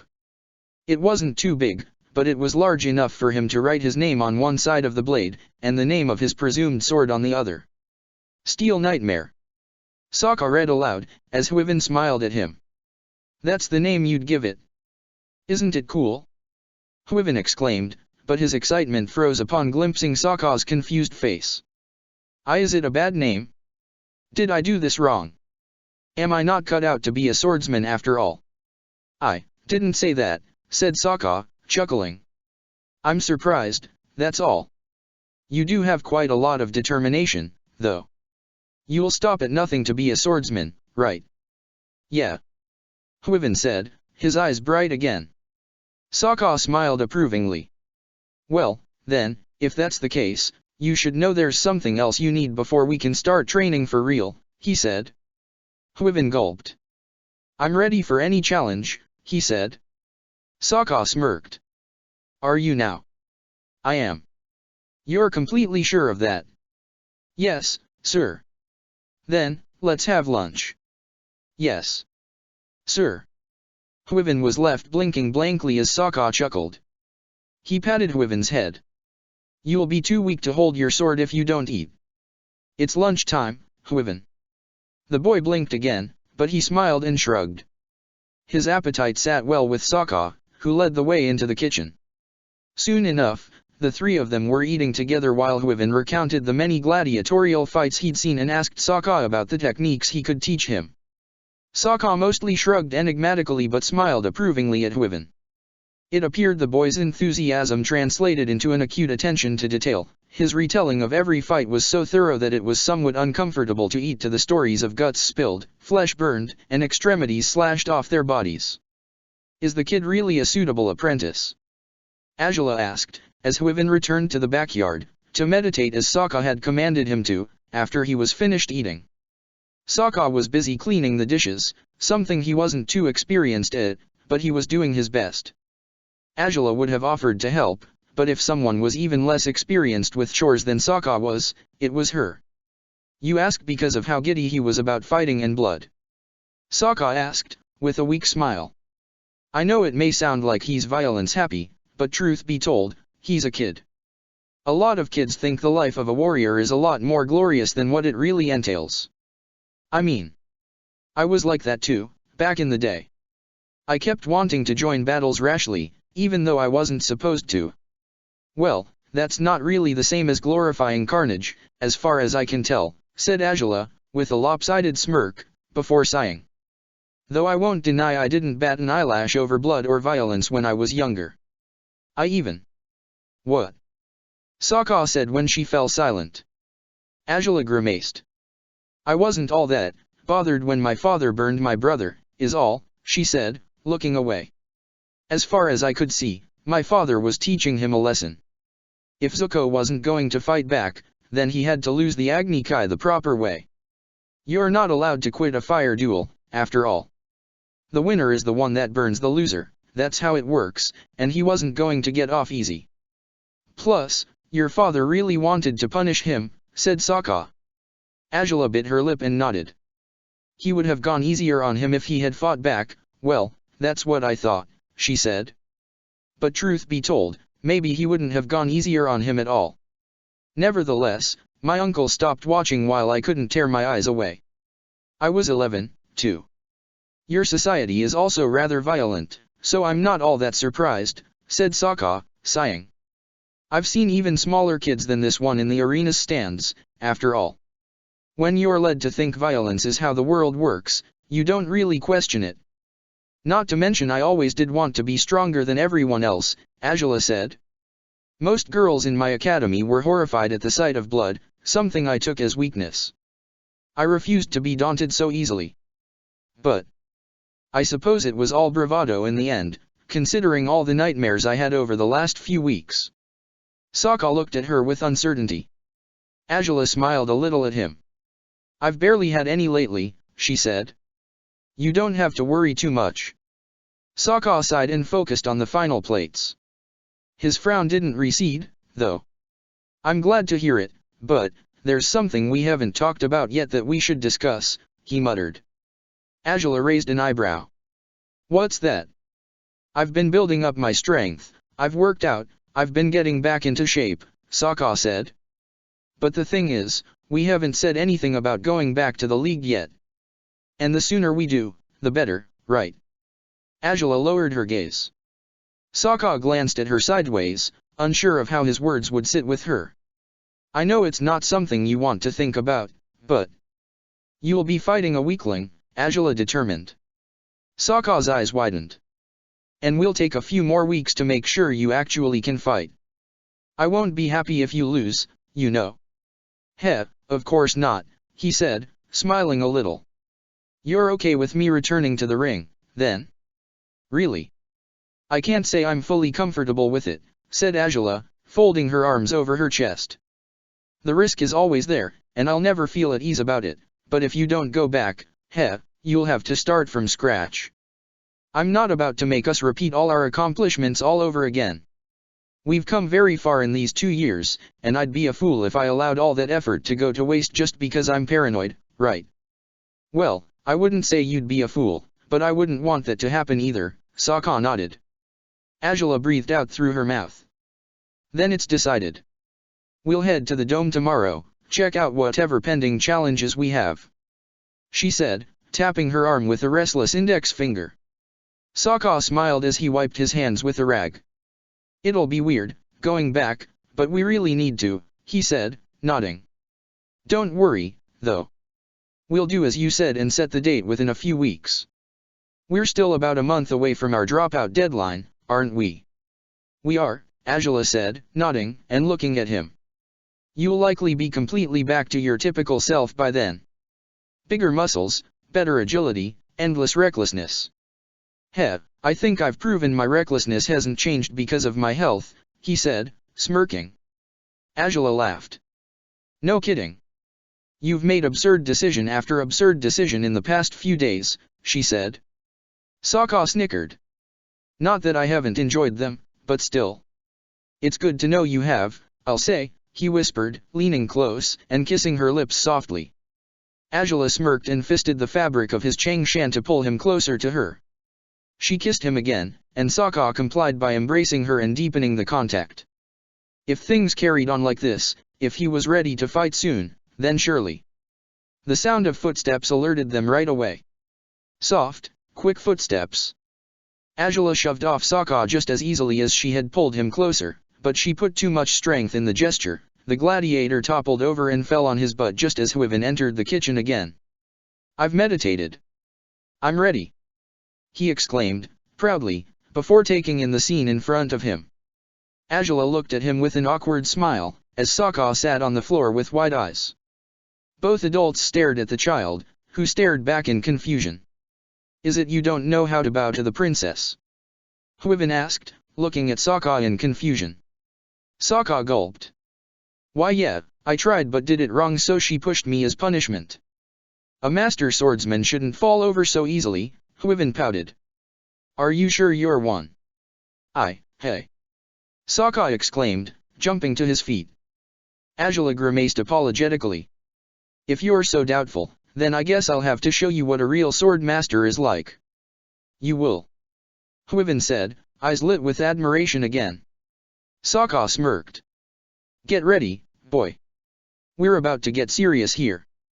Huyven smiled at Sokka, determined not to disappoint him. In no time, the two of them were in the house's backyard, holding wooden swords.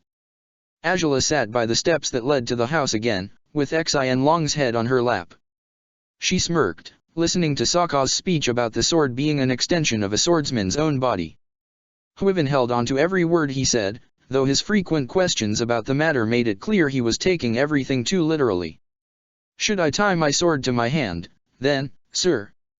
He exclaimed. Sokka grimaced. That shouldn't be necessary, at least not usually, he said, scratching his head.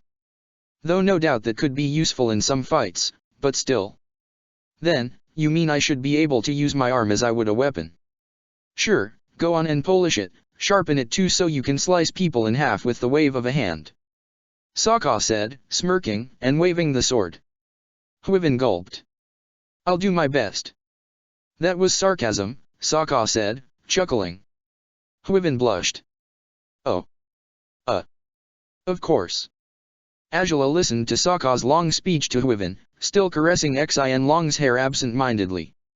She smiled a little, remembering her own first lessons in swordsmanship with Sokka. Her dragon had helped her make her sword, turning it into a unique weapon without their awareness. It had been a long but enjoyable day nonetheless, and the outcome had made everything worthwhile, despite Sokka's frequent foolish comments. It's hard to believe it's been that long since then, Angela whispered, poking Xian Long's forehead softly. We've been together for quite a while now, haven't we, Xian? Xian Long groaned happily and rubbed his head closer to her stomach now, startling Angela. She smiled and patted him gently. There. It won't befit us to have a loving scene in front of such public, right? She said. Xian Long chuckled and relaxed again. Angela continued to stroke his hair as she watched the swordsman and his apprentice taking their stances. Sokka took the first chance to attack and Huyven struggled to block his approach, but ultimately failed to do so. He had dropped his sword before he knew it, left powerless before Sokka. I'll do it better next time, Huyven said, gulping and lowering his gaze. Sokka smiled. You can cut yourself some slack, it's only the first round, he said. Parrying an attack is not that easy, especially if it's too strong, so let's practice that specifically, shall we? Oh, yes, said Huyven, surprised that his master hadn't been harsh about his shortcoming just now. Not a lot of Fire Nation teachers were this easygoing. The parrying practice took them quite some time, and it helped Huivin get the hang of a few stances. He flowed through them quite quickly, even though his uncertainty made him waver at times. But Sokka continued to encourage him, recognizing and acknowledging the child's eagerness to become a warrior. He wasn't too different from himself as a kid, though he definitely was very different from the children Sokka had taught in the Water Tribe. Only when they were well into their teenage years had they started to take the work of a warrior seriously, after all. Huivin was determined to learn, but just as he was passionate, he was holding back. Sokka did his best to guide him through sequences of movements, showing Huivin how to perform them, and afterwards playing the part of the enemy whenever Huivin seemed to have gotten the hang of the motions, but whenever Sokka had taken his chance to put Piandao in a tight spot during these training sequences, Huivin didn't dare do the same to him. Was it he respected Sokka too much to do that? Or was it he was, in some way, afraid? You have potential, and you can move fairly well, Sokka said a few hours later, as they sat on the ground with their wooden swords beside them. But you're uncertain over something, and that's holding you back from finishing me off when you have the chance to. What's the matter? Huivin grimaced and lowered his gaze. Sokka raised an eyebrow. I've seen a lot of gladiator fights, he said. If I finished the sequence, I could have hurt you. Hey, now, I've been hurt plenty as it is, you don't have to feel bad about that, said Sokka, smiling. Huivin gritted his teeth. It's still not right, though. You're my master. And you're teaching me how to be strong enough so I can fight and protect others, so hitting you would be wrong. Sokka blinked as the boy swallowed hard. The gladiator chuckled soon enough and patted the boy's shoulder. Huivin glanced up at him with uncertainty. What is it? He asked. Only that I'm pretty sure my old master would have deemed you worthy of learning swordsmanship with what you just said, Sokka said. Huivin blinked. Your old master was Piandao, wasn't he? Was he really the best swordsman ever? Oh, that he was, said Sokka, with a bitter smile. The memory of all those white lotus symbols, but also of that feeling of abandonment, had definitely soured his pristine opinion of his former master. Yet there was a part of him that still held admiration for Piandao, after all this time. He kept saying he was getting old, but you'd have never known it, judging by how fast and strong he was. Truth be told, I'm not sure I'll ever be as great as he was, but the road of a swordsman is one that lasts a lifetime, Huivin.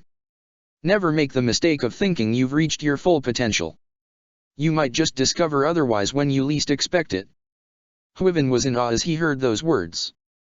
Sokka smiled, hoping his advice would serve to motivate the child further on his chosen career path. Do you think I can do it, then? Huivin asked. I can be a real swordsman. Well, you're already using a sword, aren't you, Huivin? He asked. I'd think that qualifies you as one, doesn't it? Huivin gasped and Sokka chuckled. Still, don't get too cocky. We have a long way to go to shape you up properly, he said, encouragingly. Huivin smiled and nodded. I'll do as you say, sir. The day continued to pass them by, as the swordsman and apprentice practiced many stances.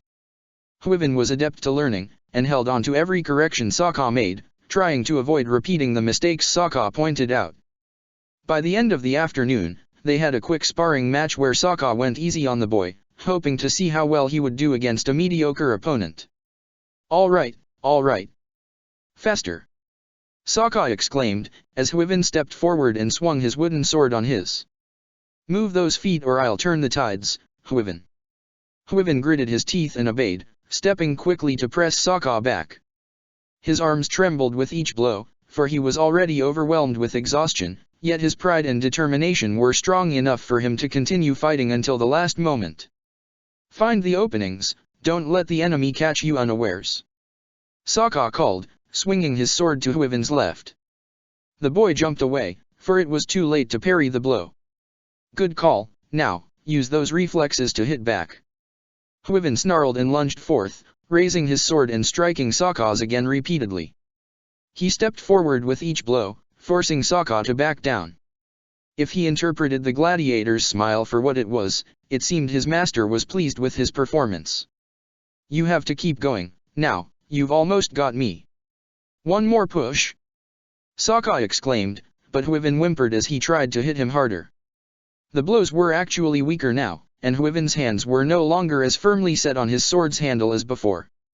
Sokka gritted his teeth and struck back. It was enough for the weapon to fly out of Huyven's grip. Sokka bit his lip as Huyven fell on his knees, his head low. "All right, don't be hard on yourself. We've been working all afternoon," he said, with a weak smile. "A kid like you? You've done great so far, don't you think?" "I'm so tired," Huyven said, looking at Sokka with defeated eyes now. "Can we take a break?" "You need one, clearly," said Sokka, smiling and ruffling his hair. "Don't sweat it, kid. You can practice all you learned once you go home, and when you return for another lesson, we'll see what else I can teach you, all right?" "Okay," said Huyven, sighing in relief. Being a swordsman is exhausting. "Yeah, it definitely can be. That's why we jug so much, got to build up resistance," Sokka said, smiling and offering his hand to the boy. "Now, let's call it a day, shall we?" Huyven finally smiled again and nodded. His grip was weak, but it no longer trembled once he accepted Sokka's hand. The pair returned to the house and found Azula still sitting by the steps, watching them with curiosity. "I'm surprised you could still win in the end, Gladiator," she said. "It was apparent that the child was pummeling you. Maybe I really should change fighters after all." Huyven snorted and laughed loudly afterwards while Azula gave Sokka a meaningful smirk. He chuckled too and shook his head. "Now, look at what you've done, Huyven. I'm going to get fired because you're more talented than I am," he said. Huyven wiped his nose with the back of his hand. "I have to finish school before I can get a job, though," he said. Sokka chuckled and shook his head. "And you're making plans to replace me and everything, you're even more shameless than I am," he asked. Huyven laughed mischievously. Before the conversation could continue, though, a knock on the door surprised them. Sokka went to check on it as Huyven sat on the steps, gazing at Xianlong with admiration. "Is it a boy or a girl?" he asked. Azula stroked Xian's hair as he released his reptilian sounds which startled Huyven. "A boy. And a trouble-making one too, at that," said Azula. "Don't take his threats too seriously, he just likes scaring people." "He's really cool," Huyven said. Xianlong seemed to smirk at the compliment, lifting his head off Azula's lap to flip his hair proudly. Sokka opened the door to find Zhen on the other side, as he had suspected he would. Song and Ruishi would have simply come inside without a hitch, after all. The lieutenant smiled and looked at him anxiously. "Hey. I'm back," he said, biting his lip. "So? How did it go?" "Heh, your kid has proven well worthy of training," said Sokka, smiling and nodding. "Though I can't train him every day, of course, but he's good for it?" "Yes," Zhen exclaimed. The loudness of his voice alerted Huyven that his father was back. He smiled broadly. "Dad!" he exclaimed, running quickly through the house and extending his arms to hug him. Zhen caught him in an embrace when the boy reached him and spun him in a circle before setting him down again. "My boy, you smell like you need to shower urgently," said Zhen, chuckling. "You'll have to tell me all about your training, Huyven." "It was awesome, Dad!" Huyven exclaimed, beaming. "I trained with wooden swords, and he thinks I have potential, and the princess thought she could take me as her gladiator instead." My, that's quite an opportunity," said Zhen, eyes wide. Sokka chuckled as he heard Azula's footsteps approaching behind them. "I'll give it more time before I decide whether to hire him or not, don't worry," said Azula, smirking teasingly. Zhen laughed. "As you wish, princess," he said. "Thank you, though. You have really made us both very happy by helping Huyven like this, we won't forget it." "Whoa, you sound like you're not going to bring him back," said Sokka, smiling awkwardly. "Won't you?" "Well, perhaps only for the next few months," said Zhen, grimacing. "As it turns out, being one of the lead officers of the airship fleet means I have to relocate completely. There's an island not too far from the western colonies, and the training for handling the airships will take place there." From what they said, it won't be long before I have to move with my family to Garsai. Do we have to go? Huivin asked, a sad grimace on his face. Zhen smiled weakly. Not forever, though. We'll be back sooner than you think, but for now. I'm afraid my little dreams of flying may cost us more than we thought. Still, we can discuss this at leisure at home, right? I guess, said Huivin, pouting and looking at Sokka. Thanks for teaching me so much. It was the best day ever. Just keep practicing, kid, said Sokka, smiling encouragingly. If you do, you'll surpass me in no time. Heck, who knows? Maybe there will be another sword master for you in Garsai. Yes. We can find another one, yes we can. Said Zhen, proudly. Huivin didn't seem too convinced, and he sighed in defeat. Well, anyways, we'll still talk about this later, and of course, thank you very much for today, Princess, Gladiator. We're both very grateful for your help and your lessons. I hope you defeat your next enemies at the arena. You and me both, said Sokka, smiling and nodding. Thanks for bringing him. It was fun teaching a kid who did want to learn from me, for a change. Is it alright for me to bring him again next week? Zhen asked, and Sokka nodded. That ought to be fine.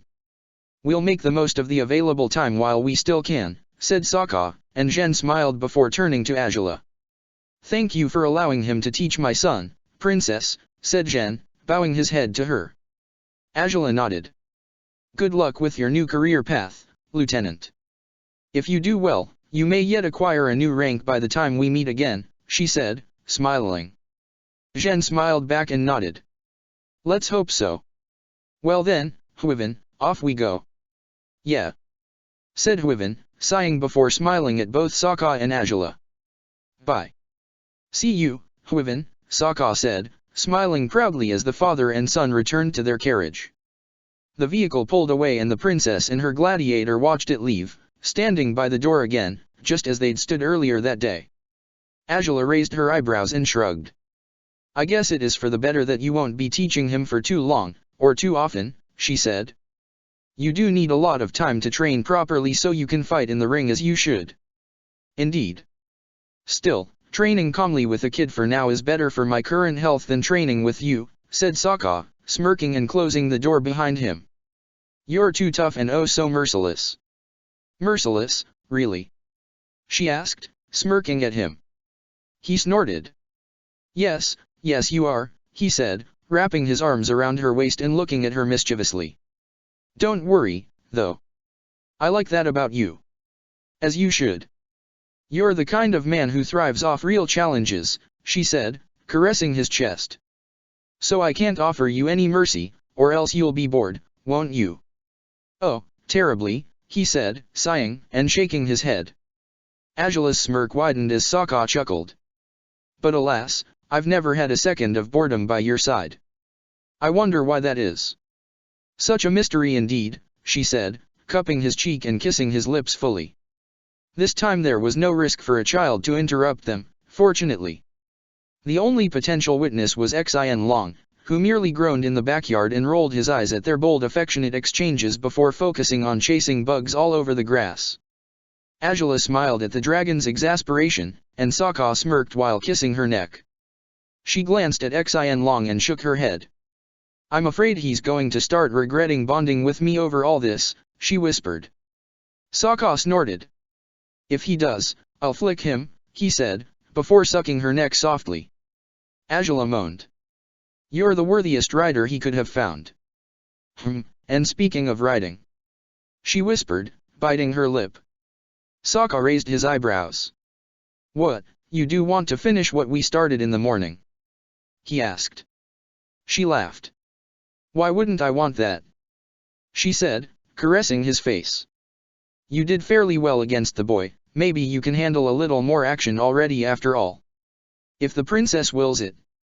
Sokka said, smirking before kissing her again. Her body was closer to his arms were ready to lift her, her legs eager to straddle him, even standing up as they were. And the sound of voices outside the house brought them to stop immediately, for Song and Ruishi had only just returned.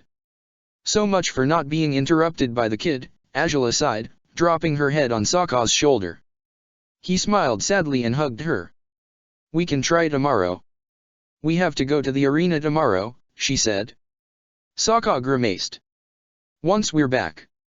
You'll have to train, she said, smiling and pulling away. Never mind. When the chance is right, we'll take it. That's a depressing prospect, you know.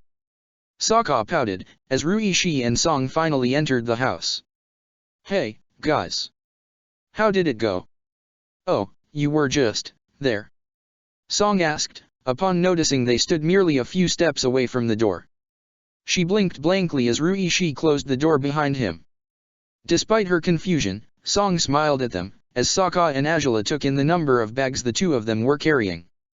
Yep, we were seeing off the kid just now, said Sokka, smiling too. How did that go? Ruishi asked. Didn't lose your patience, did you? It may surprise you to hear it, but I actually am quite trained to handle children, said Sokka, smirking. This one didn't even ask for potty breaks. That alone made him the perfect student compared to the nightmarish ones I had to train back in the South Pole. Potty breaks, even now. Angela sighed, shaking her head and holding back the urge to laugh. Anyways, how about you two? Had a good date? We did, yes. Song said, smiling and blushing a little. Ruishi nodded shyly. Good to know. Looks like you bought quite a lot of things, huh? Angela said. Sokka smiled brightly as he looked at the bags. Song said we had to buy some extra food from the restaurant we had lunch at, for dinner, said Ruishi, shrugging. So, I suppose we'll have you staying a little longer, princess, whether you like it or not. It's really great food, said Song, beaming. You can stay, can't you? Well, there's no harm in it, as long as I do go home eventually, said Angela, nodding. Sokka gasped happily. Lots of food and you'll stay for dinner? This is brilliant. He exclaimed, hugging her. Angela smiled and patted his arm. There, it's not the first time it happens, she said, as Song and Ruishi made their way to the kitchen to set up dinner. You do realize I woke up absurdly early because you showed up, and now you'll be here late into the night? We've been together all day. As it should be, Sokka said, beaming and burying his face in her hair. Angela laughed and wrapped an arm around his waist. And you'll have to deal with me tomorrow morning too, she said. We're off to the dome, remember? Yeah, said Sokka, nodding and breathing out slowly. That's probably going to be weird, feels like it was 1,000 years ago since we were there. It was about time we returned, I guess, said Angela, kissing him softly. Now come along, or else they're going to get started without us. No need to say that again. Sokka exclaimed, smirking and guiding Angela to the kitchen. Their gladiatorial career would resume within a few weeks, and despite it was a worrisome matter in some regards, both Sokka and Angela surprised themselves by looking forward to it. The time had come to return to the long, steep climb through the Gladiator ranking. Chapter 134, Sokka's Student 3. The building was as tall and majestic as they remembered it, but the feeling it elicited within their chests proved to be unprecedented. As they stood on the steps that kept them barely a few meters from the door, both Sokka and Angela remained in reverent silence. Her arms were crossed over her chest, his hands were tucked in his pants pockets. After all this time, after all the anguish we've endured at the hands of this accursed business, Angela said, shaking her head. I can't believe I actually kind of missed this place. Honestly, I'm feeling a bit nostalgic too, Sokka admitted, with a crooked grin. No matter how many bones I've broken in there, or how many times I had my ass kicked. All things considered, you've won more often than you've lost, so it's safe to say you've done your fair share of ass kicking, Angela said, smirking at him. Shall we, then? Of course, princess, he said, smirking back. He stepped forward and pushed the doors open for her. Together, they strode through the vestibule with their heads held high, unafraid and unwavering, regardless of all the stares that followed them. Shoji was busy handling other sponsors and gladiators at the moment, but his counter wasn't the only one that was heavily crowded. The betting counter was overflowing. Moreover, the entrance leading to the stands was heavily blocked by the masses of people trying to find a seat inside the massive arena. Sokka and Azula eyed the crowd with curiosity. They couldn't remember ever seeing the Grand Royal Dome overflowing with public in this way throughout their 2 years of being part of the Superior League. "You think they're giving away free samples of some sort?" Sokka asked, teasingly. Azula snorted. "Of what, spicy noodles?" she asked. "If that's the case, I ought to fetch some." "You know, eating so many spices may not be that good for you," Sokka said, chuckling. "They might burn a hole through your stomach, or something." "As if. Spices have never been a hazard for me," she smirked, but her attention was stolen away by the crowds again. "Seriously, though, this is not normal. Who on earth is fighting today?" One glance at the large board, that most of the betting line was obscuring, provided the answer to all their questions. The name that headlined today's main battle was sufficient explanation for the enthusiastic audience. Combustion Man, huh? Makes enough sense now. "I wonder if Zhao's sponsoring him today," Azula whispered, raising her eyebrows as they stepped forward in the line that led them to Shoji. Chances were the man in front of them could be the sponsor of Combustion Man's upcoming rival, even. "He should be," Sokka commented. "He said he ought to get back to it soon, and if Zhen's so busy." "Huh, you really haven't disclosed much about your great conversation with Admiral Zhao," said Azula, smirking teasingly at him. "Other than, of course, that you fell square for his perfectly innocent act." "I didn't fall for any act. He says he respects me more after enduring Han, that's all," Sokka pouted. "And, it's also because of my display of loyalty towards you, looks like. He seems to think you and I are like him and your dad." "Goodness, I hope not," said Azula, with a dry smile and wide eyes. Sokka snorted and covered his face before he started laughing. "You know he didn't mean, of course he couldn't mean that," he said, as she held back the urge to laugh too. "Do elaborate, then," she said, smirking at him. Sokka smiled and shook his head.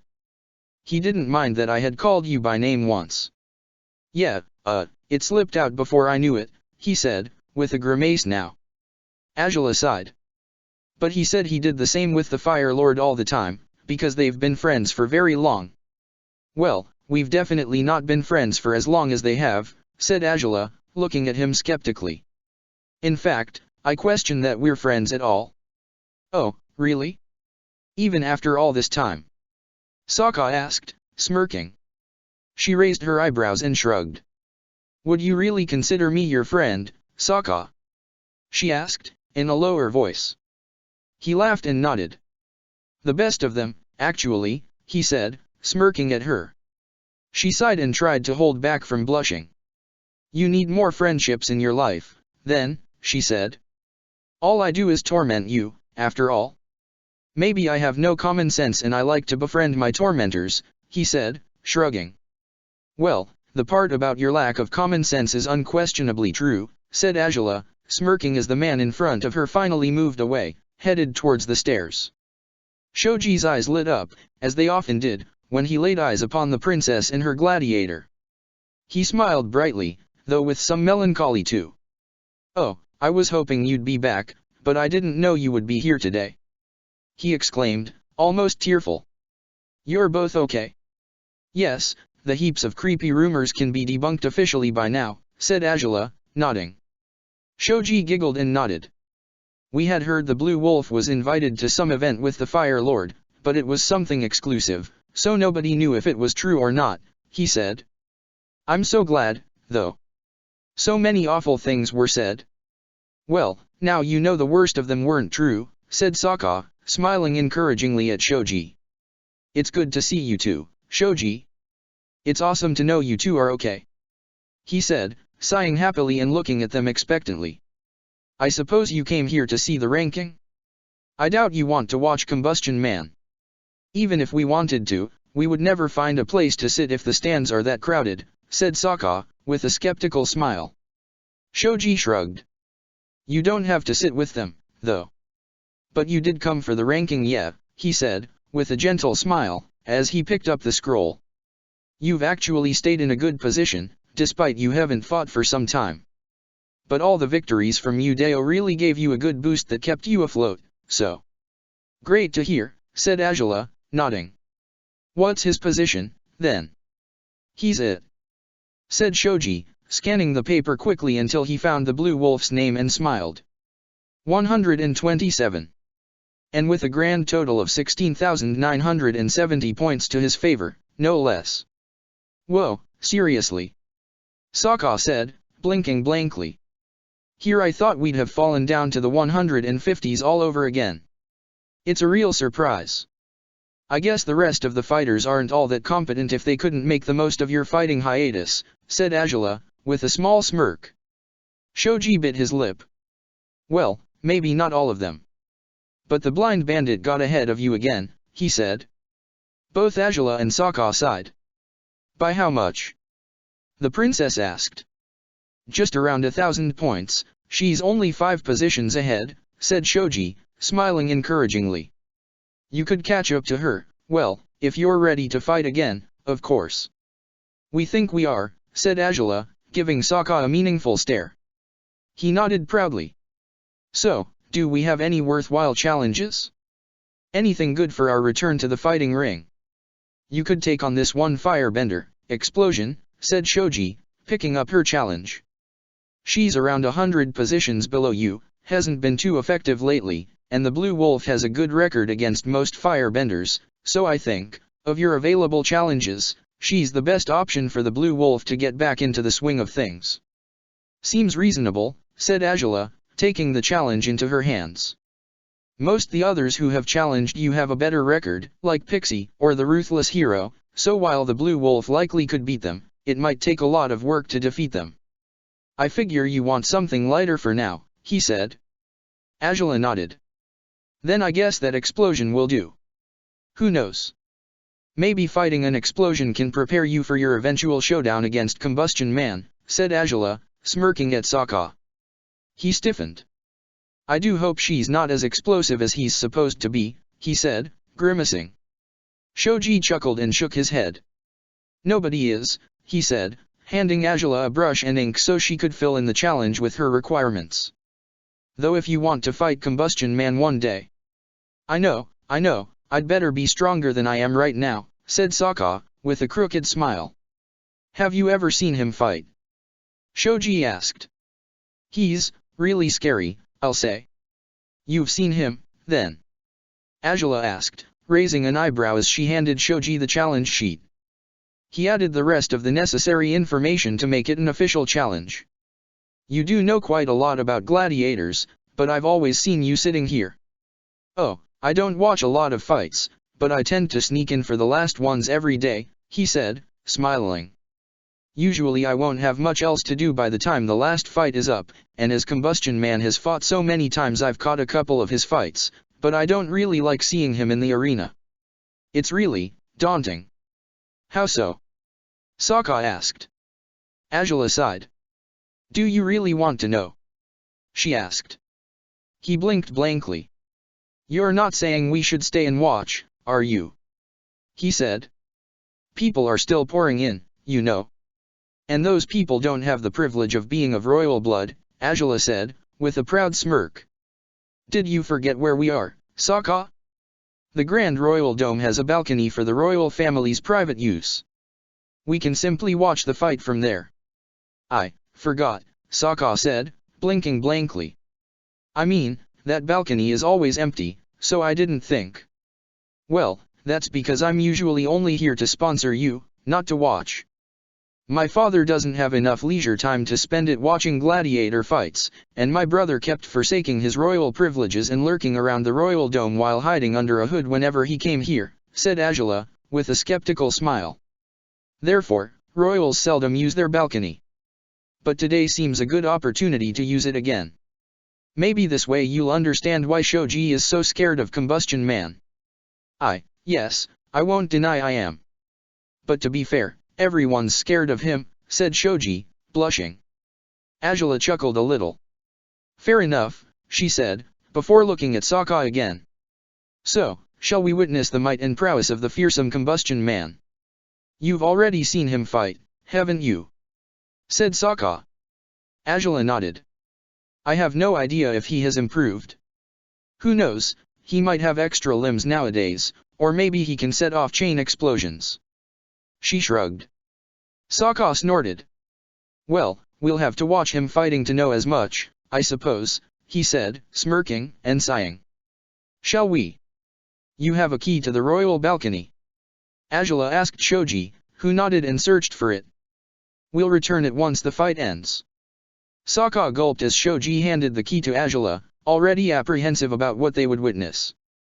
The princess jerked her head towards the stairs, and they filed through the droves of people warily, with Sokka often sliding between Azula and the eager crowd, protecting her from their brusque movements as they struggled to cross the large doorway and into the stands.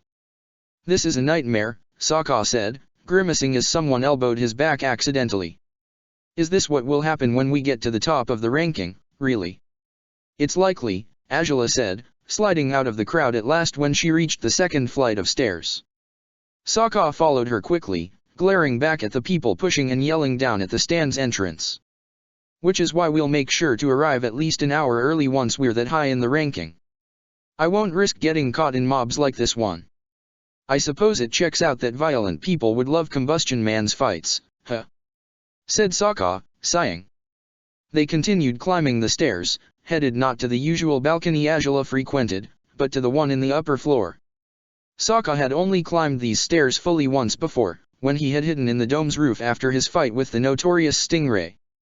He had never stopped to ponder what the royal balcony might be like, let alone did he think he'd ever enter it. It's no surprise that he's so popular, though. He's the strongest fighter in a business that revolves around violence and fighting, said Azula, shrugging. And showcasing that much power and strength is something Fire Nation culture largely admires. He used to fight random Agni Kais, from what I know, until he started doing less classy jobs. Yeah, Zhao mentioned he was an assassin. Not the stealthiest one, apparently, said Sokka, as they reached the door that led into the royal balcony. He didn't need stealth to do his job. He simply took out his mark, and if anyone else saw him and wasn't supposed to, he'd blow them up too, or so people say, said Azula, with a shrug. I've always guessed he was mostly hired for genuinely gruesome business, in remote locations, so he never blew up half the capital city just to take out someone who had given his contractor the stink eye. I guess all his fans down there wouldn't be that excited about him if he'd blown up their houses, said Sokka, with a crooked smile. Controlled violence that doesn't affect them is certainly more their style, yes, said Azula, sliding the key into the door's lock. Now, what you're about to experience may be a little too luxurious for your usual standards, but please try not to lose your mind, Gladiator. What? Sokka snorted, as Azula smirked at him. I've been in the palace, princess. I've slept in your bed. He whispered the last bit while leaning close to her ear, just in case there was anyone nearby despite it didn't seem to be the case. Azula's smirk only widened. I'm pretty sure I can control myself at a luxurious place. Unless, are you worried that I might do something crazy because we'll be alone? He asked, with a crooked smile. Are you trying to convince me into doing something crazy, rather? Oh, I definitely am, it would be so much fun. She said sarcastically, smirking before finally pushing the door open. Sokka had no answer to her jab, astonished as he was by the room of gold and crimson. It was pristine, completely out of place even for the most luxurious of the arenas in the Gladiator League. It looked like a sitting room of the palace instead, with top-quality paintings decorating the walls covered with red and gold tapestries. The furniture was mostly gold, from the shelves at the walls to the chairs and couches at the center of the room. Crimson silk curtains lined the balcony's archway, and they were drawn back so that any visitors would be free to look out into the ring with ease. The sunlight filtering through the dome's glass roof was almost blinding up here. Once he had taken everything in, Sokka swallowed hard, still speechless. Azula smiled. Do you really want to do something crazy for everyone to see, then? She asked, spreading an arm towards the crowd below. Sokka grimaced and approached the balcony. He tensed up immediately, unused to being in such a tall balcony, with a perfect view of everything below. He had never seen the judges from above, but there they were, at the other side of the ring, on the same level as the sponsor's balcony. Sokka tapped the red railing of the royal balcony with a finger, guessing Zhao would be right below them. Naturally, Sokka could see the crowd from where they stood, the wild droves of people eagerly awaiting the fight, some of them squeezed into small spaces of the stands, others even starting fistfights as they tried to seize the perfect seat. The sand that he was so familiar with seemed so distant from the balcony, the roughness of the fighting was a world away from this lavish room, despite it was in the very same building. I'm guessing this is meant to be the ideal place for royals to feel detached from the commoners down there, isn't it? Sokka asked. Azula nodded, stepping closer to him to gaze down at the arena beside him. Yet we never use it. I guess we're so detached we don't even care to mingle with commoners and their petty entertainment, said Azula, raising an eyebrow and smirking sarcastically. At any rate, rejoice. You're one of the few non-royals who has stepped foot inside this balcony without being part of the dome's staff. Incredible, isn't it? I'd say I deserve it, Sokka said, pouting proudly. Azula raised a skeptical eyebrow. I've risen all the way to the 127th position in the ranking, after all, with less than 50 fights, right? How many people have achieved that? I wouldn't know. You can ask Shoji, if you're that eager to have your ego boosted, said Azula, rolling her eyes but smiling. She left Sokka to gawk at the arena as she made her way to close the door. She didn't think they would speak of anything too compromising during the fight, but she would rather prevent any wandering onlookers from prying into anything that transpired between them here. You know, for all its glory, this room is missing something, Sokka commented, as he sank in one of the gold chairs with crimson velvet cushions. Azula snorted as she turned back to join him at the chair beside his. And what might that be? Do you want servants? A spa built into the balcony, maybe. No, snacks. Sokka declared, beaming and stretching back on his chair. Azula huffed and rolled her eyes. You do realize we may be about to witness a gruesome and explosive public murder, right? She said, sinking in her seat. Sokka's relaxed smile waned. If it were a fight between any other gladiators, perhaps you could use a snack or two. But as it is, I think the arena's staff would rather not have to clean up the vomit from people who can't handle the gruesome sights in the ring while gobbling down fire gummies. Fair enough, point taken, said Sokka, sighing. It's hard to believe there's such a luxurious way to watch a gladiator fight once you put everything into perspective. While Hui Yi was gruesome, at least it made sense that a horrible business would take place in a horrible fighting pit. Losing sight of reality can be fairly easy when surrounded by all this opulence, said Azula, shrugging. Truth be told, you're the one who has put a lot of things into perspective for me. So, don't worry, I'll gladly do the same for you whenever you need it. Thanks, said Sokka, with a small smile. Anyways, you still haven't said much about your conversation with Zhao, said Azula. Anything else worth mentioning? Well, according to him, he's not the top sponsor simply because he wants to be, it's because he's some sort of political tool for your father, said Sokka. He told me the same thing. I suppose it makes some sense, said Azula. Sokka raised an eyebrow. Doesn't that throw off our plans a little? He asked. I never figured being at the top of the ranking would mean having to do the Fire Lord's dirty work. Zhao talked about being tasked to kill certain gladiators, to basically send threats to their sponsors. You won't have to, said Azula, reaching over the chair to clasp his hand gently. The railing of the balcony was tall enough to keep anyone from seeing the affectionate gesture. We did promise what we promised, Sokka. Whether you choose to go back to your tribe or to stay with me, we never agreed that you would keep the first place forever. At first, I did wish that you would hold dominance over the league for some time, but as soon as you cornered me into taking you home once you became the top fighter, I gave up on that idea. Then, we'll just retire? Sokka asked. Just after we achieve the unthinkable, we'll step right out of the business. Why not? I can't think of a more legendary way to succeed at our goal, said Azula, smirking. Defeat Combustion Man, take over the league, and then we take our leave by our own choice, so no challengers can force us to step down. We'll have damaged Zhao's image, as his undefeatable gladiator would just so happen to fall against a non-bender. We really would be legends, said Sokka, chuckling. But what would we do then? Once everything's finished? Well, I do mean to fulfill my promise, she said, looking at him meaningfully. You're going to see your family again. But I suppose you're asking after that. Yeah, once we come back, Sokka said, smiling. Azula smiled too. Depending on our circumstances. I could, perhaps, help you become a renowned sword master, she suggested, shrugging. If anything, we've proven you'll be a good teacher for anyone who wants to learn. That wouldn't be a bad idea, said Sokka, but he frowned.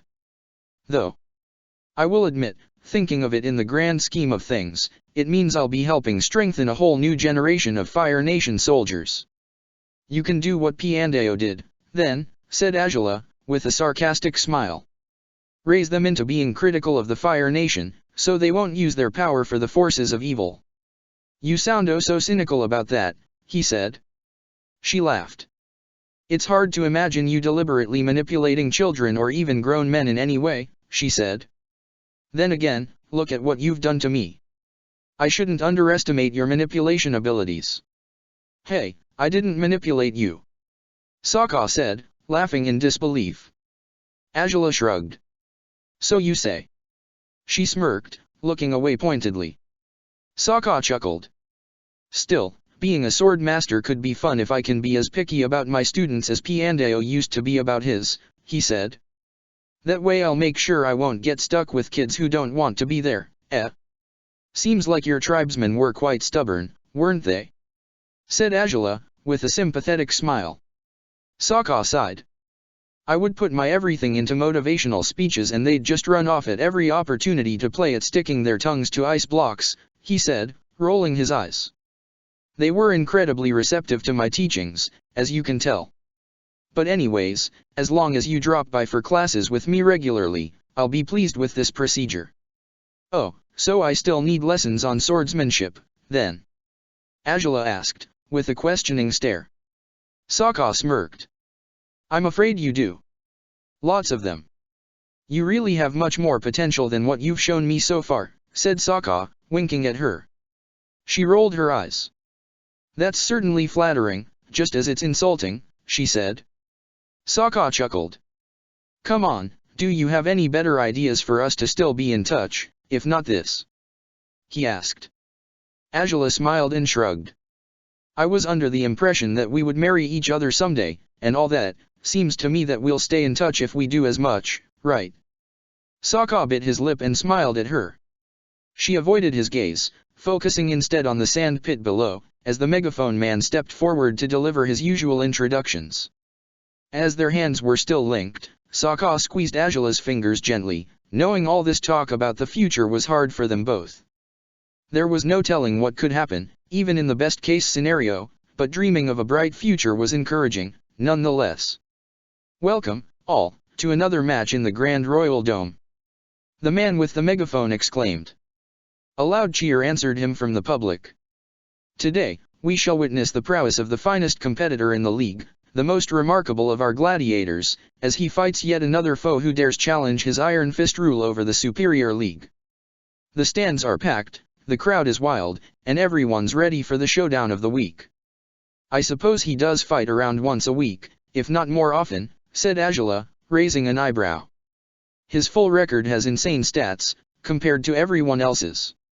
It's a shame the announcer can't make it sound more epic than the fight of the week, though, said Sokka, smiling a little. I suppose, yet I doubt it's that epic after the 800th time it has happened. Most of Combustion Man's fights must be the same, mere repetitions of the same story, said Azula. Gladiators always try to hold their own against him, yet aren't strong enough to withstand his power. I don't fault them for it, though, the bastard always has been incredibly powerful. The golden grids were rising by then, and the two combatants stepped out into the sand. The one to their left was a pale, sturdy man in a green attire. He would have towered over most anyone, at around 2 meters of height, and his fists were rather large, furnished with gauntlets. His hair fell over his face in a wild mess of dark brown strands, and his every step seemed to make the arena shake. No, it wasn't the earthbender who was achieving that effect. Sokka frowned as he glanced at the other end of the fighting pit. His eyes widened as he took in the sight of an even taller and bullier man, yet with a perfectly shaved head, and a metallic arm and leg. What looked like a smudge on his forehead had to be some sort of tattoo, but as their balcony was so high, Sokka couldn't see it properly. His clothes were light and maroon. It was hardly an impressive outfit. Many men in the stands who had dressed casually for the occasion wore similar garb, yet the man underneath that simplistic apparel was anything but ordinary. The mere sight of him sent a shiver down Sokka's spine, and not of the good kind. "Combustion Man?" he asked. Angela swallowed hard and nodded. "In the flesh and steel," she said. "He's not the kind of gladiator you'll be able to distract with chit-chat, as he's far from talkative." "Sounds like fun," said Sokka, with a grimace. "Who did they say was his opponent, again?" "Blunt Blockade," said Angela. "The announcer said he was in the 45th spot, so he might actually survive. Let's hope he makes it in one piece." "I've got a bad feeling about this fight," Sokka gulped, as the megaphone man told the gladiators to get ready. 3, 2, 1. He bellowed, as the deafening cheers in the stands grew wilder. "Start." Blunt Blockade raised up a large wall as soon as he heard the command. It was no ordinary wall, it had to be around 8 meters wide, providing Blunt Blockade with a thick defense that he planned on using to protect himself and also attack his enemy. Sokka blinked blankly, in surprise. "Huh. That's a smart idea, or isn't it?" he said. Angela sighed. "I mean, a small wall would fall within seconds, but a thick one." "You underestimate the power of that beast," Angela said, rubbing the bridge of her nose. Sokka frowned warily, and just on cue, Combustion Man seemed to breathe deeply. In a matter of seconds, shockwaves tore through the space between him and the wall, and light sparks set off just before the full blast took Sokka by surprise. The size of the explosion was terrifying. The center of the wall was engulfed in a sphere of flames before blowing up, and people all around the stands screamed and cowered away from the projectiles. Sokka flinched, but Angela didn't. She had known what to expect. What the hell?" Sokka asked, his eyes wide. Angela frowned. "That is why his grandiose name is Combustion Man," she grunted. "And that is why he's killed all the enemies he's been told to. Why do so many people come watch him? He's a hazard to everyone." Sokka exclaimed. "Look, some of those people in the crowd were hurt by the debris." "They might think it's worth it," said Angela. "A great anecdote to share with friends and family later. How epic can it be, to bear a wound caused by the greatest gladiator of the Superior League?" "I've got a very different idea on what's epic, if that's really what they think," said Sokka, grimacing as the smoke from the explosion cleared out. Blunt Blockade was nowhere in sight. "Where is he?" "I have no idea," said Angela, shrugging. "Maybe he got blown off by the attack, or maybe, if he's lucky." A burst of earth came from behind Combustion Man. As Blunt Blockade rose from within the sand, he had, presumably, bent his way underground and towards the enemy, hoping to catch him unawares. His surprise attack was accompanied by noise that betrayed his position. He had been too loud. Combustion Man was ready to swat the earth away with his metal claw, and a massive barrage of regular fire bending was wrapped around his left, non-prosthetic hand. The fist impacted directly into Blunt Blockade's attempt of a shield. The small earthen wall was relentlessly destroyed. Blunt Blockade was above the surface again, and he made to bend the earth below Combustion Man to knock him off his feet. In an unexpected display of agility, Combustion Man jumped powerfully before shooting another combustive blast into the sand. Another scream shook the crowd as carbonized dirt flew all over the place, but this time Blunt Blockade was not as lucky as before. When Combustion Man landed again, he strode to where Blunt Blockade lay, flung off by the explosion. His clothes were burning, as was his hair, and his pale body was now reddened, burned. He was shivering violently, shuddering against the sand in hopeless attempts to put out the fire. But once the flames had dissipated, and the scent of cooked flesh and burned hair had spread through the arena, Combustion Man stopped next to him and picked him up by the neck with his left hand. Blunt Blockade was tall, but not as tall as Combustion Man. He struggled, using a stream of sand to strike the behemoth, but Combustion Man merely angled his body away from each stream, without much effort. He was suffocating the enemy, as though it were no challenge, Everyone was left to watch the suspenseful scene in horror or awe while blunt blockade kicked, scratched, and tossed streams of sand, each weaker than the next. By the end, he couldn't bend anymore. He couldn't kick. He couldn't breathe. Combustion Man simply waited until his enemy had stopped resisting before dropping him on the scorched sand. And then he waited. He's not dead yet, is he? Sokka asked, shivering. Azula frowned. I can't tell from here. He might not be, if someone does something quickly, she said. But he won't fight anymore, Sokka muttered. Azula sighed and shook her head. I doubt it. Look at him, he's got second-degree burns all over, at the very least, she said. Surviving that choking attempt is already difficult, but to get up and fight anew right afterwards? It doesn't seem likely. And indeed, Azula's prediction came true. The fight hadn't taken over 2 minutes, and that was all Combustion Man had needed. The judges declared him the winner within the 10 mandatory seconds of the countdown, and a team of physicians rushed in to pick up blunt blockade for the emergency medical treatment he would need.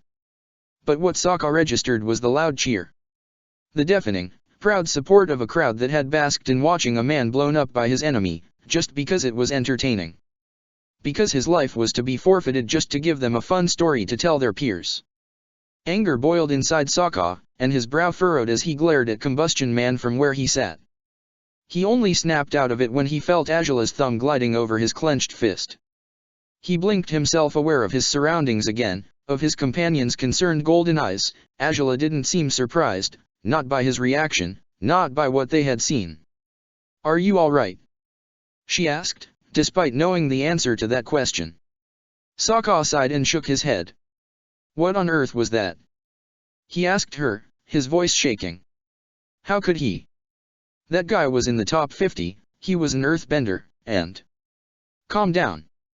Calm down, said Azula, wishing she could soothe him by wrapping her arms around him and cradling him against her chest, but they wouldn't have a chance to do anything like that just yet. I know, he's by far the most dangerous gladiator we've ever seen.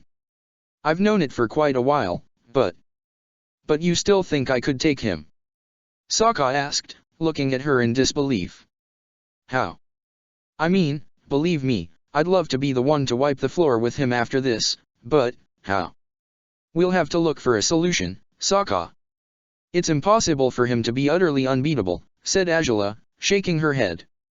Somehow, some way, you'll find the one weakness no one else has ever discovered.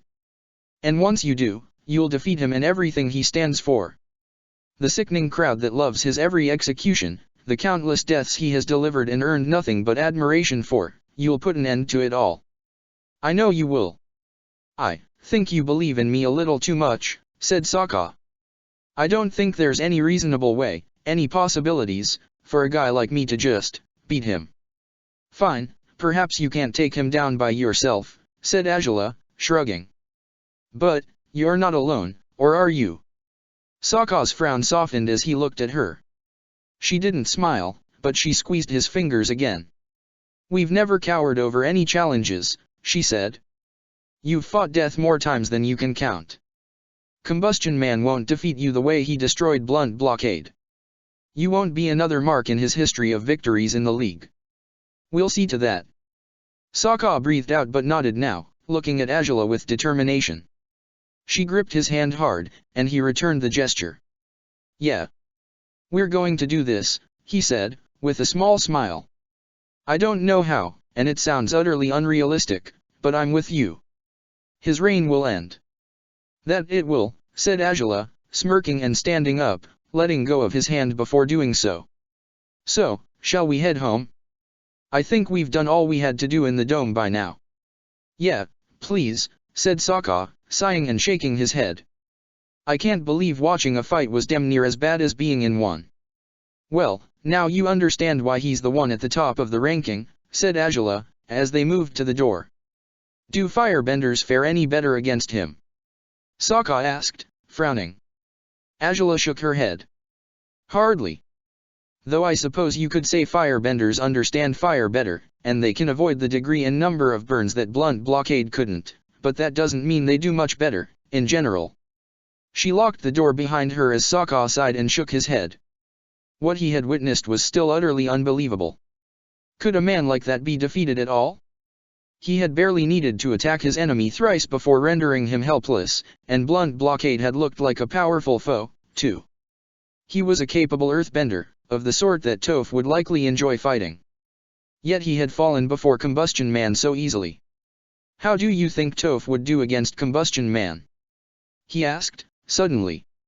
Angela shrugged as they moved to the stairs. For her sake, she'd be better off if she never fights him at all. If someone would be in grave danger when facing him, it's her. He attacks with his mind, he barely needs to move at all. If he does that sort of thing to her, well, her friendly fight with me will look like child's play in comparison. Besides, he's ruthless. He's not like either one of you, you'd never kill another gladiator if you can help it, and she decided not to kill you on a whim, even though her sponsor wanted her to. I can't imagine Combustion Man ever holding back from killing anyone else, no matter how blind or small or rich they may be. Then you'd recommend she doesn't fight him? Sokka asked.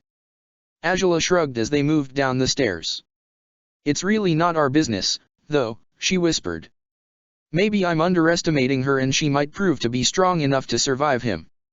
But I'm not sure she ought to risk her perfect record doing that. Fair enough, said Sokka, sighing.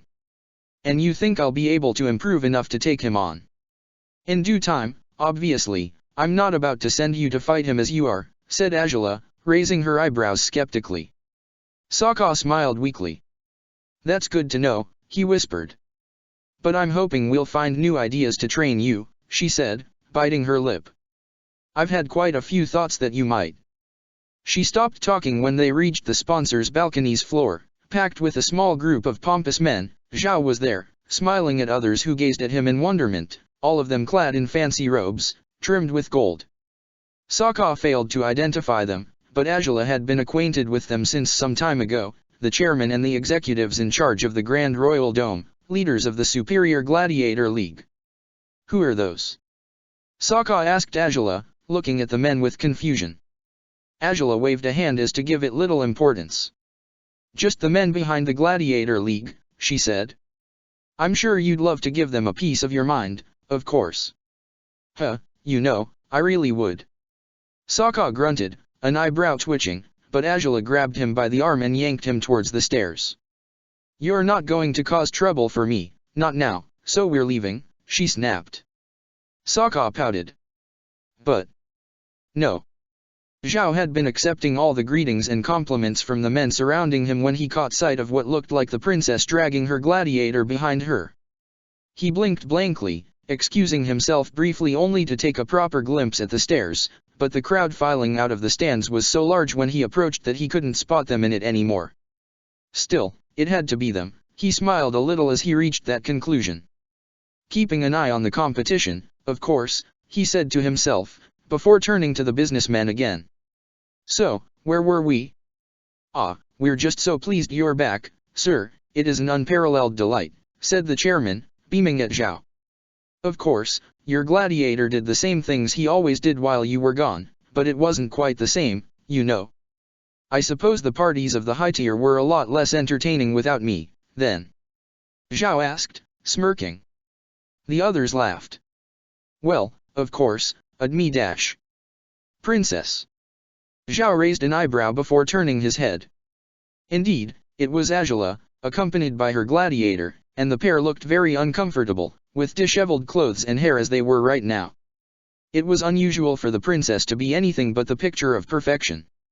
Greetings, Angela said, with a curt smile. We were just leaving, but the crowd is akin to a pack of wild animals. They wouldn't let us through, and frankly, I didn't feel like mingling that closely with all the commoners, so I guess the roof it is. Oh, no, princess, said one of the executives, scared. You can't just climb the outside of the building, that would be so dangerous. Angela looked at him with disgruntled confusion. Sokka actually snorted behind her, masking his laughter with a hand rather poorly. I have a dragon, she said, matter-of-factly. The man blushed. I'm not going to jump off the building, if that's what you were so worried about. At any rate, I had to return this to Shoji's counter, but I suppose handing it to the league's chairman will be enough. The man nodded enthusiastically and extended his hand as Angela passed him the key to the royal balcony. He smiled warmly before bowing his head in her direction. It is no trouble, I shall give it to Shoji after the crowd has left. Perfect, said Angela, nodding. Anyways, excuse our intrusion. Did you come to watch the fight, princess? Zhao asked, before Angela could push Sokka to the stairs again. She stiffened but smiled at him. We decided to stay for it, it wasn't our main goal today, she said. My gladiator will be back in the fighting ring soon, so we came to schedule a fight for him and found half the city was in here, eager to watch Combustion Man doing what he does best, utter destruction, of course. It's lucky he avoided most the furniture, despite it all, Zhao chuckled, but he nodded in Angela's direction. Have a safe flight. And a safe fight, when you return to the ring, gladiator. Yeah, thanks, said Sokka with a small smile. Until later, Admiral. Gentlemen, said Angela, nodding in their direction. As they had failed to bow deeply for her earlier, they did it now as she took her leave.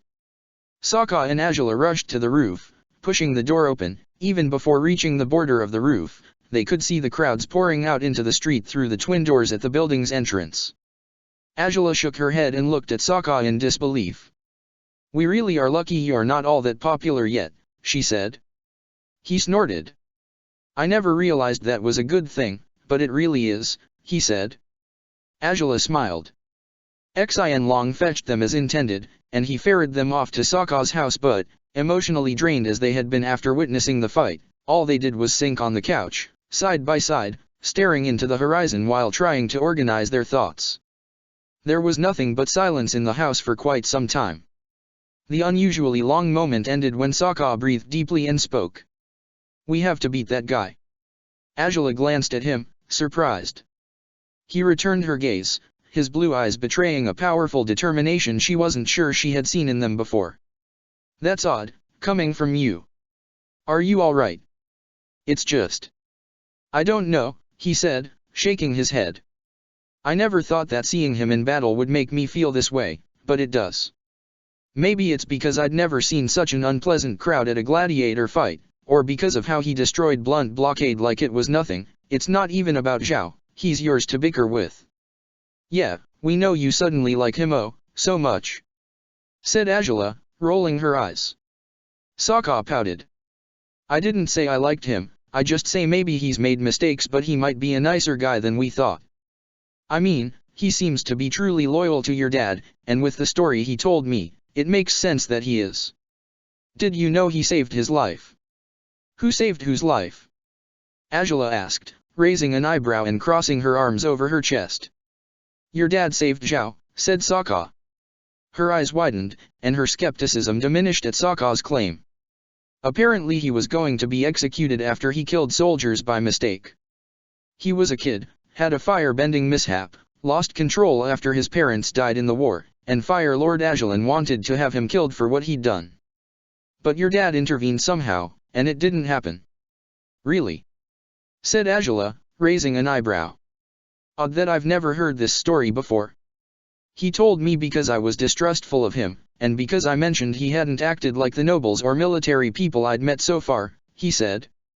I mean, he did act like that back when he first returned. I'm not forgetting how he told you to find another gladiator instead of me, but because of Han, and because of what happened with Zhang, he seems to be considering I'm not as bad as he expected, even though I assume he still thinks I'm a lowly slave.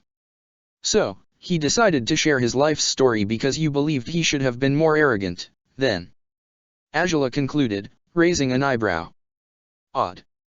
But I'll take your word for it. It does make enough sense. I didn't really talk a lot with Zhao, not even when I was younger, and not unless I was in my father's presence. And my father has some sort of unspoken rule about not discussing the past much. So, they never spoke of their shared history with you.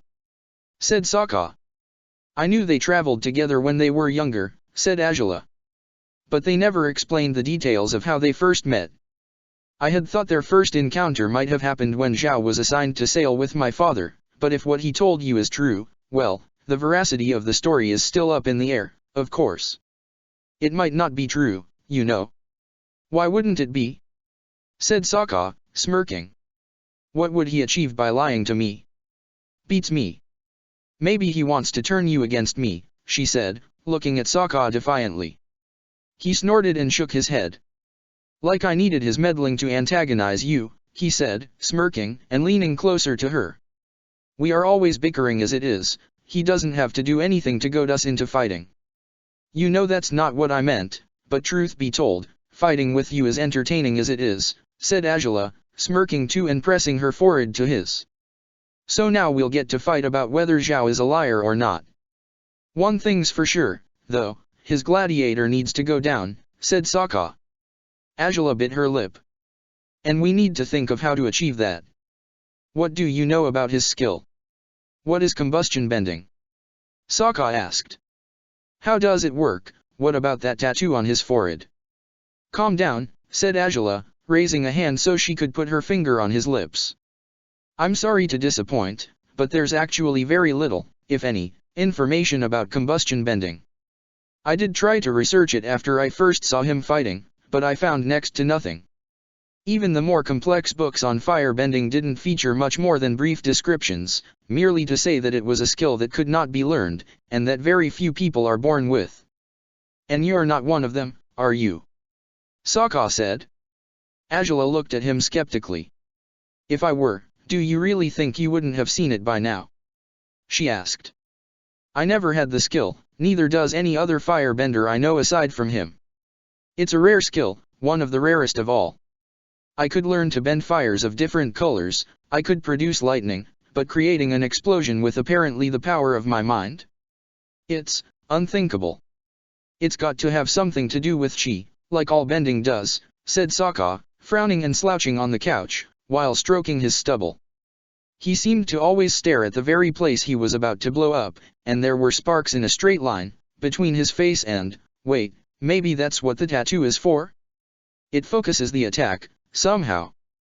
I don't know, said Azula, shaking her head. But no doubt he wasn't born with a tattoo, was he?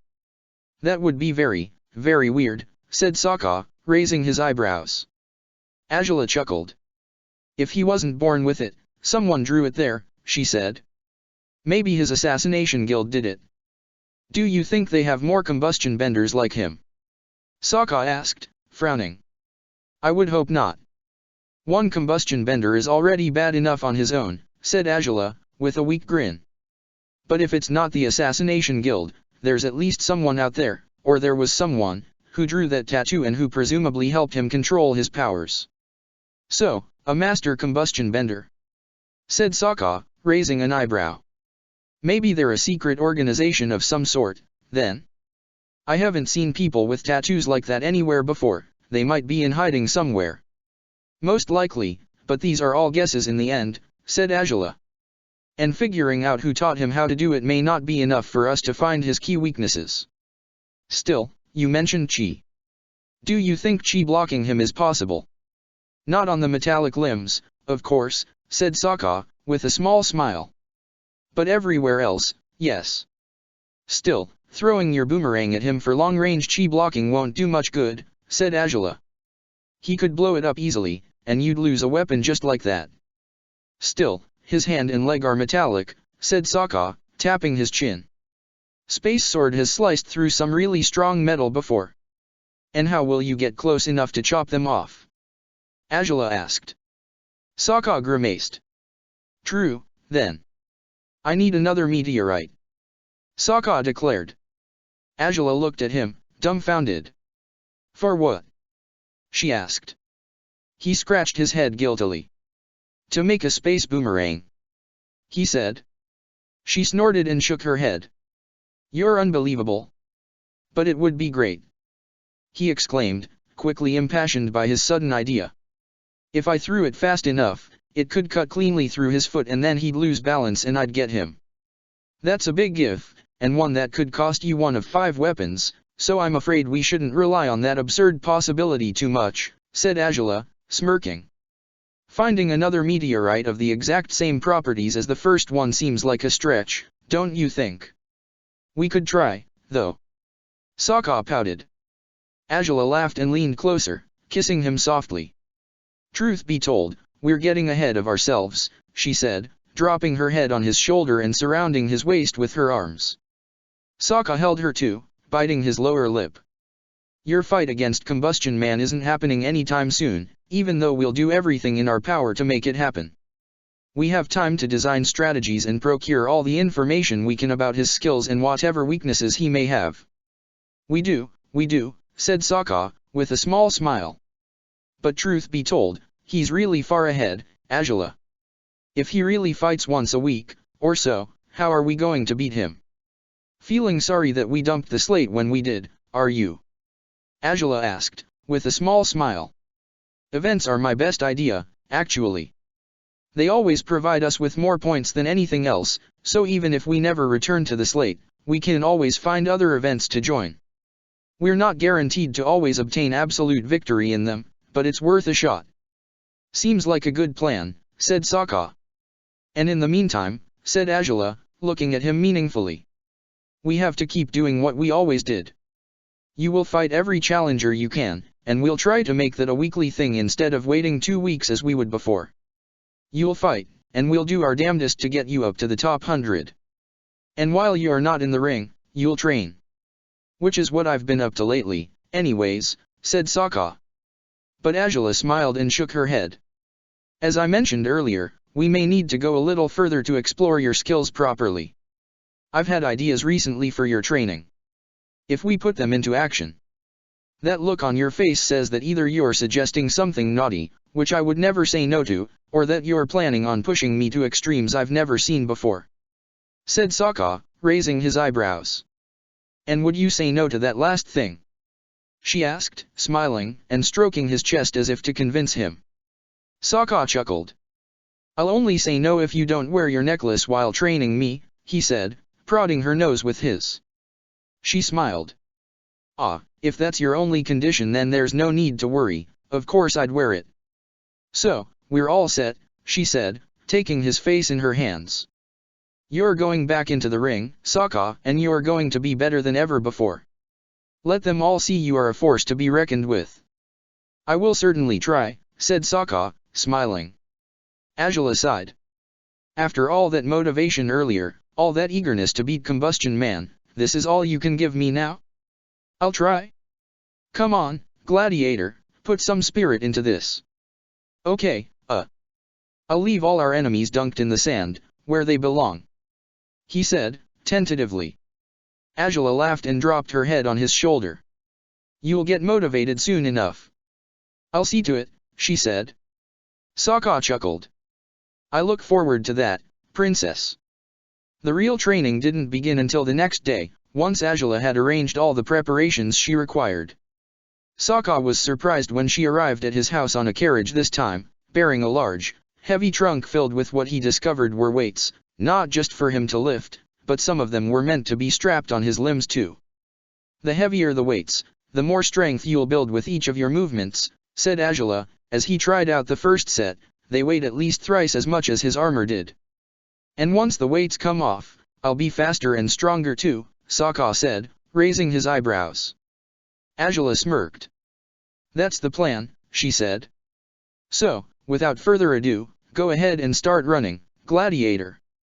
You should run with me too, he suggested, smiling. I can chase after you, maybe. It could be a lot more fun. Or I could chase you, instead, she suggested, with a smirk. Tossing fireballs at your feet, so you'll know to run faster. Hey. Indeed, Angela abided by his suggestion, but following fit with her own, wicked ideas. He started out by chasing her indeed, the weights on his limbs slowing him a lot, while Angela's speed remained the same as ever. Within a single lap around the house, she had already put so much distance between them that Sokka was genuinely embarrassed. It didn't take long for him to lose sight of her, and he knew she was going to show up behind him in due time. He tried to move faster, to keep her from burning his shoes as she had eerily suggested, but even though he picked up some speed, so did Angela. Ha! Slowpoke! Move faster! She bellowed behind him barely at the fourth lap. Sokka flinched just before he felt the familiar sensation of heat behind him. Damn it, don't burn my shoes. Sokka shouted, cringing and speeding up further. He was forced to zigzag to avoid the fire too, but his agility with the weights certainly left a lot to be desired. Azula was enjoying herself thoroughly by training him this way, clearly. Sokka's body was coated with sweat within an hour or two, despite he was still doing his very best and hadn't asked for a break, but the weights that hindered his every move were a troubling obstacle. The princess spent that day forcing him to build up further muscles by lifting heavy objects too, but after she ordered him to lift his brand new and remarkably heavy hot air balloon, he shot her a meaningful glare and lifted her instead. She was laughing as he carried her slung over his shoulder, and he dragged her all the way to the living room, urging her to rethink her training strategies. The training continued the next day, and the next. Xianlong helped too, once Azula decided that Sokka's agility needed more refinement. As he raced through the backyard of the house, the princess and the dragon would shoot bolts of fire in any direction, and he would do his best to avoid them. Sometimes they did it by standing at opposite ends of the yard, others they did it while being airborne. After a few close calls, Sokka decided to change into his fire-retardant clothes, for safety's sake. His afternoon training was mainly about sharpening his senses. What Azula and Xianlong did during the morning certainly kept him on his toes and he knew to expect attacks from any sources, but Azula argued that he needed much more than that. While she didn't expect him to develop his senses as much as Toph had, she did want him to rely on more than just eyesight in the battlefield. So Sokka would stand in the middle of the backyard, blindfolded, while Azula tossed projectiles at him. Sometimes she threw stones she found on the ground, other times she would use her own fire. Sokka, equipped only with his own weapons, had to deflect the attacks, but he started out very poorly at this exercise. Within a few days he had proved capable of hearing even her stealthiest footsteps, and he could pick up the pungent smell that accompanied firebending whenever Azula was ready to attack. This innovative brand of training was taken to new heights when Azula finally brought him back to Ty Lee's house for a session against Haru. Naturally, the chi blocker had clung onto Sokka dramatically, relieved he was alright, while he looked at Azula with despair, hoping she could get Ty Lee off him. But once they started to focus, Haru had joined Azula in throwing projectiles at Sokka. Mai had brought blunt projectiles herself, which were the hardest to dodge for Sokka, as she was the fastest of them all. Ty Lee would lurk nearby to chi block him, but as fast as she was, he always could hear her footsteps, so he would fight back and evade her effectively. Azula kept to using her fire only, without risking lightning in case Sokka didn't succeed at avoiding it. All this was additional to his usual weapons training. He still sparred often with Azula, going all out with her just as she did with him. And even when everyone else was tired out in Ty Lee's house, when Mai had already gone home while Ty Lee and Haru lounged lazily in the living room, Sokka and Azula continued to fight one another in the ragged backyard until finally the princess declared they ought to stop. "Your fight is tomorrow, after all," she reasoned during the afternoon, a pleased smile on her face. "You'll need proper rest tonight." "Well, no doubt I'm getting it," said Sokka, looking at her questioningly. "My nighttime activities nowadays involve nothing but sleeping soundly. No company, not one bit. And don't you get much better rest with a whole bed for yourself?" she asked, teasingly. Sokka smirked. "Who on earth does?" he asked, inching closer and pressing a kiss to her forehead. "Mina. Why do you keep tiring me out this much? I'd gladly work on my endurance in other ways too, if you know what I mean, but I always end up exhausted with all your training plans. I'm just not sure that would help you build the kind of stamina we're going for, you know," she said, smiling and stroking a strand of hair that had fallen out of his wolf's tail. "Stop thinking so much about it. We'll return to that line of business sooner than you think." "Oh, really?" he pouted. She smiled. "Winner," she said, bumping him gently with her shoulder. "Will we stay for dinner here or will we go back home?" Sokka asked. "Because I'm so sweaty I should clean up if we do stay. You know, pour a water bucket over myself." He bit his lower lip while saying that, his smile growing even as he tried to hold it back. Azula rolled her eyes and glared at him, smiling too, despite herself. "You're getting nothing for the next month if you dare do something like that here."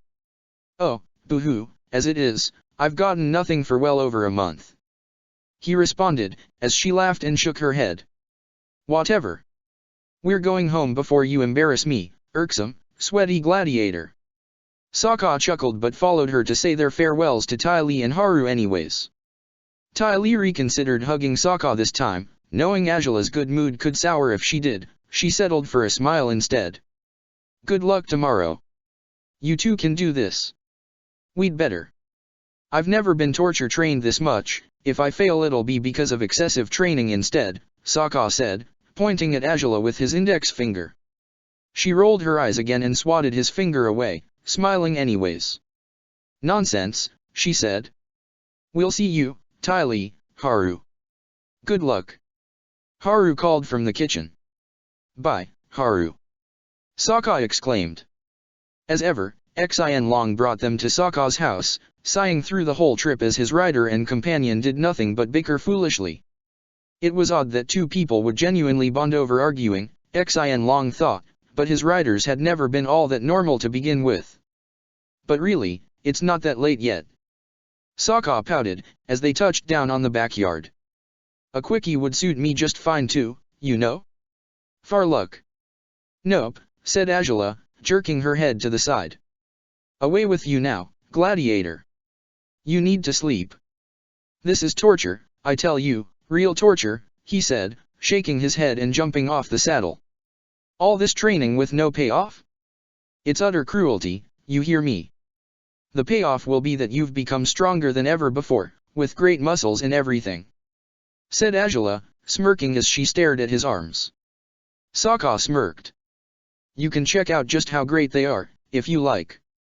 Really, I won't bite, he said. She bit her lip and shook her head. You won't?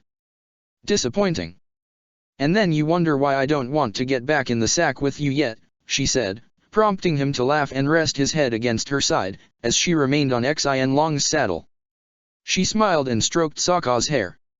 I do like those strong arms, yes, but you should know full well that as soon as we dare rip each other's clothes off, we're going to stay in bed for about 3 months to make up for all the time we didn't do it. Sounds like fun, said Sokka, beaming. Angela looked at him skeptically.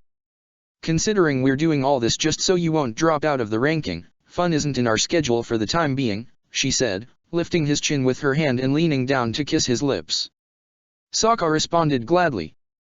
But it will be, if you behave. Get some rest. Fine, he surrendered at last, smiling at her. I love you. I love you more, she said. He scoffed. Not possible. Yes, it is, she said, smiling as she stroked Xin Long's side. I'll fetch you tomorrow. Can't wait, Sokka grinned, as Xin Long took off into the sky. Angela returned bright and early on the next morning. Sokka had finished his breakfast quickly and bid Song a hasty goodbye, as he rushed to the backyard, clad in his armor and helmet, his weapons at the ready. Angela's breath hitched. It wasn't merely because she had missed seeing him in his battle garb, which she had, it suited him so well, more so now that he was buffer than ever, but he didn't look stronger only on the outside. His eyes gleamed with a different kind of determination from the usual. She smiled upon him as he reached her. Ready? She asked. He smiled and nodded. Time for our comeback, princess, he said. Angela offered him her hand and lifted him onto the saddle. And once he was in place, right behind Angela, Xin Long sped his way to the Grand Royal Dome. They were extremely early, unsurprisingly, even though their fight would be the first of the day. But as the crowd entered the building and settled on their seats, Sokka and Angela waited as patiently as they could in one of the waiting rooms. I'll do fine, you don't need to pace so nervously, Sokka said, smiling as he sat on one of the couches in the room. His sponsor, as he had said, kept walking with no set destination, her arms firmly folded over her chest. It's strange, I just feel like, she said, shaking her head as she continued to walk. Like it's the first time we do this, all over again. I don't even know why. Well, a fair share of things changed since the last time we were here, said Sokka. We've been through quite a few ordeals. And if you're feeling apprehensive, it makes perfect sense.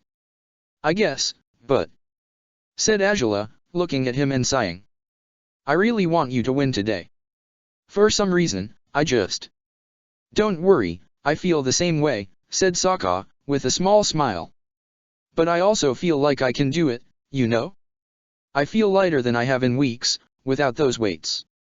No doubt you do, said Azula, smiling too. You do look stronger than ever, though. Of course I do, with all you've tormented me in these last weeks, he said, smirking. You could make it up to me right now too, you know. I've always thought these waiting rooms are so comfortable, too comfortable to be meant just for waiting.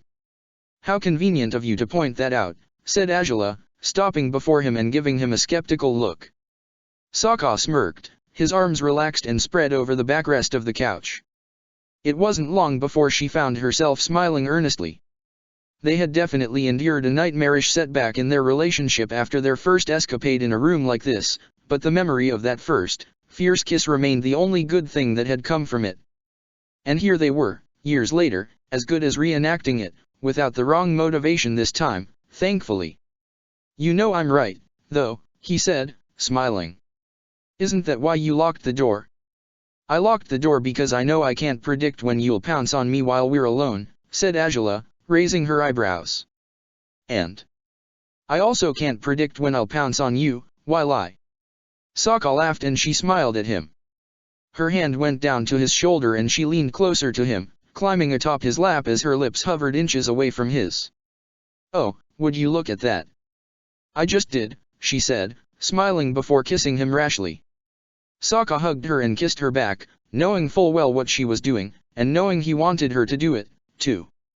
His chest tightened with emotions, as the reality of everything they had overcome hit him right then and there. They had already endured so many trials, survived every single obstacle in their path. In the end, they had come out stronger than ever before, strong enough to be together the way they wanted to be. They were lovers, but they were still Gladiator and sponsor. Their lives were interlocked, tied together in every way that counted. Azula pulled away and smiled fondly at Sokka, keeping his face between her hands. He beamed at her. That was a lot less desperate than the last time you climbed on my lap in this building, he pointed out. She shook her head and pressed her forehead to his, smiling. I still want you as badly as I did that day, she admitted. Sokka blushed, surprised by her honesty. I fear I always will. But I think we've learned a lot since then, haven't we? Much more than I expected us to, Sokka said, smiling at her and stroking her hair. But I'm glad we've come this far, together. So am I, she said, dropping her head on his shoulder as he rubbed her back gently now. She finally settled with sitting on his lap, forcing him to endure as she fixed her makeup, before wiping his lips, as ever. He hugged her tightly from behind, though, and he was pondering if he ought to mess with her by kissing her lips again, but a knock on the door forced them to stop their dalliance for the time being. Your fight will begin shortly, announced a staff member, when Azula opened the door. She nodded. Very well. Gladiator, get going, she said, sternly. He couldn't hold back a smile as he fitted his helmet in place. No need to boss me around that much, I'm going. He complained. Azula rolled her eyes, as the staff member took off. She dared smile at Sokka as he picked up his weapons and reached her at the room's threshold. I'll boss you around as much as I please, insolent savage, she said mockingly, smirking at him. Sokka laughed under his breath. They headed to the standby room together, where Azula stared at the glowing sand with growing apprehension tightening in her chest. Sokka placed his hands on her waist and forced her to turn around to look at him. He smiled serenely, with confidence. It'll be over before you know it. You did a great job in getting me into shape, you know. Of course. She said, biting her lip but smiling at him. But you know, sometimes it's tricky letting you go to battle. You're supposed to marry me when we're 70, so I just want to make sure there's still some Sokka left by then.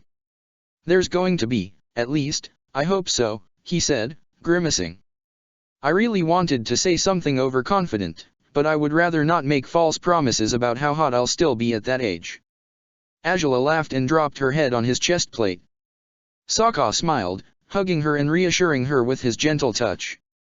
She finally looked up at him again so she could kiss him deeply, and Sokka complied gladly, enjoying everything she was conveying to him without words. He kissed her back enthusiastically, showing her he wasn't scared of whoever waited out there. He was ready. He was out to win this fight. Angela pulled away, pleased by his determination. She wiped his lips clean again as she always did. "Make me proud," she said, smiling. He smirked and nodded. "I will," he said. Her grin broadened as she made her way to the corridor again. Sokka watched her go, and chuckled when she stopped to fix her makeup, yet again. She gave him a meaningful stare and rolled her eyes, pretending to be utterly exasperated by their impromptu make-out sessions. Sokka could only laugh as she left, but he allowed the joy to join the rest of his resolve once she was out of sight. He stared at the gold grid again, tightening his fists, the weight of the weapons he was carrying reminding him of who he was, and what he would set out to do right now. It was the beginning of a new era. No longer did he fight with a blurry goal in mind, with a mere glimmer of hope to return home. He didn't do it just to please Angela, either. He did it because he had seen his true rival, he had found the one enemy he needed to defeat, all else be damned, if he was to change the world they lived in. His determination to succeed in Angela's self-imposed quest was stronger than ever, for now it wasn't her goal alone, he believed in it too, and he wanted it just as much as she did. One day he would step out into that glowing sand, and he would face that behemoth with metal limbs. And he would do it while feeling every ounce of determination he felt right now. The grid opened, and Sokka entered the arena with a steady stride. The crowd cheered him on more loudly than ever, welcoming him back to the brutal affair he had condemned for as long as he had been part of it. To the fighting pit where only the strongest could fight, and only the best would win. It was a world he had abhorred, and he still held no love for it, but it was a world he was part of, a world he could only change if he accepted the role he had to play in it. He would usher change in the Gladiator League. He would never be the gladiator who did Ose's dirty work, murdering as commanded, let alone would he be the kind of gladiator who killed for sport. He would fight and he would be strong, without ever becoming the ultimate enemy he wanted to dethrone. Explosion was tall, strong and fair-skinned. Her hair was dark, tied in a tight ponytail and her brown eyes gleaming fiercely. Sokka stopped before her and nodded in her direction. She didn't return the gesture. And in this comeback, at long last, the Blue Wolf will prove no one can destroy his resilience no matter how hard they try. Give it up for the royal champion, and may this combat begin. Sokka breathed deeply and widened his stance, hoping to be ready to react to anything his opponent might throw at him. Explosion took up a stance of her own immediately, a bending kata Sokka recognized quickly, for it was one of Angela's basic stances too. He smirked. 3. His fingers trembled, hers were rigid and stretched out right. 2. The crowd cheered and hooted, and every eye in the arena gazed upon them intently. 1. A sponsor dared make furtive eye contact with her gladiator, who allowed himself a quick smirk in her direction. Start. He dodged the fire blast, predicting the firebender's bluff and slipping out of her reach just before pulling out 2 swords. Explosion cursed, casting a fire punch quickly at Sokka, but Wolfsbane wouldn't struggle to swat away such feeble power. Sokka rushed in again, zigzagging unpredictably, and Explosion struggled to keep up with him. The Blue Wolf wasn't easily daunted by barrages of fire, especially not when he had a weapon that could keep them at bay fairly easily. Explosion struggled, trying to shoot further fire in Sokka's direction, but he was too fast for her. He encircled her tactically, moving closer, or farther, driving her to a frenzy and a fire-bending outburst worthy of a raging child. That would be why she was called Explosion, then. She was conjuring a tall tower of fire, and she stood at its center. It would be a great defense, in theory, but it would also blind her. Sokka's projectile weapon would be blocked from sight until it was too close for her to evade it. He decided not to waste more time. His boomerang flew past the flames as easily as with other enemies, and just as Sokka had expected, the barrage of flames faded once the bender behind them had been knocked out of balance. Sokka charged, with 2 swords in hand again. Explosion shot a stream of flames at him, but with Wolfsbane in his left hand he tore through the attack, while holding Space Sword low, at the ready. Explosion screamed, in panic, at Sokka's reckless, wild charge.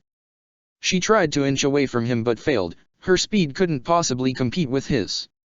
She couldn't keep the world from disappearing around her as she dropped unconscious on the sand upon being hit by Space Sword's pommel, right on the side of her head. Sokka breathed out in relief and watched the woman after she collapsed, hoping she wouldn't wake again until the countdown was up.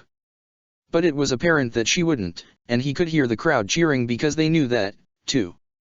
The cheering was strong, but different from what he had heard from the royal balcony during Combustion Man's fight.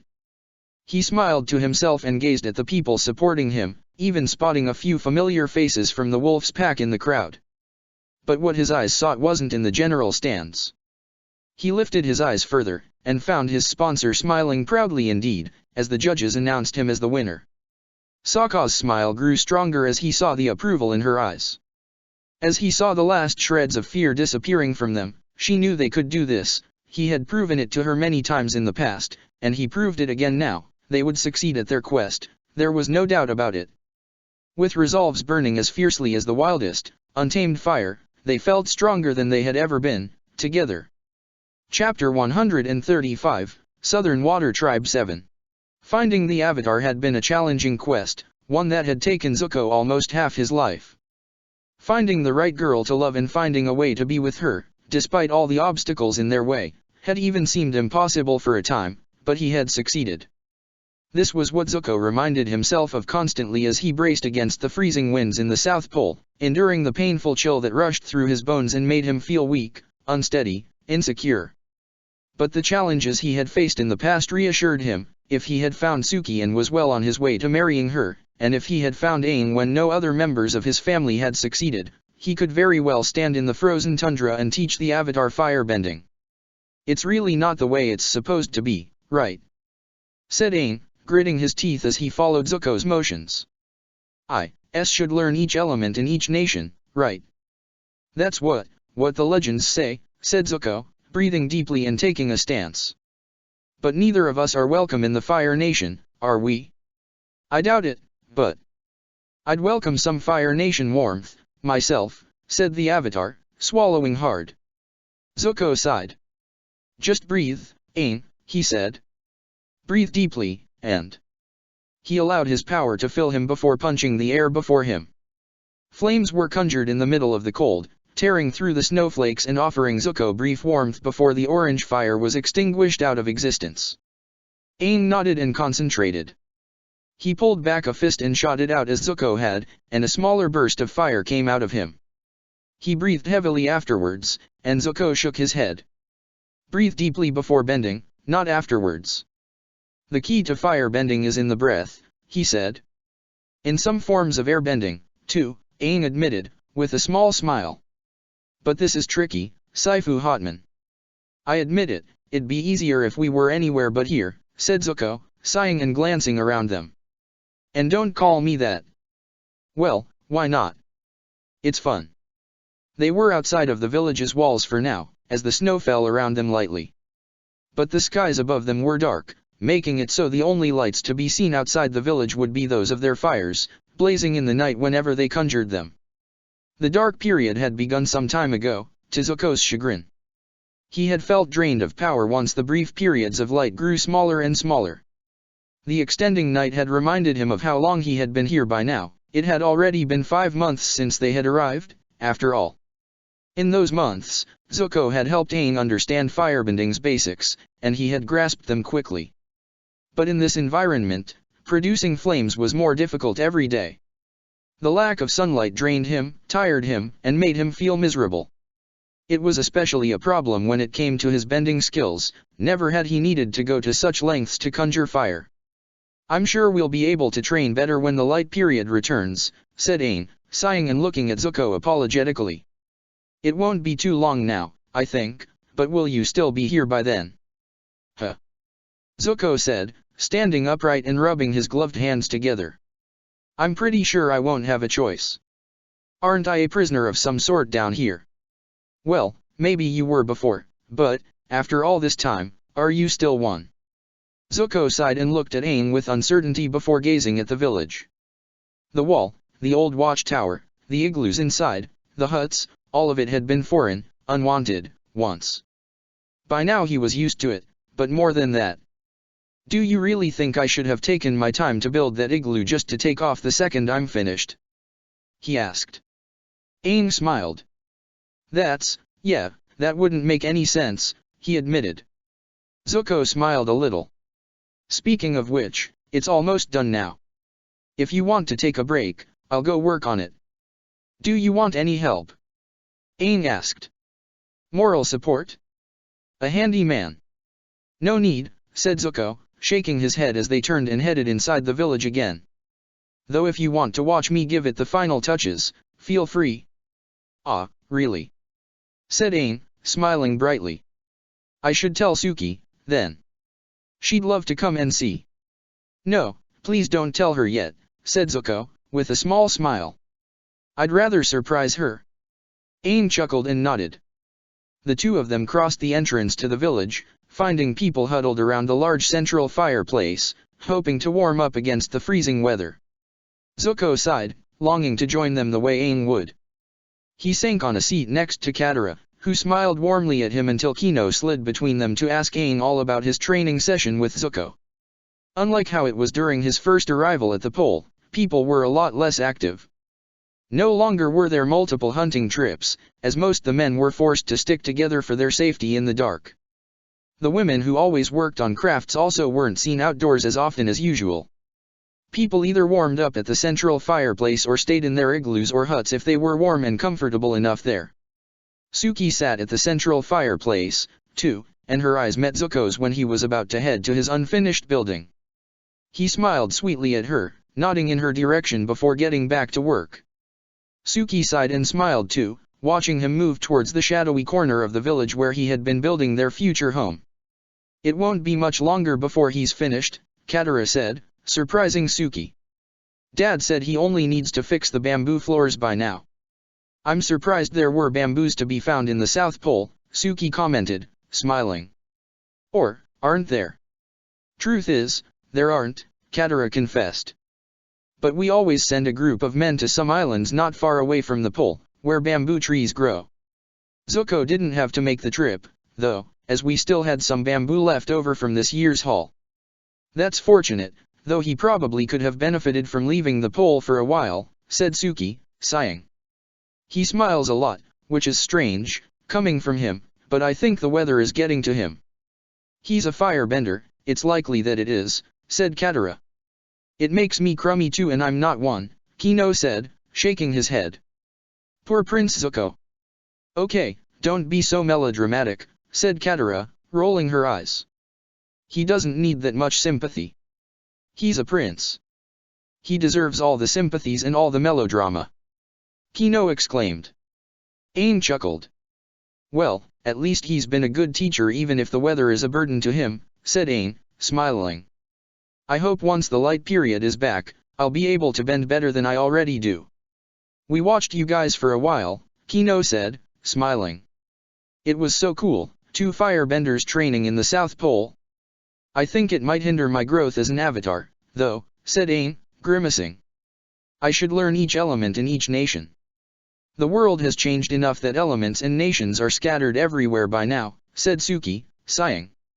You'll find plenty of earthbenders in Fire Nation lands where it should have been Earth Kingdom. Not a lot of things make sense in the world as we know it. All thanks to Fire Lord Sozin, said Aang, shaking his head.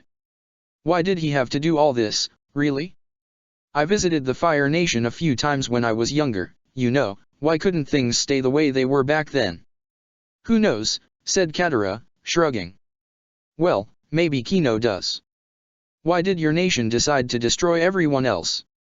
Kino blinked blankly and looked at all 3 of his friends nervously. No good answers came to his mind, and he felt himself sweating with uncertainty. Well, he said it was to spread greatness, but, that doesn't make sense, does it? He said, with an awkward smile.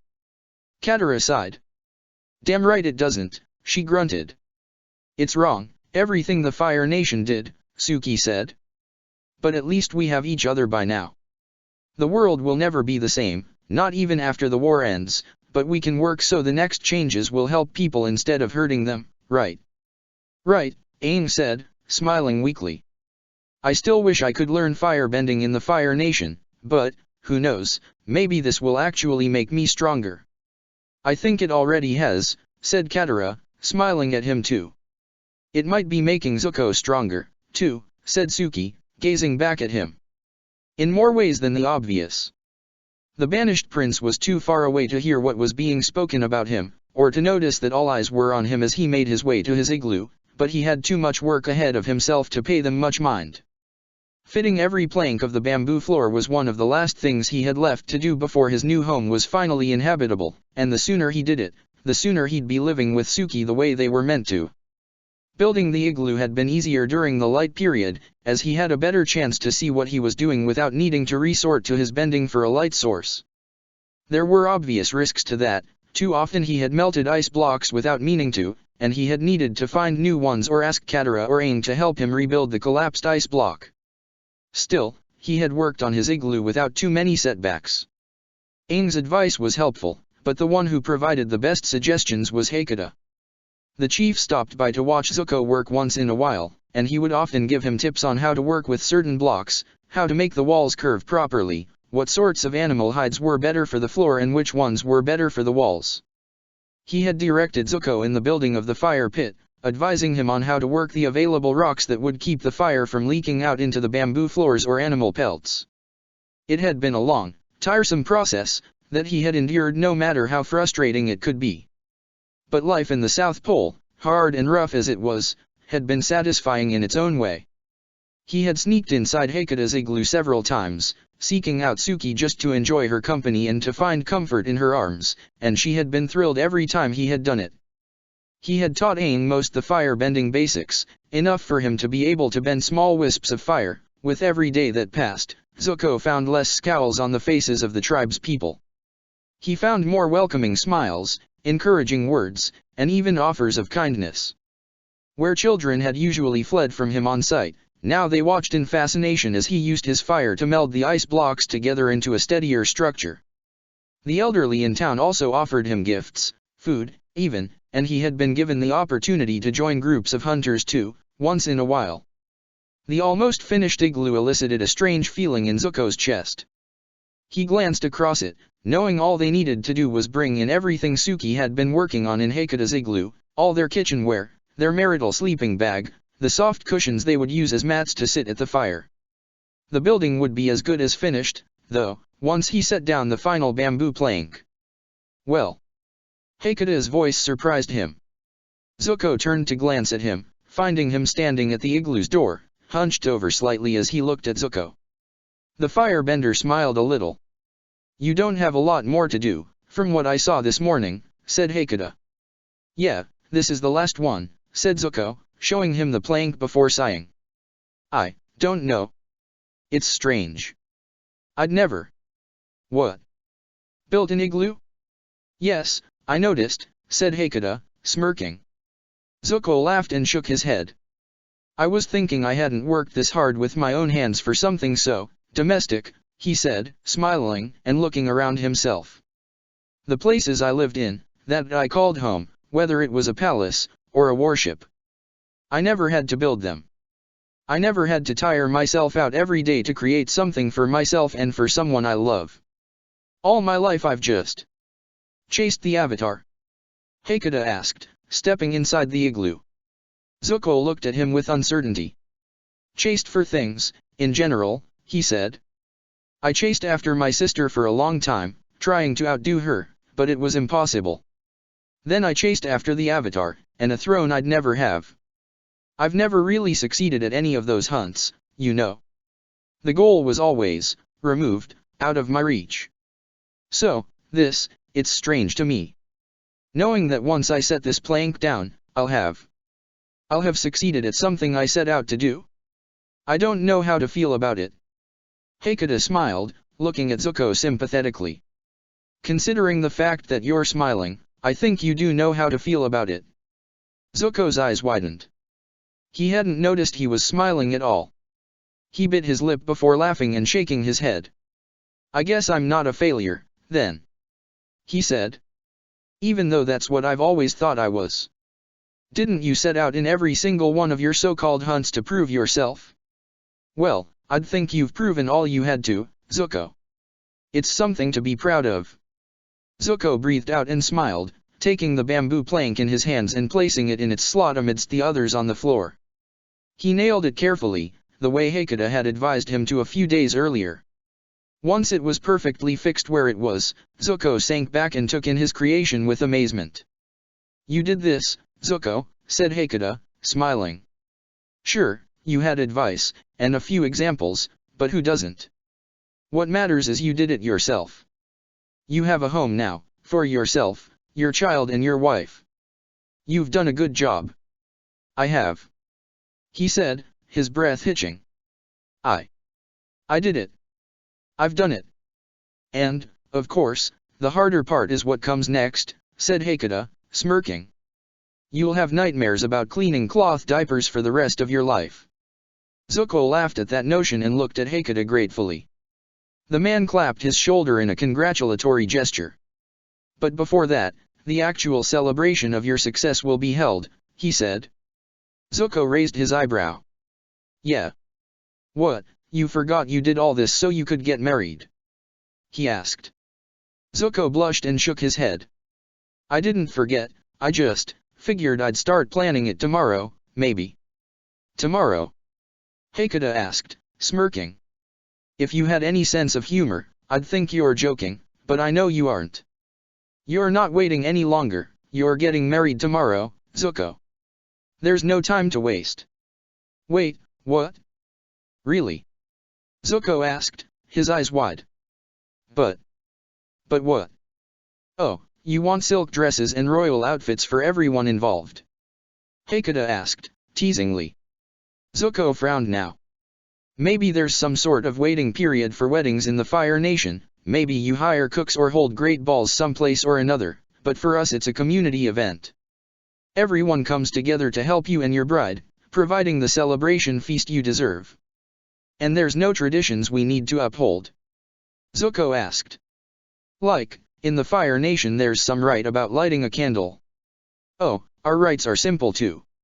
We'll carve cuts across your palms and then bind your hands together, as you speak the vows with which you will honor one another as husband and wife, Hakata answered casually. Zuko's jaw dropped. Cut our palms? Really? Come on, it won't hurt one bit, said Hakata, chuckling. You'll both wear shawls, signaling that you're the bride and groom, and we'll simply gather around the fire to celebrate. But you two are not allowed to meet through most the day, as you will go with most the men to hunt for the feast while she prepares here with the women. Okay, then, okay, said Zuko, biting his lip and nodding. We can do this. I can get married tomorrow. Wow. Married. Tomorrow. Suki's going to be my wife. It's finally sinking in. Hakata said, smiling, and patting Zuko's shoulder again. She's a good woman. Make her the happiest she can be. I intend to, said Zuko, smiling too. The two men left the igloo, and Hakata smiled as he strode towards the fire to reveal the news. Zuko's chest was filled with an unbelievable, unfamiliar sense of satisfaction he hadn't felt ever before. His eyes found Suki's shape by the fire, noticing that Katara was caressing the large baby bump gently. He sighed in bliss, knowing they wouldn't be apart anymore from tomorrow onwards. Everyone, we'll have a wedding tomorrow. Hakata exclaimed, earning the attention of all those around the fireplace. Zuko's igloo is officially finished. Suki's eyes widened, and she smiled joyfully as she turned to look for her lover in the darkness. Zuko was walking towards her, with a relieved smile on his face. You did it? You did it! She exclaimed, pushing herself up to her feet. Zuko rushed in to hug her before she could jump towards him as he suspected she might. Her arms wrapped around his neck. Katara said you'd be done soon, but I didn't think. I figured we'd have a bit more time to prepare, but Hakata insists that this is how it's done in the south, Zuko said, chuckling. Ready to be my wife. Always have been, said Suki, beaming and kissing him happily, not caring whatsoever that they were in front of the whole tribe. But seeing how Zuko had proven himself indeed, the gesture of affection didn't earn as many scoffs as they used to. I'll miss having a roommate, Katara admitted, with a smile, as she stood up. But you've been waiting long enough, haven't you? I'll move everything I've made into the igloo right away, Suki said, excitedly. Zuko chuckled and kissed her brow. We can do that later, and someone else ought to do it instead of you, too, he said. You're pregnant, remember? So, what? It doesn't mean I can't help, she said. Zuko smiled. Who can ever say no to you? He said. Suki laughed. Not you, that's for sure, she said, hugging him again. Are you ready for the ceremony, then? You'll be off to hunt by morning, Katara told Zuko, who nodded. And I hope you have your gifts ready. Gifts? Zuko repeated, raising an eyebrow.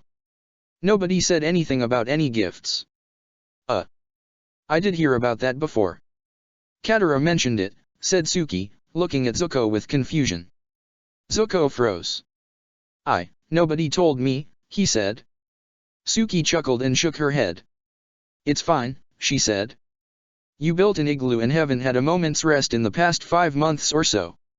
What better gift than a home we can live in? If you want to see it that way, I guess, Zuko said, with a weak grin. Suki hugged him and sighed, her head against his chest. It's finally happening, Zuko, she whispered. We'll be together as before, better yet, even. We'll get married. Zuko's smile was the most genuine anyone had seen on his face. He hugged back his fiancée, burying his face in her auburn hair. It had been a rough process, and he certainly had second-guessed himself countless times through it, but he had done it. He was ready to be the head of a family, at least, by Water Tribe standards. Still, he felt emboldened, and stronger than he had in a very long time. And it hadn't come from trying to please a father who never cared for him, or from finding someone who wasn't supposed to be found, or from defeating a bitter rival with an uncontestable victorious streak. It had come from opening his heart to the woman he loved, and from letting himself experience true happiness, for a change. And we shall mourn that Prince Zuko will move out of our home, Kino sobbed, wiping fake tears from his eyes as Aang chuckled and shook his head. He's going to be right there, Kino, we'll be neighbors. Aang exclaimed. You'll see, we'll end up spending so much time together it'll be as if he'd never left. Yeah, that sounds like the dream married life, all right, Zuko said, sarcastically. But Kino was smiling brightly now at Aang, and Katara merely gave Zuko a sympathetic smile. I guess you won't be rid of your biggest fan that easily, she said. Zuko sighed. What should we do, though? Kino asked, looking at Katara and Aang with confusion. There's never been a wedding here while I've been around, so I have no idea.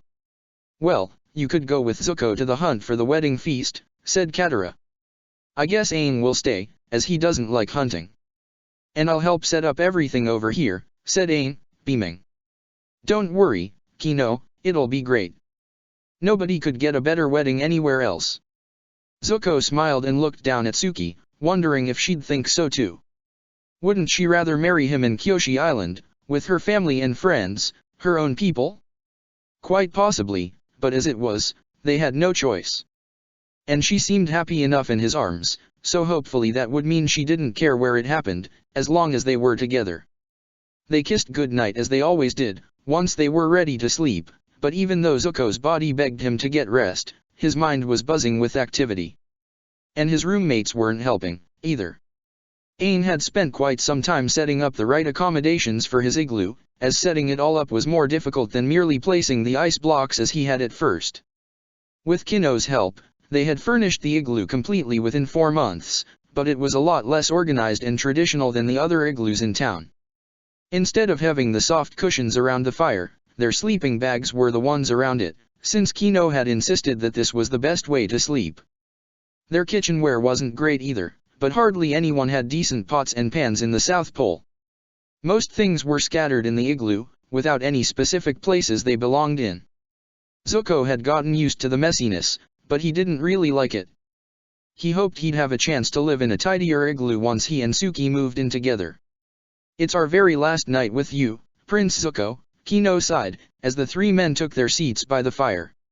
It's not like he's going far away, Kino, really, said Aang, chuckling.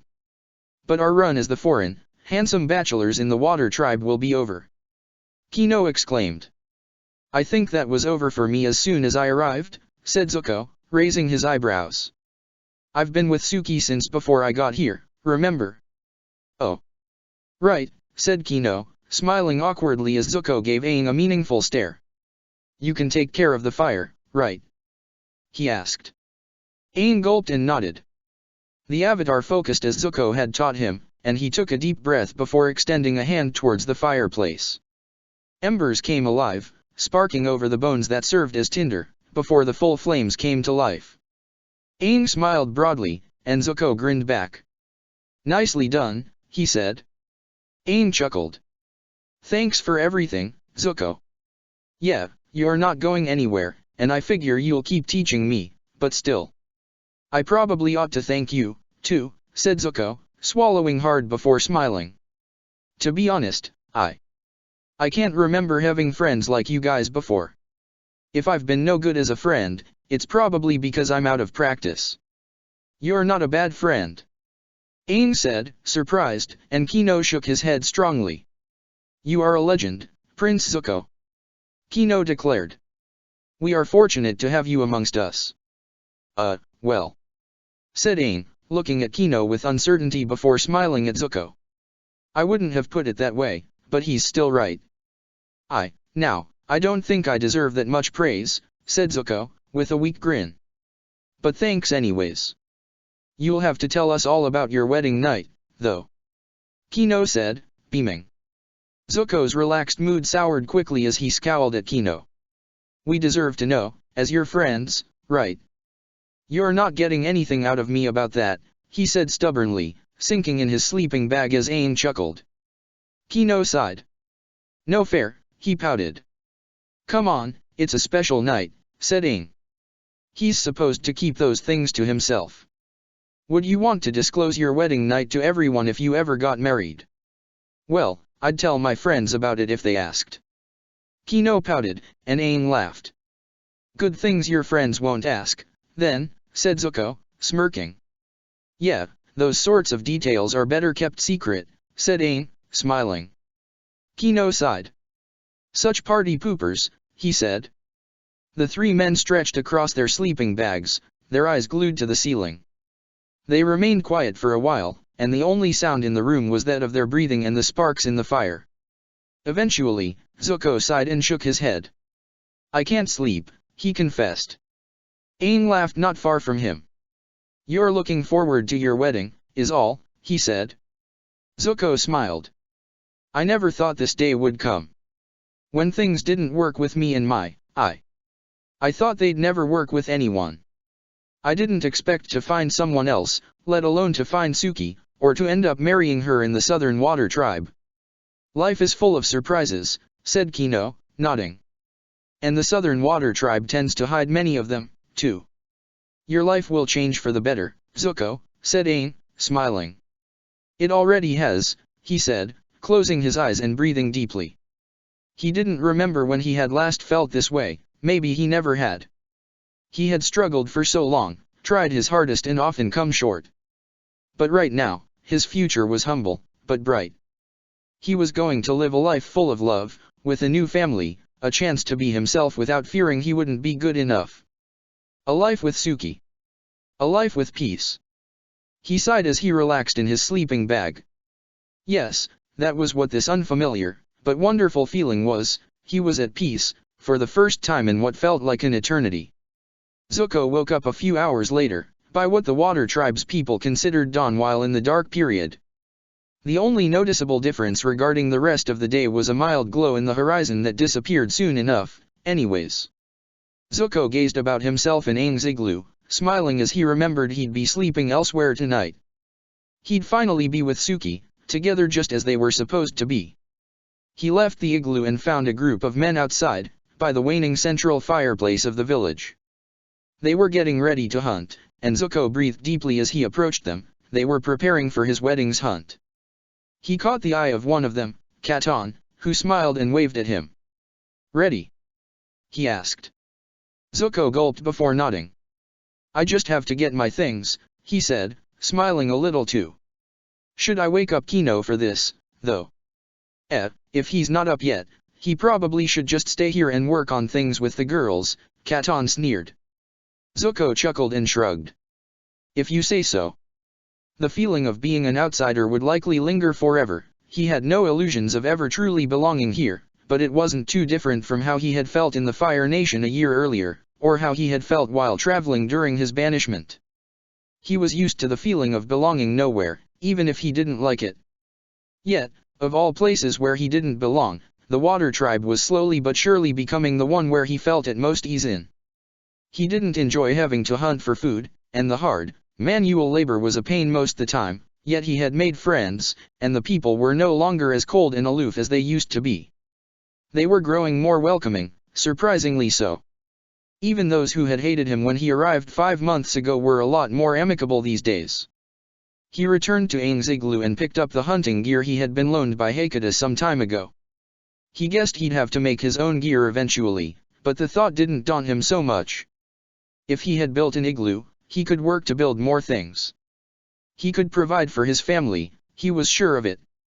Zuko joined the hunting party soon afterwards. It was a group of 10 men, carrying lanterns, and all the gear they'd need for today's hunt. The sooner they took off, the better. They wouldn't have all day to hunt, as the wedding would be happening as early as possible. Thus, they wasted no time and started on their journey, searching for prey. So, how are your nerves? Katon asked Zuko, smiling at him. Zuko smiled too and shrugged, as the group hiked through the snowy plains. I'm eager, but I'm not that nervous, actually, he said. It feels right. And I don't usually feel that way about a lot of things. Well, in all fairness, you're marrying someone stunning, said Katon, chuckling. I'd be pretty pleased too, if I had a girl like that. Most of us can't sway anyone here. If the others are anything like Katara, I can see why wooing them isn't easy, said Zuko. Still, if a guy like me could do it, I'm sure you'll find someone too. Oh, I hope so, said Katon, sighing. The future of the tribe depends on that, after all. Zuko smiled warmly at him, and Katon chuckled as they continued to stride behind the rest of the group. The Fire Nation prince swallowed hard before speaking again. I'm glad you're helping me, he said. All of you. I know it's a tradition, but still. I'm surprised I've been deemed worthy of the traditions at all. Hey, the chief says you're worthy, said Katon, raising his eyebrows. That's all we need. Really? You're just doing it because Hakata asked. Zuko said, tentatively. Katon chuckled. No, I'm doing it because I want to do it, like the rest of them, he said. But Chief Hakata said you'd get the full celebration, and so, we'll help you with it. If he'd said you'd have to get married the Fire Nation way, well, we'd just sit on the sidelines watching whatever traditions you have. Huh. That's what you meant, said Zuko, with a weak smile. Well, thank you. It's great to have help with this. Hey, don't mention it, said Katon, waving a gloved hand from side to side. Besides, you do need help, all the help you can get, and I'm not saying it to insult you. Most our weddings happen during the light period because it's easier to hunt by then. The ceremony can go on for longer, since the sun helps with keeping everyone warmer. But as we're in a tight schedule with you and Suki and the baby, we had to do it this way. Yeah, said Zuko, sighing. I hope I can compensate you all for your help one day. Hey, no worries. When I finally get a girl, you can join my hunting party, Katon said, beaming. Zuko chuckled. I'll agree to that, yeah, he said, nodding in his direction. The temperatures were extremely low, and the lanterns they brought with them weren't very helpful for their hunt, since animals would escape from the light if they were to notice it. It seemed they would have to settle for fish, so once they reached a large enough expanse near the shore, the Water Tribe men readied themselves for fishing. But Zuko had never been one for fishing, lacking the patience and disliking the nagging feeling that he could be spending all that time doing something more important than just scooping up fish. Do you guys mind if I check whatever's nearby? He asked the group. They frowned. I just want to try to find something other than just fish, maybe an animal's den or something. You should stay with us, said the oldest of the group, Nanak. It'll be safer. I won't go far, said Zuko. I just really want to try my luck at finding something special. I'll be back before you guys know it. The group seemed uncertain about it, but they shrugged and nodded eventually. Katon clapped him in the back. Don't be long. If you find nothing within an hour or two, get back here quickly, he said. I will. Thanks, said Zuko, nodding and picking up a lantern. He wandered the icy plain alone, making sure to stay within range of the hunting group. He couldn't find any prints, though, let alone any special trinkets that could serve as gifts for his bride. He sighed, wondering if Suki might accept wedding presents weeks after the ceremony. Despite her assurance that he didn't need to do anything, he wanted to find something meaningful for her. There had to be something, anything. A gust of wind forced him to turn around so he could brace himself against the chill, and when he lifted his gaze he spotted something strange. It was a large shape, its outlines too geometric to be natural. Whatever it was, it seemed to be man-made.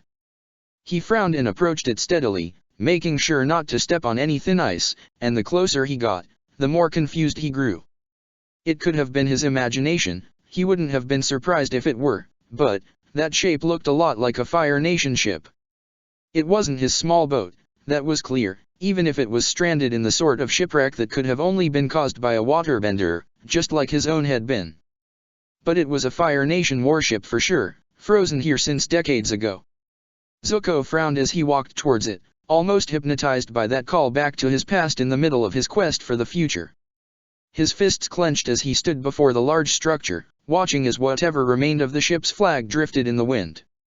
If the rope that kept that flag in place had endured for so long, the ship might be full of dangers inside. Fire Nation people were very protective of their technological advancements, and if they were forced to leave behind this ship, they would have done it only by making sure that the Water Tribe would pay dearly if they ever tried to use it against them. But knowing that there would be defensive mechanisms didn't deter Zuko. He knew what to expect, and he knew what these ships were like, firsthand. So, if he had been the captain of this ship, where would he have placed each trap? With a small smile, the banished prince took a step towards the shipwreck. The village was barely ever as boisterous as it was right now, and Suki couldn't help but notice it. She hadn't seen it like this before, not even during the light period. Everyone fussed about all preparations for the wedding, but they told her to stay inside Hakata's igloo while everyone else worked. It didn't stop her from watching from the door, or the window, whenever the urge would strike her. She felt a hand on her shoulder once she is in the middle of peeking, though, and she smiled up at Kunna, who had approached while holding a soft fur in her hands. Suki looked at her with surprise.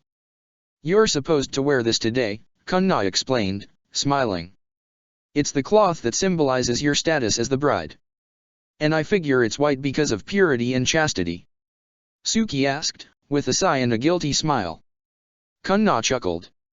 You wouldn't be the first girl who marries a man over a pregnancy, dear, Kunna said. Suki raised an eyebrow. Did it happen before around here? No, but in the Northern Water Tribe it happened once or twice, said Kunna, chuckling. It's much harder to have secret affairs in the Southern Water Tribe. Though you and your prince certainly have been sneaking around fairly easily. You noticed? Suki asked, blushing a little. Kunna laughed. Everyone but my son did, she said. Suki smiled. But nobody is upset about it. It's wonderful that you two are so eager to spend time together. You should have a happy marriage if you enjoy each other's company so much. I sure hope so, said Suki, sighing. I really thought that he'd grow tired of me eventually. That one day he'd wake up and ask himself why on earth was he doing any of this, why work so hard just for a girl like me? Oh, most men do ask themselves those questions, said Kunna.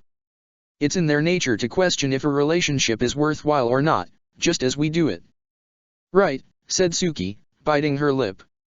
But in my experience, said Kunna, moving to sit behind Suki so she could brush the girl's flowing red hair. You know when you're with the right person when you can answer every single one of those doubtful questions.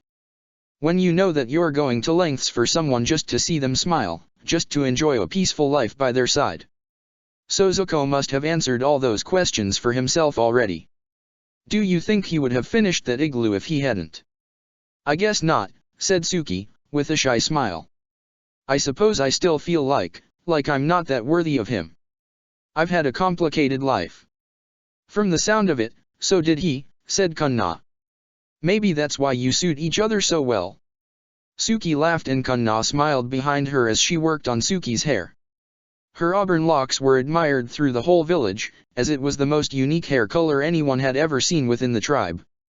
Suki had noticed that many of their men watched her in awe, and many women approached her on occasion, wanting to touch and brush her hair, often fascinated by its softness. It was amusing, to say the least. But today, Kunna would arrange it into a traditional water tribe top knot, paired with small braids that would be attached to the knot in the same way Katara's hair loops were. As Suki's hair hadn't been cut in quite some time, Kunna had plenty of locks to work neatly with. I do have to say, I'm pleased I can finally help someone get ready for her wedding, said Kunna, sighing. Katara's suitor is taking so long with his courtship that I most likely will be dead when they finally wed each other. Oh, don't say that, said Suki, with an uncertain smile. I'm sure Aang just needs a little more courage to do it, but he will, eventually. I certainly hope so, said Kunna, chuckling. I would love to meet a great-grandchild of mine. You can think of mine as one, if you like, said Suki, smiling a little. We've been living as family for quite some time now. I know it's not the same as a child from either Katara or Sokka, but still. Said Kunna, finishing one of the braids. Well, that's very sweet of you, child. I'd love to spoil your offspring as all grandparents should. Though I do hope that, if Sokka ever does have a child, he'll try to send word about it. I don't know if that would be possible, Suki admitted, with uncertainty. Not just that he might never have any kids, if he's really involved with the princess, but I have no idea how he might be able to send word. That princess, then? Said Kunna. Did she truly save you? Yes, said Suki, without a hint of a doubt. Kunna smiled. Then I do hope you're wrong about your assessment, she said.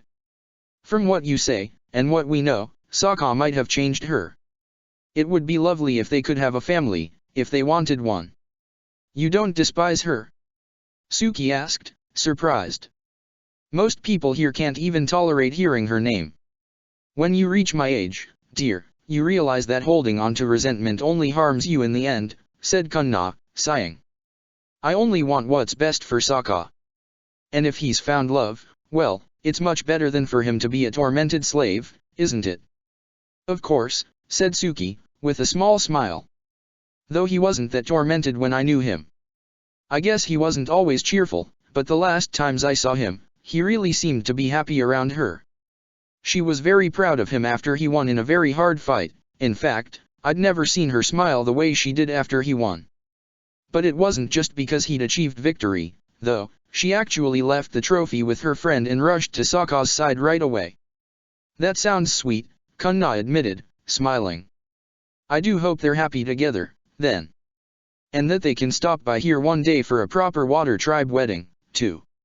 I'd love to see one of my grandchildren married, and seeing as Katara isn't likely to do it. Suki laughed again as Kunna finished fixing her hair. While she couldn't have been more of a foreigner, Suki's hair suited the water tribe hairstyles fairly well, Kunna noted. You should let me brush it more often, she concluded, as Suki turned to hug her gratefully. Thanks for everything so far, Kunna, she said. I ought to be the one thanking you, said Kunna, chuckling. This village definitely needed all this new blood. You, Zuko, Aang and Kino, you've given new life to the tribe, in ways you can't begin to fathom. I'm honored to know so, said Suki, smiling warmly at Kunna. The tribe has felt like a family for us too. For all of us. It had been a while since I last had that feeling at all. I'm glad I could experience it again. And you will continue to, for now at least, said Kunna, smiling and taking Suki's hands in hers. And for now, we wait.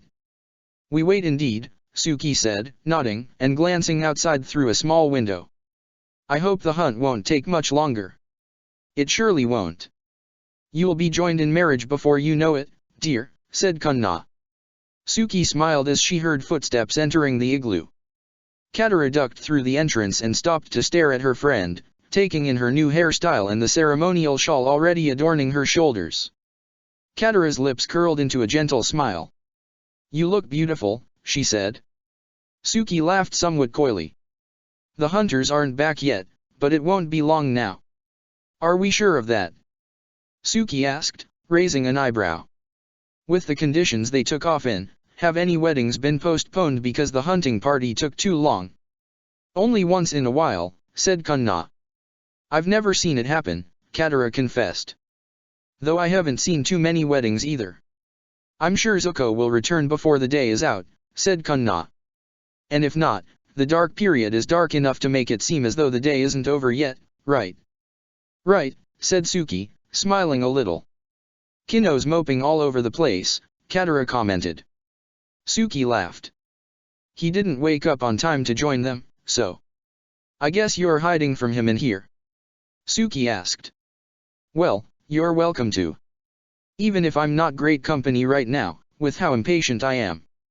"You should enjoy your last minutes of not being married to Zuko, really," said Katara, smirking. Suki snorted. "You were being so nice to him lately." "Where's the point in only being nice?" Katara said, smiling. "I can't let him think I've eased up on him completely, now, can I?" "What harm would there be in that?" asked Suki, shaking her head but still grinning. "Oh well. Some things simply won't change." "But some do," said Katara, reaching out for Suki's hand. "You'll get married, and you'll be a mother, too. I'll keep an eye on you every day to make sure the child is growing properly." "Thank you," said Suki, smiling again. "It won't be much longer before the baby is born, will it?" "It shouldn't be," said Katara, looking at Suki's large belly. She reached out and touched it gently with her palm. "Have you decided on any names yet, by any chance?" "I've thought of a few," Suki admitted. "Mari, for a girl. Or, well, Kara would be sweet for one, too." "Have you thought about boy names?" Katara asked. Suki laughed and shook her head. "No, foolish of me not to," she admitted. "But Zuko is completely convinced that it will be a girl, so, for some reason, his enthusiasm made me settle for girl names. But maybe we can name a boy after a family member, perhaps his Undash." "They're back." Aang's voice startled them, and Suki's breath caught in her throat. Katara smiled as she looked at Aang in the doorway. "Then, everything's going according to plan?" Suki asked. Aang smiled and nodded. "As soon as the cooking is underway, we'll get started." Suki smiled, a rush of joy bursting inside her. It wouldn't be long now, and she could barely wait anymore. Zuko was outside, waiting to take her as his bride, and she couldn't have been happier to jump in his arms and pledge loyalty and love for him for the rest of her life. The wait was a little less worrisome now, as the hunting party had returned, even though Suki had no news of Zuko. She guessed he was getting ready elsewhere. She tried to stay calm even as she fetched the gift she had prepared for him, and she sat down to wait until Katara or Aang came looking for her again. The meals for the feast were already being cooked, and she could smell the roasting meat even from the igloo. Before she knew it, her heart was racing. It would be time soon, it would. "You're going to be born into a legal family after all," said Suki, stroking her own belly and smiling. "We would have loved you all the same, but it's wonderful that you won't have to wait before going home. We'll be all settled when you arrive, ready for you." The baby was large enough to kick, or turn, and Suki felt it doing as much right now. It always responded to her voice when she was alone, as if it knew she was speaking directly to it. She thought that meant that the baby would turn out to be remarkably smart. She was fidgeting and going through all the furniture and wares she had built over the course of these days, the pots and pans, the sleeping bags, everything they'd need for their new home, when Katara finally returned. Suki looked at her eagerly, and Katara smiled. "It's time." Suki's hand trembled as Katara helped her up. They left the igloo side by side, with Suki's shawl properly wrapped around her shoulders. A group of women waited for her at the entrance of the igloo, and they beamed encouragingly while whispering words of luck. Together, the women approached to the fireplace, where the men waited, in turn. Some were sitting around the fire, in a circle, watching as today's hunt was cooked thoroughly, others were standing and watching Suki as she came closer. Heikata stood at one end of the circle around the fireplace, with Ain and Kino near him. Beside them also stood Zuko, with his usually wild hair brushed and tamed. He wore a shawl much like Suki's, but with inverse colors. When he spotted her approaching, his face lit up, much like hers did. "Ready?" Katara asked her, still guiding her friend, hand in hand. Suki smiled at her and nodded. "Thank you," she mouthed, and Katara smiled brightly too as she stopped before her father, leaving Suki to finally meet Zuko. The light from the fire shed shadows over his face, but the lighting couldn't have disguised the tears pooling in Zuko's eyes. Suki laughed, looking at him in disbelief as her own eyes grew tearful as well. "I can't believe this is happening," she said, and he chuckled too. "You look beautiful," he said, but when he reached out a hand to caress her face, Katara slapped Zuko's hand away.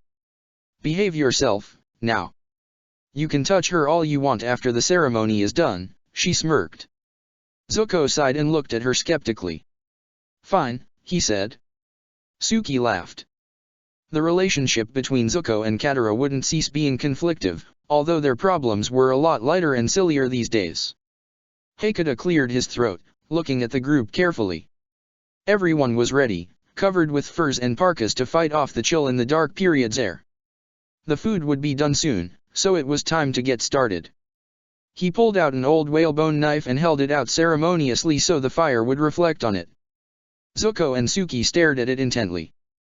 "This blade has brought forth the union of men and women through many generations in the Southern Water Tribe," said Heikata. "Today it will witness a new union, one between two foreigners, who have built a home for themselves amongst us, through nothing but hard work and determination. With today's ceremony, they will not only be married, but they will be part of this tribe too, for as long as they wish to be among us." Everyone else clapped, while Suki and Zuko gaped at Heikata in surprise. They'd be part of the tribe, officially?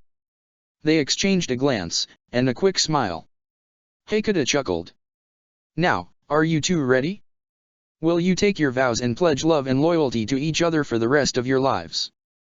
"Well, this whole matter of being part of the tribe is a surprise," Zuko admitted, and Heikata chuckled. "But, a nice surprise, actually." "Thank you. We'll gladly be part of your tribe," Suki seconded, and Heikata beamed. "And of course, I'll take Zuko as my husband." "And I'll take Suki as my wife," Zuko said, smiling at her. She answered the sweetness in his eyes with a tender smile of her own. "Then, as is my right as chief, I will proceed to bind you together. Ain, you have the cloth." "It's right here," said Ain, nodding and holding it up. Heikata nodded. "Remove your right hand's gloves, if you would." Suki and Zuko obeyed, the chill in the air reaching their hands quickly, but the warmth of the fire kept them from being too cold. Heikata lifted the knife and approached Zuko first. "With this mark, we symbolize that your life will forever be changed by this union," he said, carving a line over Zuko's palm carefully. The banished prince flinched, but endured the pain before Heikata moved to do the same to Suki. Love can bring pain, but the strongest of bonds will never be torn apart by it. You will become family, and your descendants will share your blood. As of today, with your hands bonded, you'll begin your journey as spouses until the spirits take you. With that, he brought their hands together. The two cuts were painful, and they were pressed together as Aang bound their hands with the cloth he had been holding. Zuko and Suki endured the discomfort, though, gazing at each other with heartfelt smiles as they waited to be told what was next.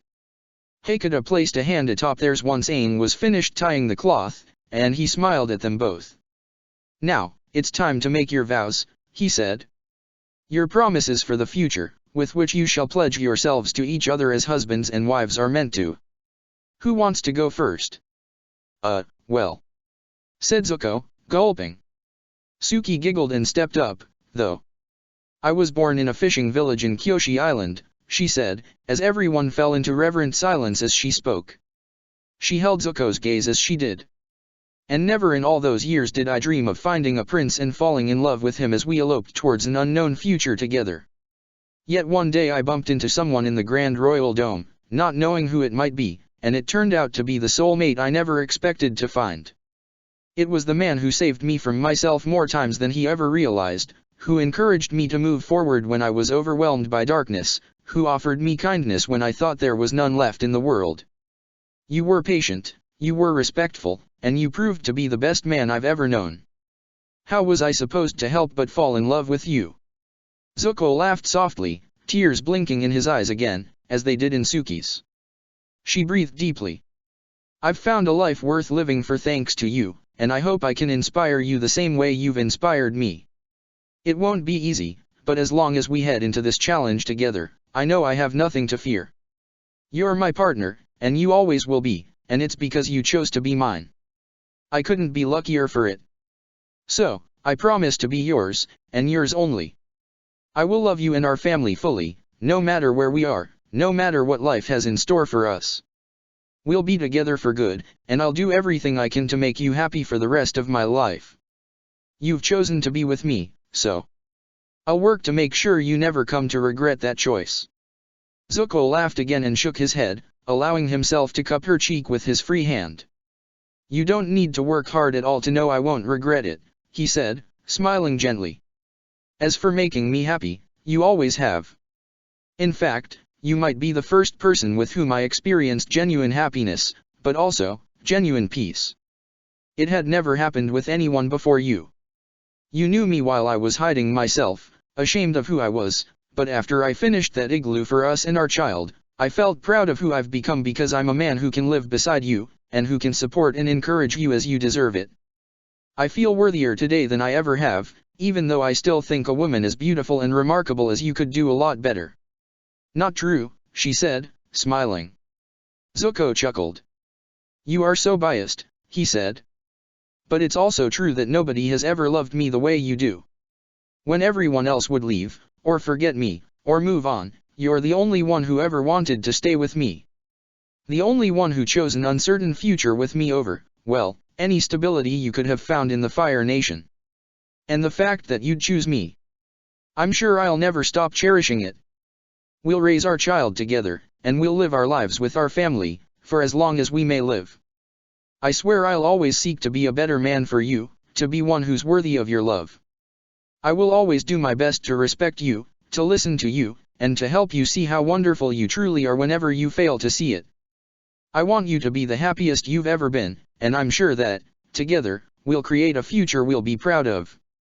I love you, and I always will. I'll always love you too, said Suki, sniffing as the tears rolled down her cheeks now. Thank you for everything, Zuko. I'm grateful to you too, he said, chuckling a little and moving closer to her, still stroking her cheek. Thanks for letting me love you, and for loving me in return. After they fell silent, Hakata smiled and stepped closer to them, clearing his throat once more. Just so you know, you only need to kiss now to make it official, he winked. Zuko and Suki laughed. She reached up to Zuko's neck with her left hand, and Zuko wrapped his left arm around her waist. When they joined together for this new kiss, it felt like the entire world was changing, like every breath they had ever taken had brought them to this moment, like every spirit, like all of nature, was celebrating with them. They heard the cheers and clapping around them, but they were fully invested in each other, forsaking everything else for now as they shared their first kiss with one another as husband and wife. The celebration afterwards was a blur of joy and song, of excitement, and shared enthusiasm by every member of the tribe. The children played together, the men and women worked on the meals, and Zuko and Suki hugged their friends after Aang undid the cloth that had tied their hands together. Their palms were rather bloody after that, but Katara washed them and helped heal them, though only a little. You're supposed to bear those marks forever, she said, smiling as she bandaged Suki's hand while Aang took care of Zuko's. So, we'll leave them to mostly heal on their own. It's a strange practice, cutting people's hands, said Kino, staring at them intently before beaming at Zuko. But you're married. You guys are finally married. How's married life treating you so far? It hasn't even been 10 minutes, said Zuko, laughing as Suki kissed his cheek. It's been wonderful so far, no matter how little time we've been married, she said, beaming. The group took their seats at the fire, as Hakata busied himself with supervising everything about the feast. It wasn't long before plates of food were passed along the crowd, reaching the newly married couple quickly. But before they enjoyed them, Suki asked Katara to fetch something she had left in the igloo. "Thank you," said Suki, once Katara returned and turned over what Suki had asked for. Katara smiled. "I suppose I'll give you some privacy now," she said, before turning to talk with Aang and Kino. Zuko raised an eyebrow as Suki looked at him, clutching onto something that looked like brown clothes to Zuko. She didn't dawdle in offering them to him, they were gloves, not mittens, with individual fingers. Zuko's eyes widened. "Suki. They should be warm enough for you to fend off the awful cold weather, firebender," she said, smiling at him. "I wanted to give these to you earlier, but Katara told me about the wedding gifts, so I figured I'd give them to you now." "They're beautiful," Zuko stated, trying out the left one and humming agreeably at the soft padding inside. "And comfortable. And, remember when we needed fire-resistant clothes for Sokka?" said Suki. "Ty Lee bought me and Haru a few things too, and I brought mine with me when I came with you. It used to be a vest, but it didn't look like I'd make much use of it in the South Pole. So, that's what the outside layer is made of. You'll be able to firebend with them." I asked Aang to try them out and it worked. "So, no more mittens on fire." "This is so useful," Zuko said, his eyes wide. "Suki, this is genius. It's perfect for this weather and, oh, you're amazing." He leaned in and kissed her, and she laughed as she kissed him back. She had thought the GIF was somewhat simple, but it seemed their lives had become simpler, in some ways. The Water Tribe was never overwhelming when it came to their traditions, and the traditional wedding gifts Katara had mentioned were much simpler than these gloves. "Well, I hope you'll like what I got for you, but your gift is very hard to beat," said Zuko, sighing. Suki raised her eyebrows. "But you didn't have to." "Too late for that now, isn't it?" he said, smiling, and standing up to find the present. Suki watched him go, surprised but intrigued by what he'd found. She had told him not to worry, that the igloo was enough, but apparently Zuko had disagreed with that. He returned within a few moments, carrying something Suki had never seen before. The beautifully decorated box, made of what seemed to be cherry wood and adorned with shells, was completely out of place in the frozen South Pole. Her eyes widened. "How did you? Zuko, where did you find something like this?" she asked, looking at him in awe. He allowed himself to chuckle. "I may have stumbled upon some sort of Fire Nation shipwreck while we went out to hunt," he said. "I found some animals in there, caught a few, brought them for the feast, but I also looked through the cabins to see if maybe I could find something for you. And after avoiding several booby traps, I did." It's so beautiful," Suki said, looking at the box now and opening it, finding a black velvet interior, fit to hold anything for safekeeping. "Oh, Zuko, it's so thoughtful. You like keeping mementos. I'd seen them in your bags back when we were still at sea," he smiled. "I thought, this way you can keep them safe somewhere, and you'll always know where to find them." Suki smiled brightly and kissed him. Zuko laughed but kissed her back, his hand on the back of her head. Eyes drifted towards their passionate exchange, and giggles were heard over the circle of tribes people. Their love was moving, and everyone was happy to see them shining with joy as they were now. "And to think that when I married you, Karok, you gave me a fishhook," a woman said, berating her husband. Everyone burst into laughter.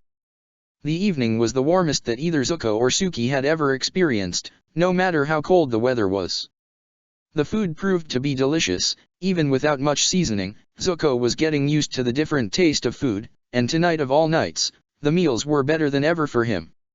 Jokes were told, advice was given to them, and not long after the meal was done, they were encouraged to dance, despite their uncertainties about doing so. The Water Tribe's dance was merely guided by the drums that some of the men were playing, and they were comprised by fast movements and quite a lot of jumping. Both Suki and Zuko were astounded by the fast pace at first, but soon enough they dared join in, albeit with a slower version of the Water Tribe dance, as Suki couldn't move easily with her large belly. Once the children started to fall asleep, the few liquors they had were shared amongst the adults. It wasn't long after this that people started to take their leave, to rest in their huts and igloos. Zuko took that cue to mean that it was time to finish furnishing his igloo. With Aang and Kino's help, he moved everything he owned into their new home, and afterwards the three did the same with all of Suki's belongings, and the gadgets she had built for the igloo. Katara sat with Suki, smiling at the sight of the Kyoshi-born girl with her reddened cheeks and bright grin. "I'd never seen you so happy," Katara said, and Suki laughed.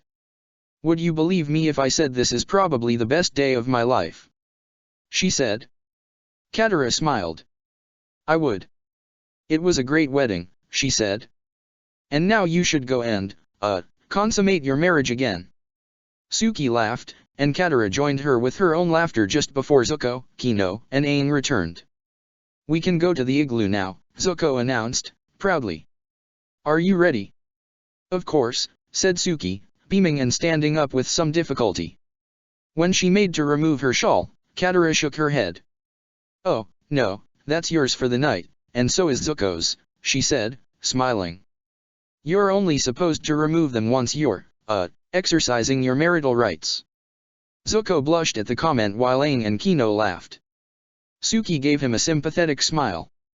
"Well then, no time like the present," she said, taking Zuko's bandaged hand in hers. He smiled. "It's nothing we haven't done before anyways," he chuckled, before nodding at his friends. "We'll see you guys tomorrow, I imagine. Or later, if Suki can't get enough of you," said Kino, chuckling. Zuko rolled his eyes. "Right," he said, with a small smile anyways. "Thanks for everything, guys," said Suki, smiling at Aang and Kino, and turning to Katara. "We're very lucky to have friends like you." "And we're very happy to have friends like you," said Aang, bowing his head towards them. "Saifu Hotman, Suki, have a great wedding night." "It's been better than great so far," said Suki, smiling at Zuko and leading him to their new home. Zuko lit up the lanterns inside the house, guiding his new wife into a cozy, brightening igloo. Suki gazed about it in wonder, though she still thought that she'd have to rearrange many things that Zuko, Aang, and Kino had simply brought in and left near the empty fireplace. She smiled, though, noticing one small room to the left, and a larger one to the right. Zuko's arms wrapped around her from behind, his hands resting on her womb. Suki smiled. "It's lovely," she said, shaking her head. "It's truly lovely. You did a wonderful job with this. You did a wonderful job with everything you made for us, too," he said, kissing her cheek. "It wouldn't be a home if we hadn't worked for it together." Suki turned in his arms and kissed him fully. Zuko smiled and returned the gesture before leading her to their bedroom. A large sleeping bag had been laid there, big enough for the two of them. Suki had stitched it together while Zuko worked on the igloo. "Let's see if it keeps us warm at all," Suki said, smiling as Zuko sat on the sleeping bag. He grinned at her too. "I'm sure it will, but we can always find warmth in different ways," he said. She smirked. "Huh? Are you being suave, or are you simply saying you could build us a fire?" she asked. He laughed. "Well, I could build one, but we should make something other than a fire tonight, shouldn't we?" Suki smiled and nodded, before kneeling beside Zuko and kissing him deeply again. It was the first night of the rest of their lives. After all, they had to make the most of it, especially while their child wasn't born yet. Once the baby was born, it would likely keep them from enjoying each other's company fully. As the stars lit the sky brightly, and their lights shone upon their new home, their two souls merged together in fulfillment of all their earlier promises. Everything was peaceful, and everything felt right in the world, if just for that moment. The slight glimpse of the sun's glow on the skies in the South Pole would be a welcome break soon. A month had already passed after Zuko and Suki's wedding. Everything seemed ready to come to life again, even the people, who were revitalized by knowing the deep, dark night would finally lift soon, though their enthusiasm could wane if they were fully loaded with fishing gear, just as Kino was. "Oh, guys, wait up," he complained, as he followed Aang and Katara on their way outside the tribe's walls. "Can't you slow down? You should hurry up, if anything," Katara said. "We might just catch a glimpse of the sun if we go to the harbor, but only if we get going quickly." Okay, but let me catch up with you, at least," he sighed, rushing after them through the tall doors. "We just had to go fishing." Aang sighed. Katara looked at him sympathetically. "I'm sure we'll find seaweed for you too," she said. He smiled weakly. Let's hope. Everyone in the village had long grown used to watching the three of them going everywhere together. People merely greeted them and wished them luck on their way outside, and children asked them to bring a big haul of fish for everyone, too. Zuko didn't accompany them, though he certainly had little interest in doing as much. He was having the best month of his life so far, as he lived with his wife in the house he had built for them, and the son's impending return only improved his outlook on life. You're gonna keep looking at your friends, or are you here to choose a pup? Zuko jumped as Nanak smirked at him. The banished prince smiled somewhat apologetically. Sorry, I keep getting distracted. Anyways, do you really just give these away? Sure, everyone could use a canine partner, said Nanak, smiling and gesturing at his litter of wolf-dog cubs. Nanak was a man of nature, always part of every hunting party, and whenever he wasn't hunting, he was the village's appointed breeder of wolf dogs. He had a fair number of adult wolf dogs, and recently one of the females had cubs. Hakata had recommended adopting one of the cubs to Zuko, for they were fierce partners and loyal companions, suitable for any man in the South Pole. Which one do you think I should take? Zuko asked. Nanak smiled. There's one back there that's all grumpy. Could suit you, I keep calling him Gruff, he said. Zuko grimaced. See, that's why. Heh, fine, fine. When will it be safe to take him home with me? In about a month or two. They're still growing up, as you can see. Zuko glanced inside the igloo, watching as the small dogs kept chasing after their mother, bumping into each other in the process. Some were prone to distraction, intrigued by any adornments on the wall that might stir their curiosity. I'll be training them, so you won't have to work that hard with the one you take, said Nanak. Besides, you're going to have your hands full with a baby and Suki. Maybe the baby will be trouble, but my wife is a hard worker and I'm sure she won't be a problem.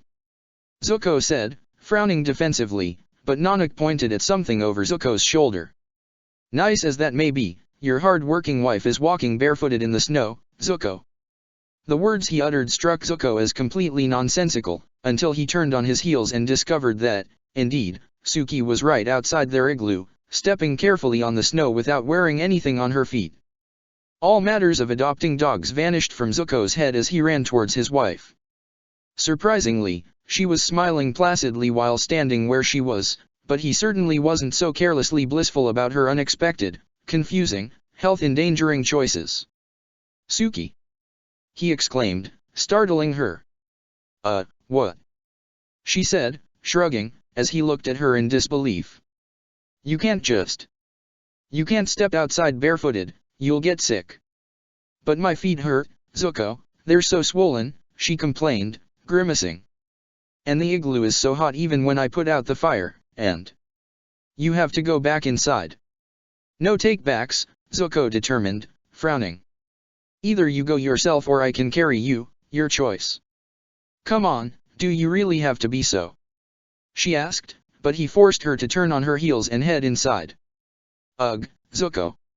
Stop putting yourself in danger, we can cool down your feet in some other way. He exclaimed, leading her inside the igloo with determination. Where the igloo had been orderly when Zuko had left, now there was chaos. He grimaced as he spotted many ornaments on the floor, along with kitchenware and even food. He looked at Suki with uncertainty as she grimaced. I couldn't pick up anything with this belly in the way, she explained, pointing at it. Zuko sighed, reaching to caress her womb. It was massive, too big for the woman carrying it, it seemed. He wondered if it could possibly grow any larger, though it seemed scientifically impossible, but who knew?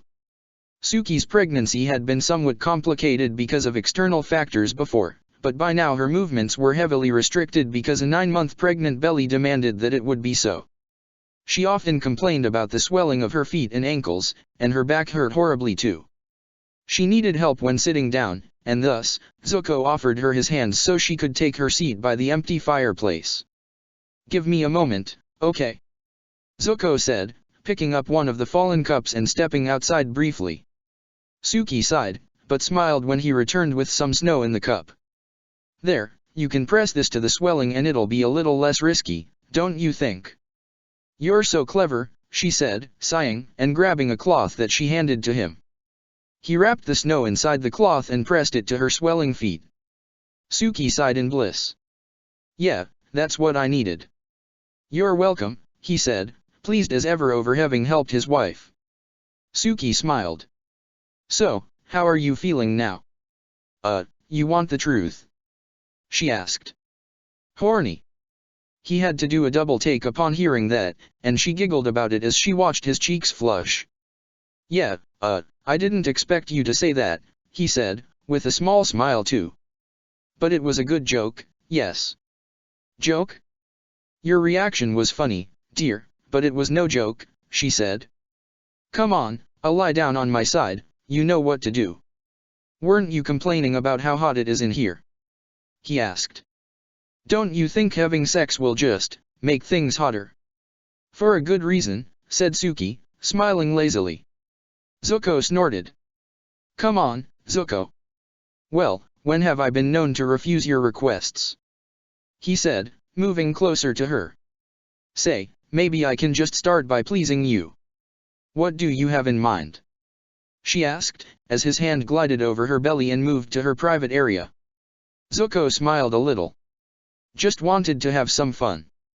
Let me know if it's no good, he said, and his fingers started to work. Suki closed her eyes and relaxed, enjoying the sensations, and Zuko smiled brighter, knowing he was pleasing her. Nothing made him happier than watching her reactions to his touch, though nothing alarmed him faster than watching her face clench in pain just as he was touching her. Suki. He said, as she reached down to her womb. Are you okay? Wait, you're... I'm fine, it's just baby stuff, you could keep going, it's already gone and I'm feeling better. She said, but Zuko's hand pulled away brusquely before she could register why. Oh, come on, Zuko. You're soaked. Well, yeah, that's what I meant when I said I was. No, Suki. Zuko exclaimed, blushing anyways. I know what it's like when you're excited, what happened to you just now is different. Different? Suki asked, frowning. That was when she noticed it. Something was unpleasantly wet, something she didn't like one bit. When she sat up she felt it gushing down faster, and the strange feeling didn't recede. She cringed and grimaced, but she knew what it meant even though Zuko clearly didn't. The panic in his eyes betrayed as much. Suki? He asked, as she grimaced at him. Zuko? She muttered, biting her lip. I think my water just broke. Check the description for the links to the author.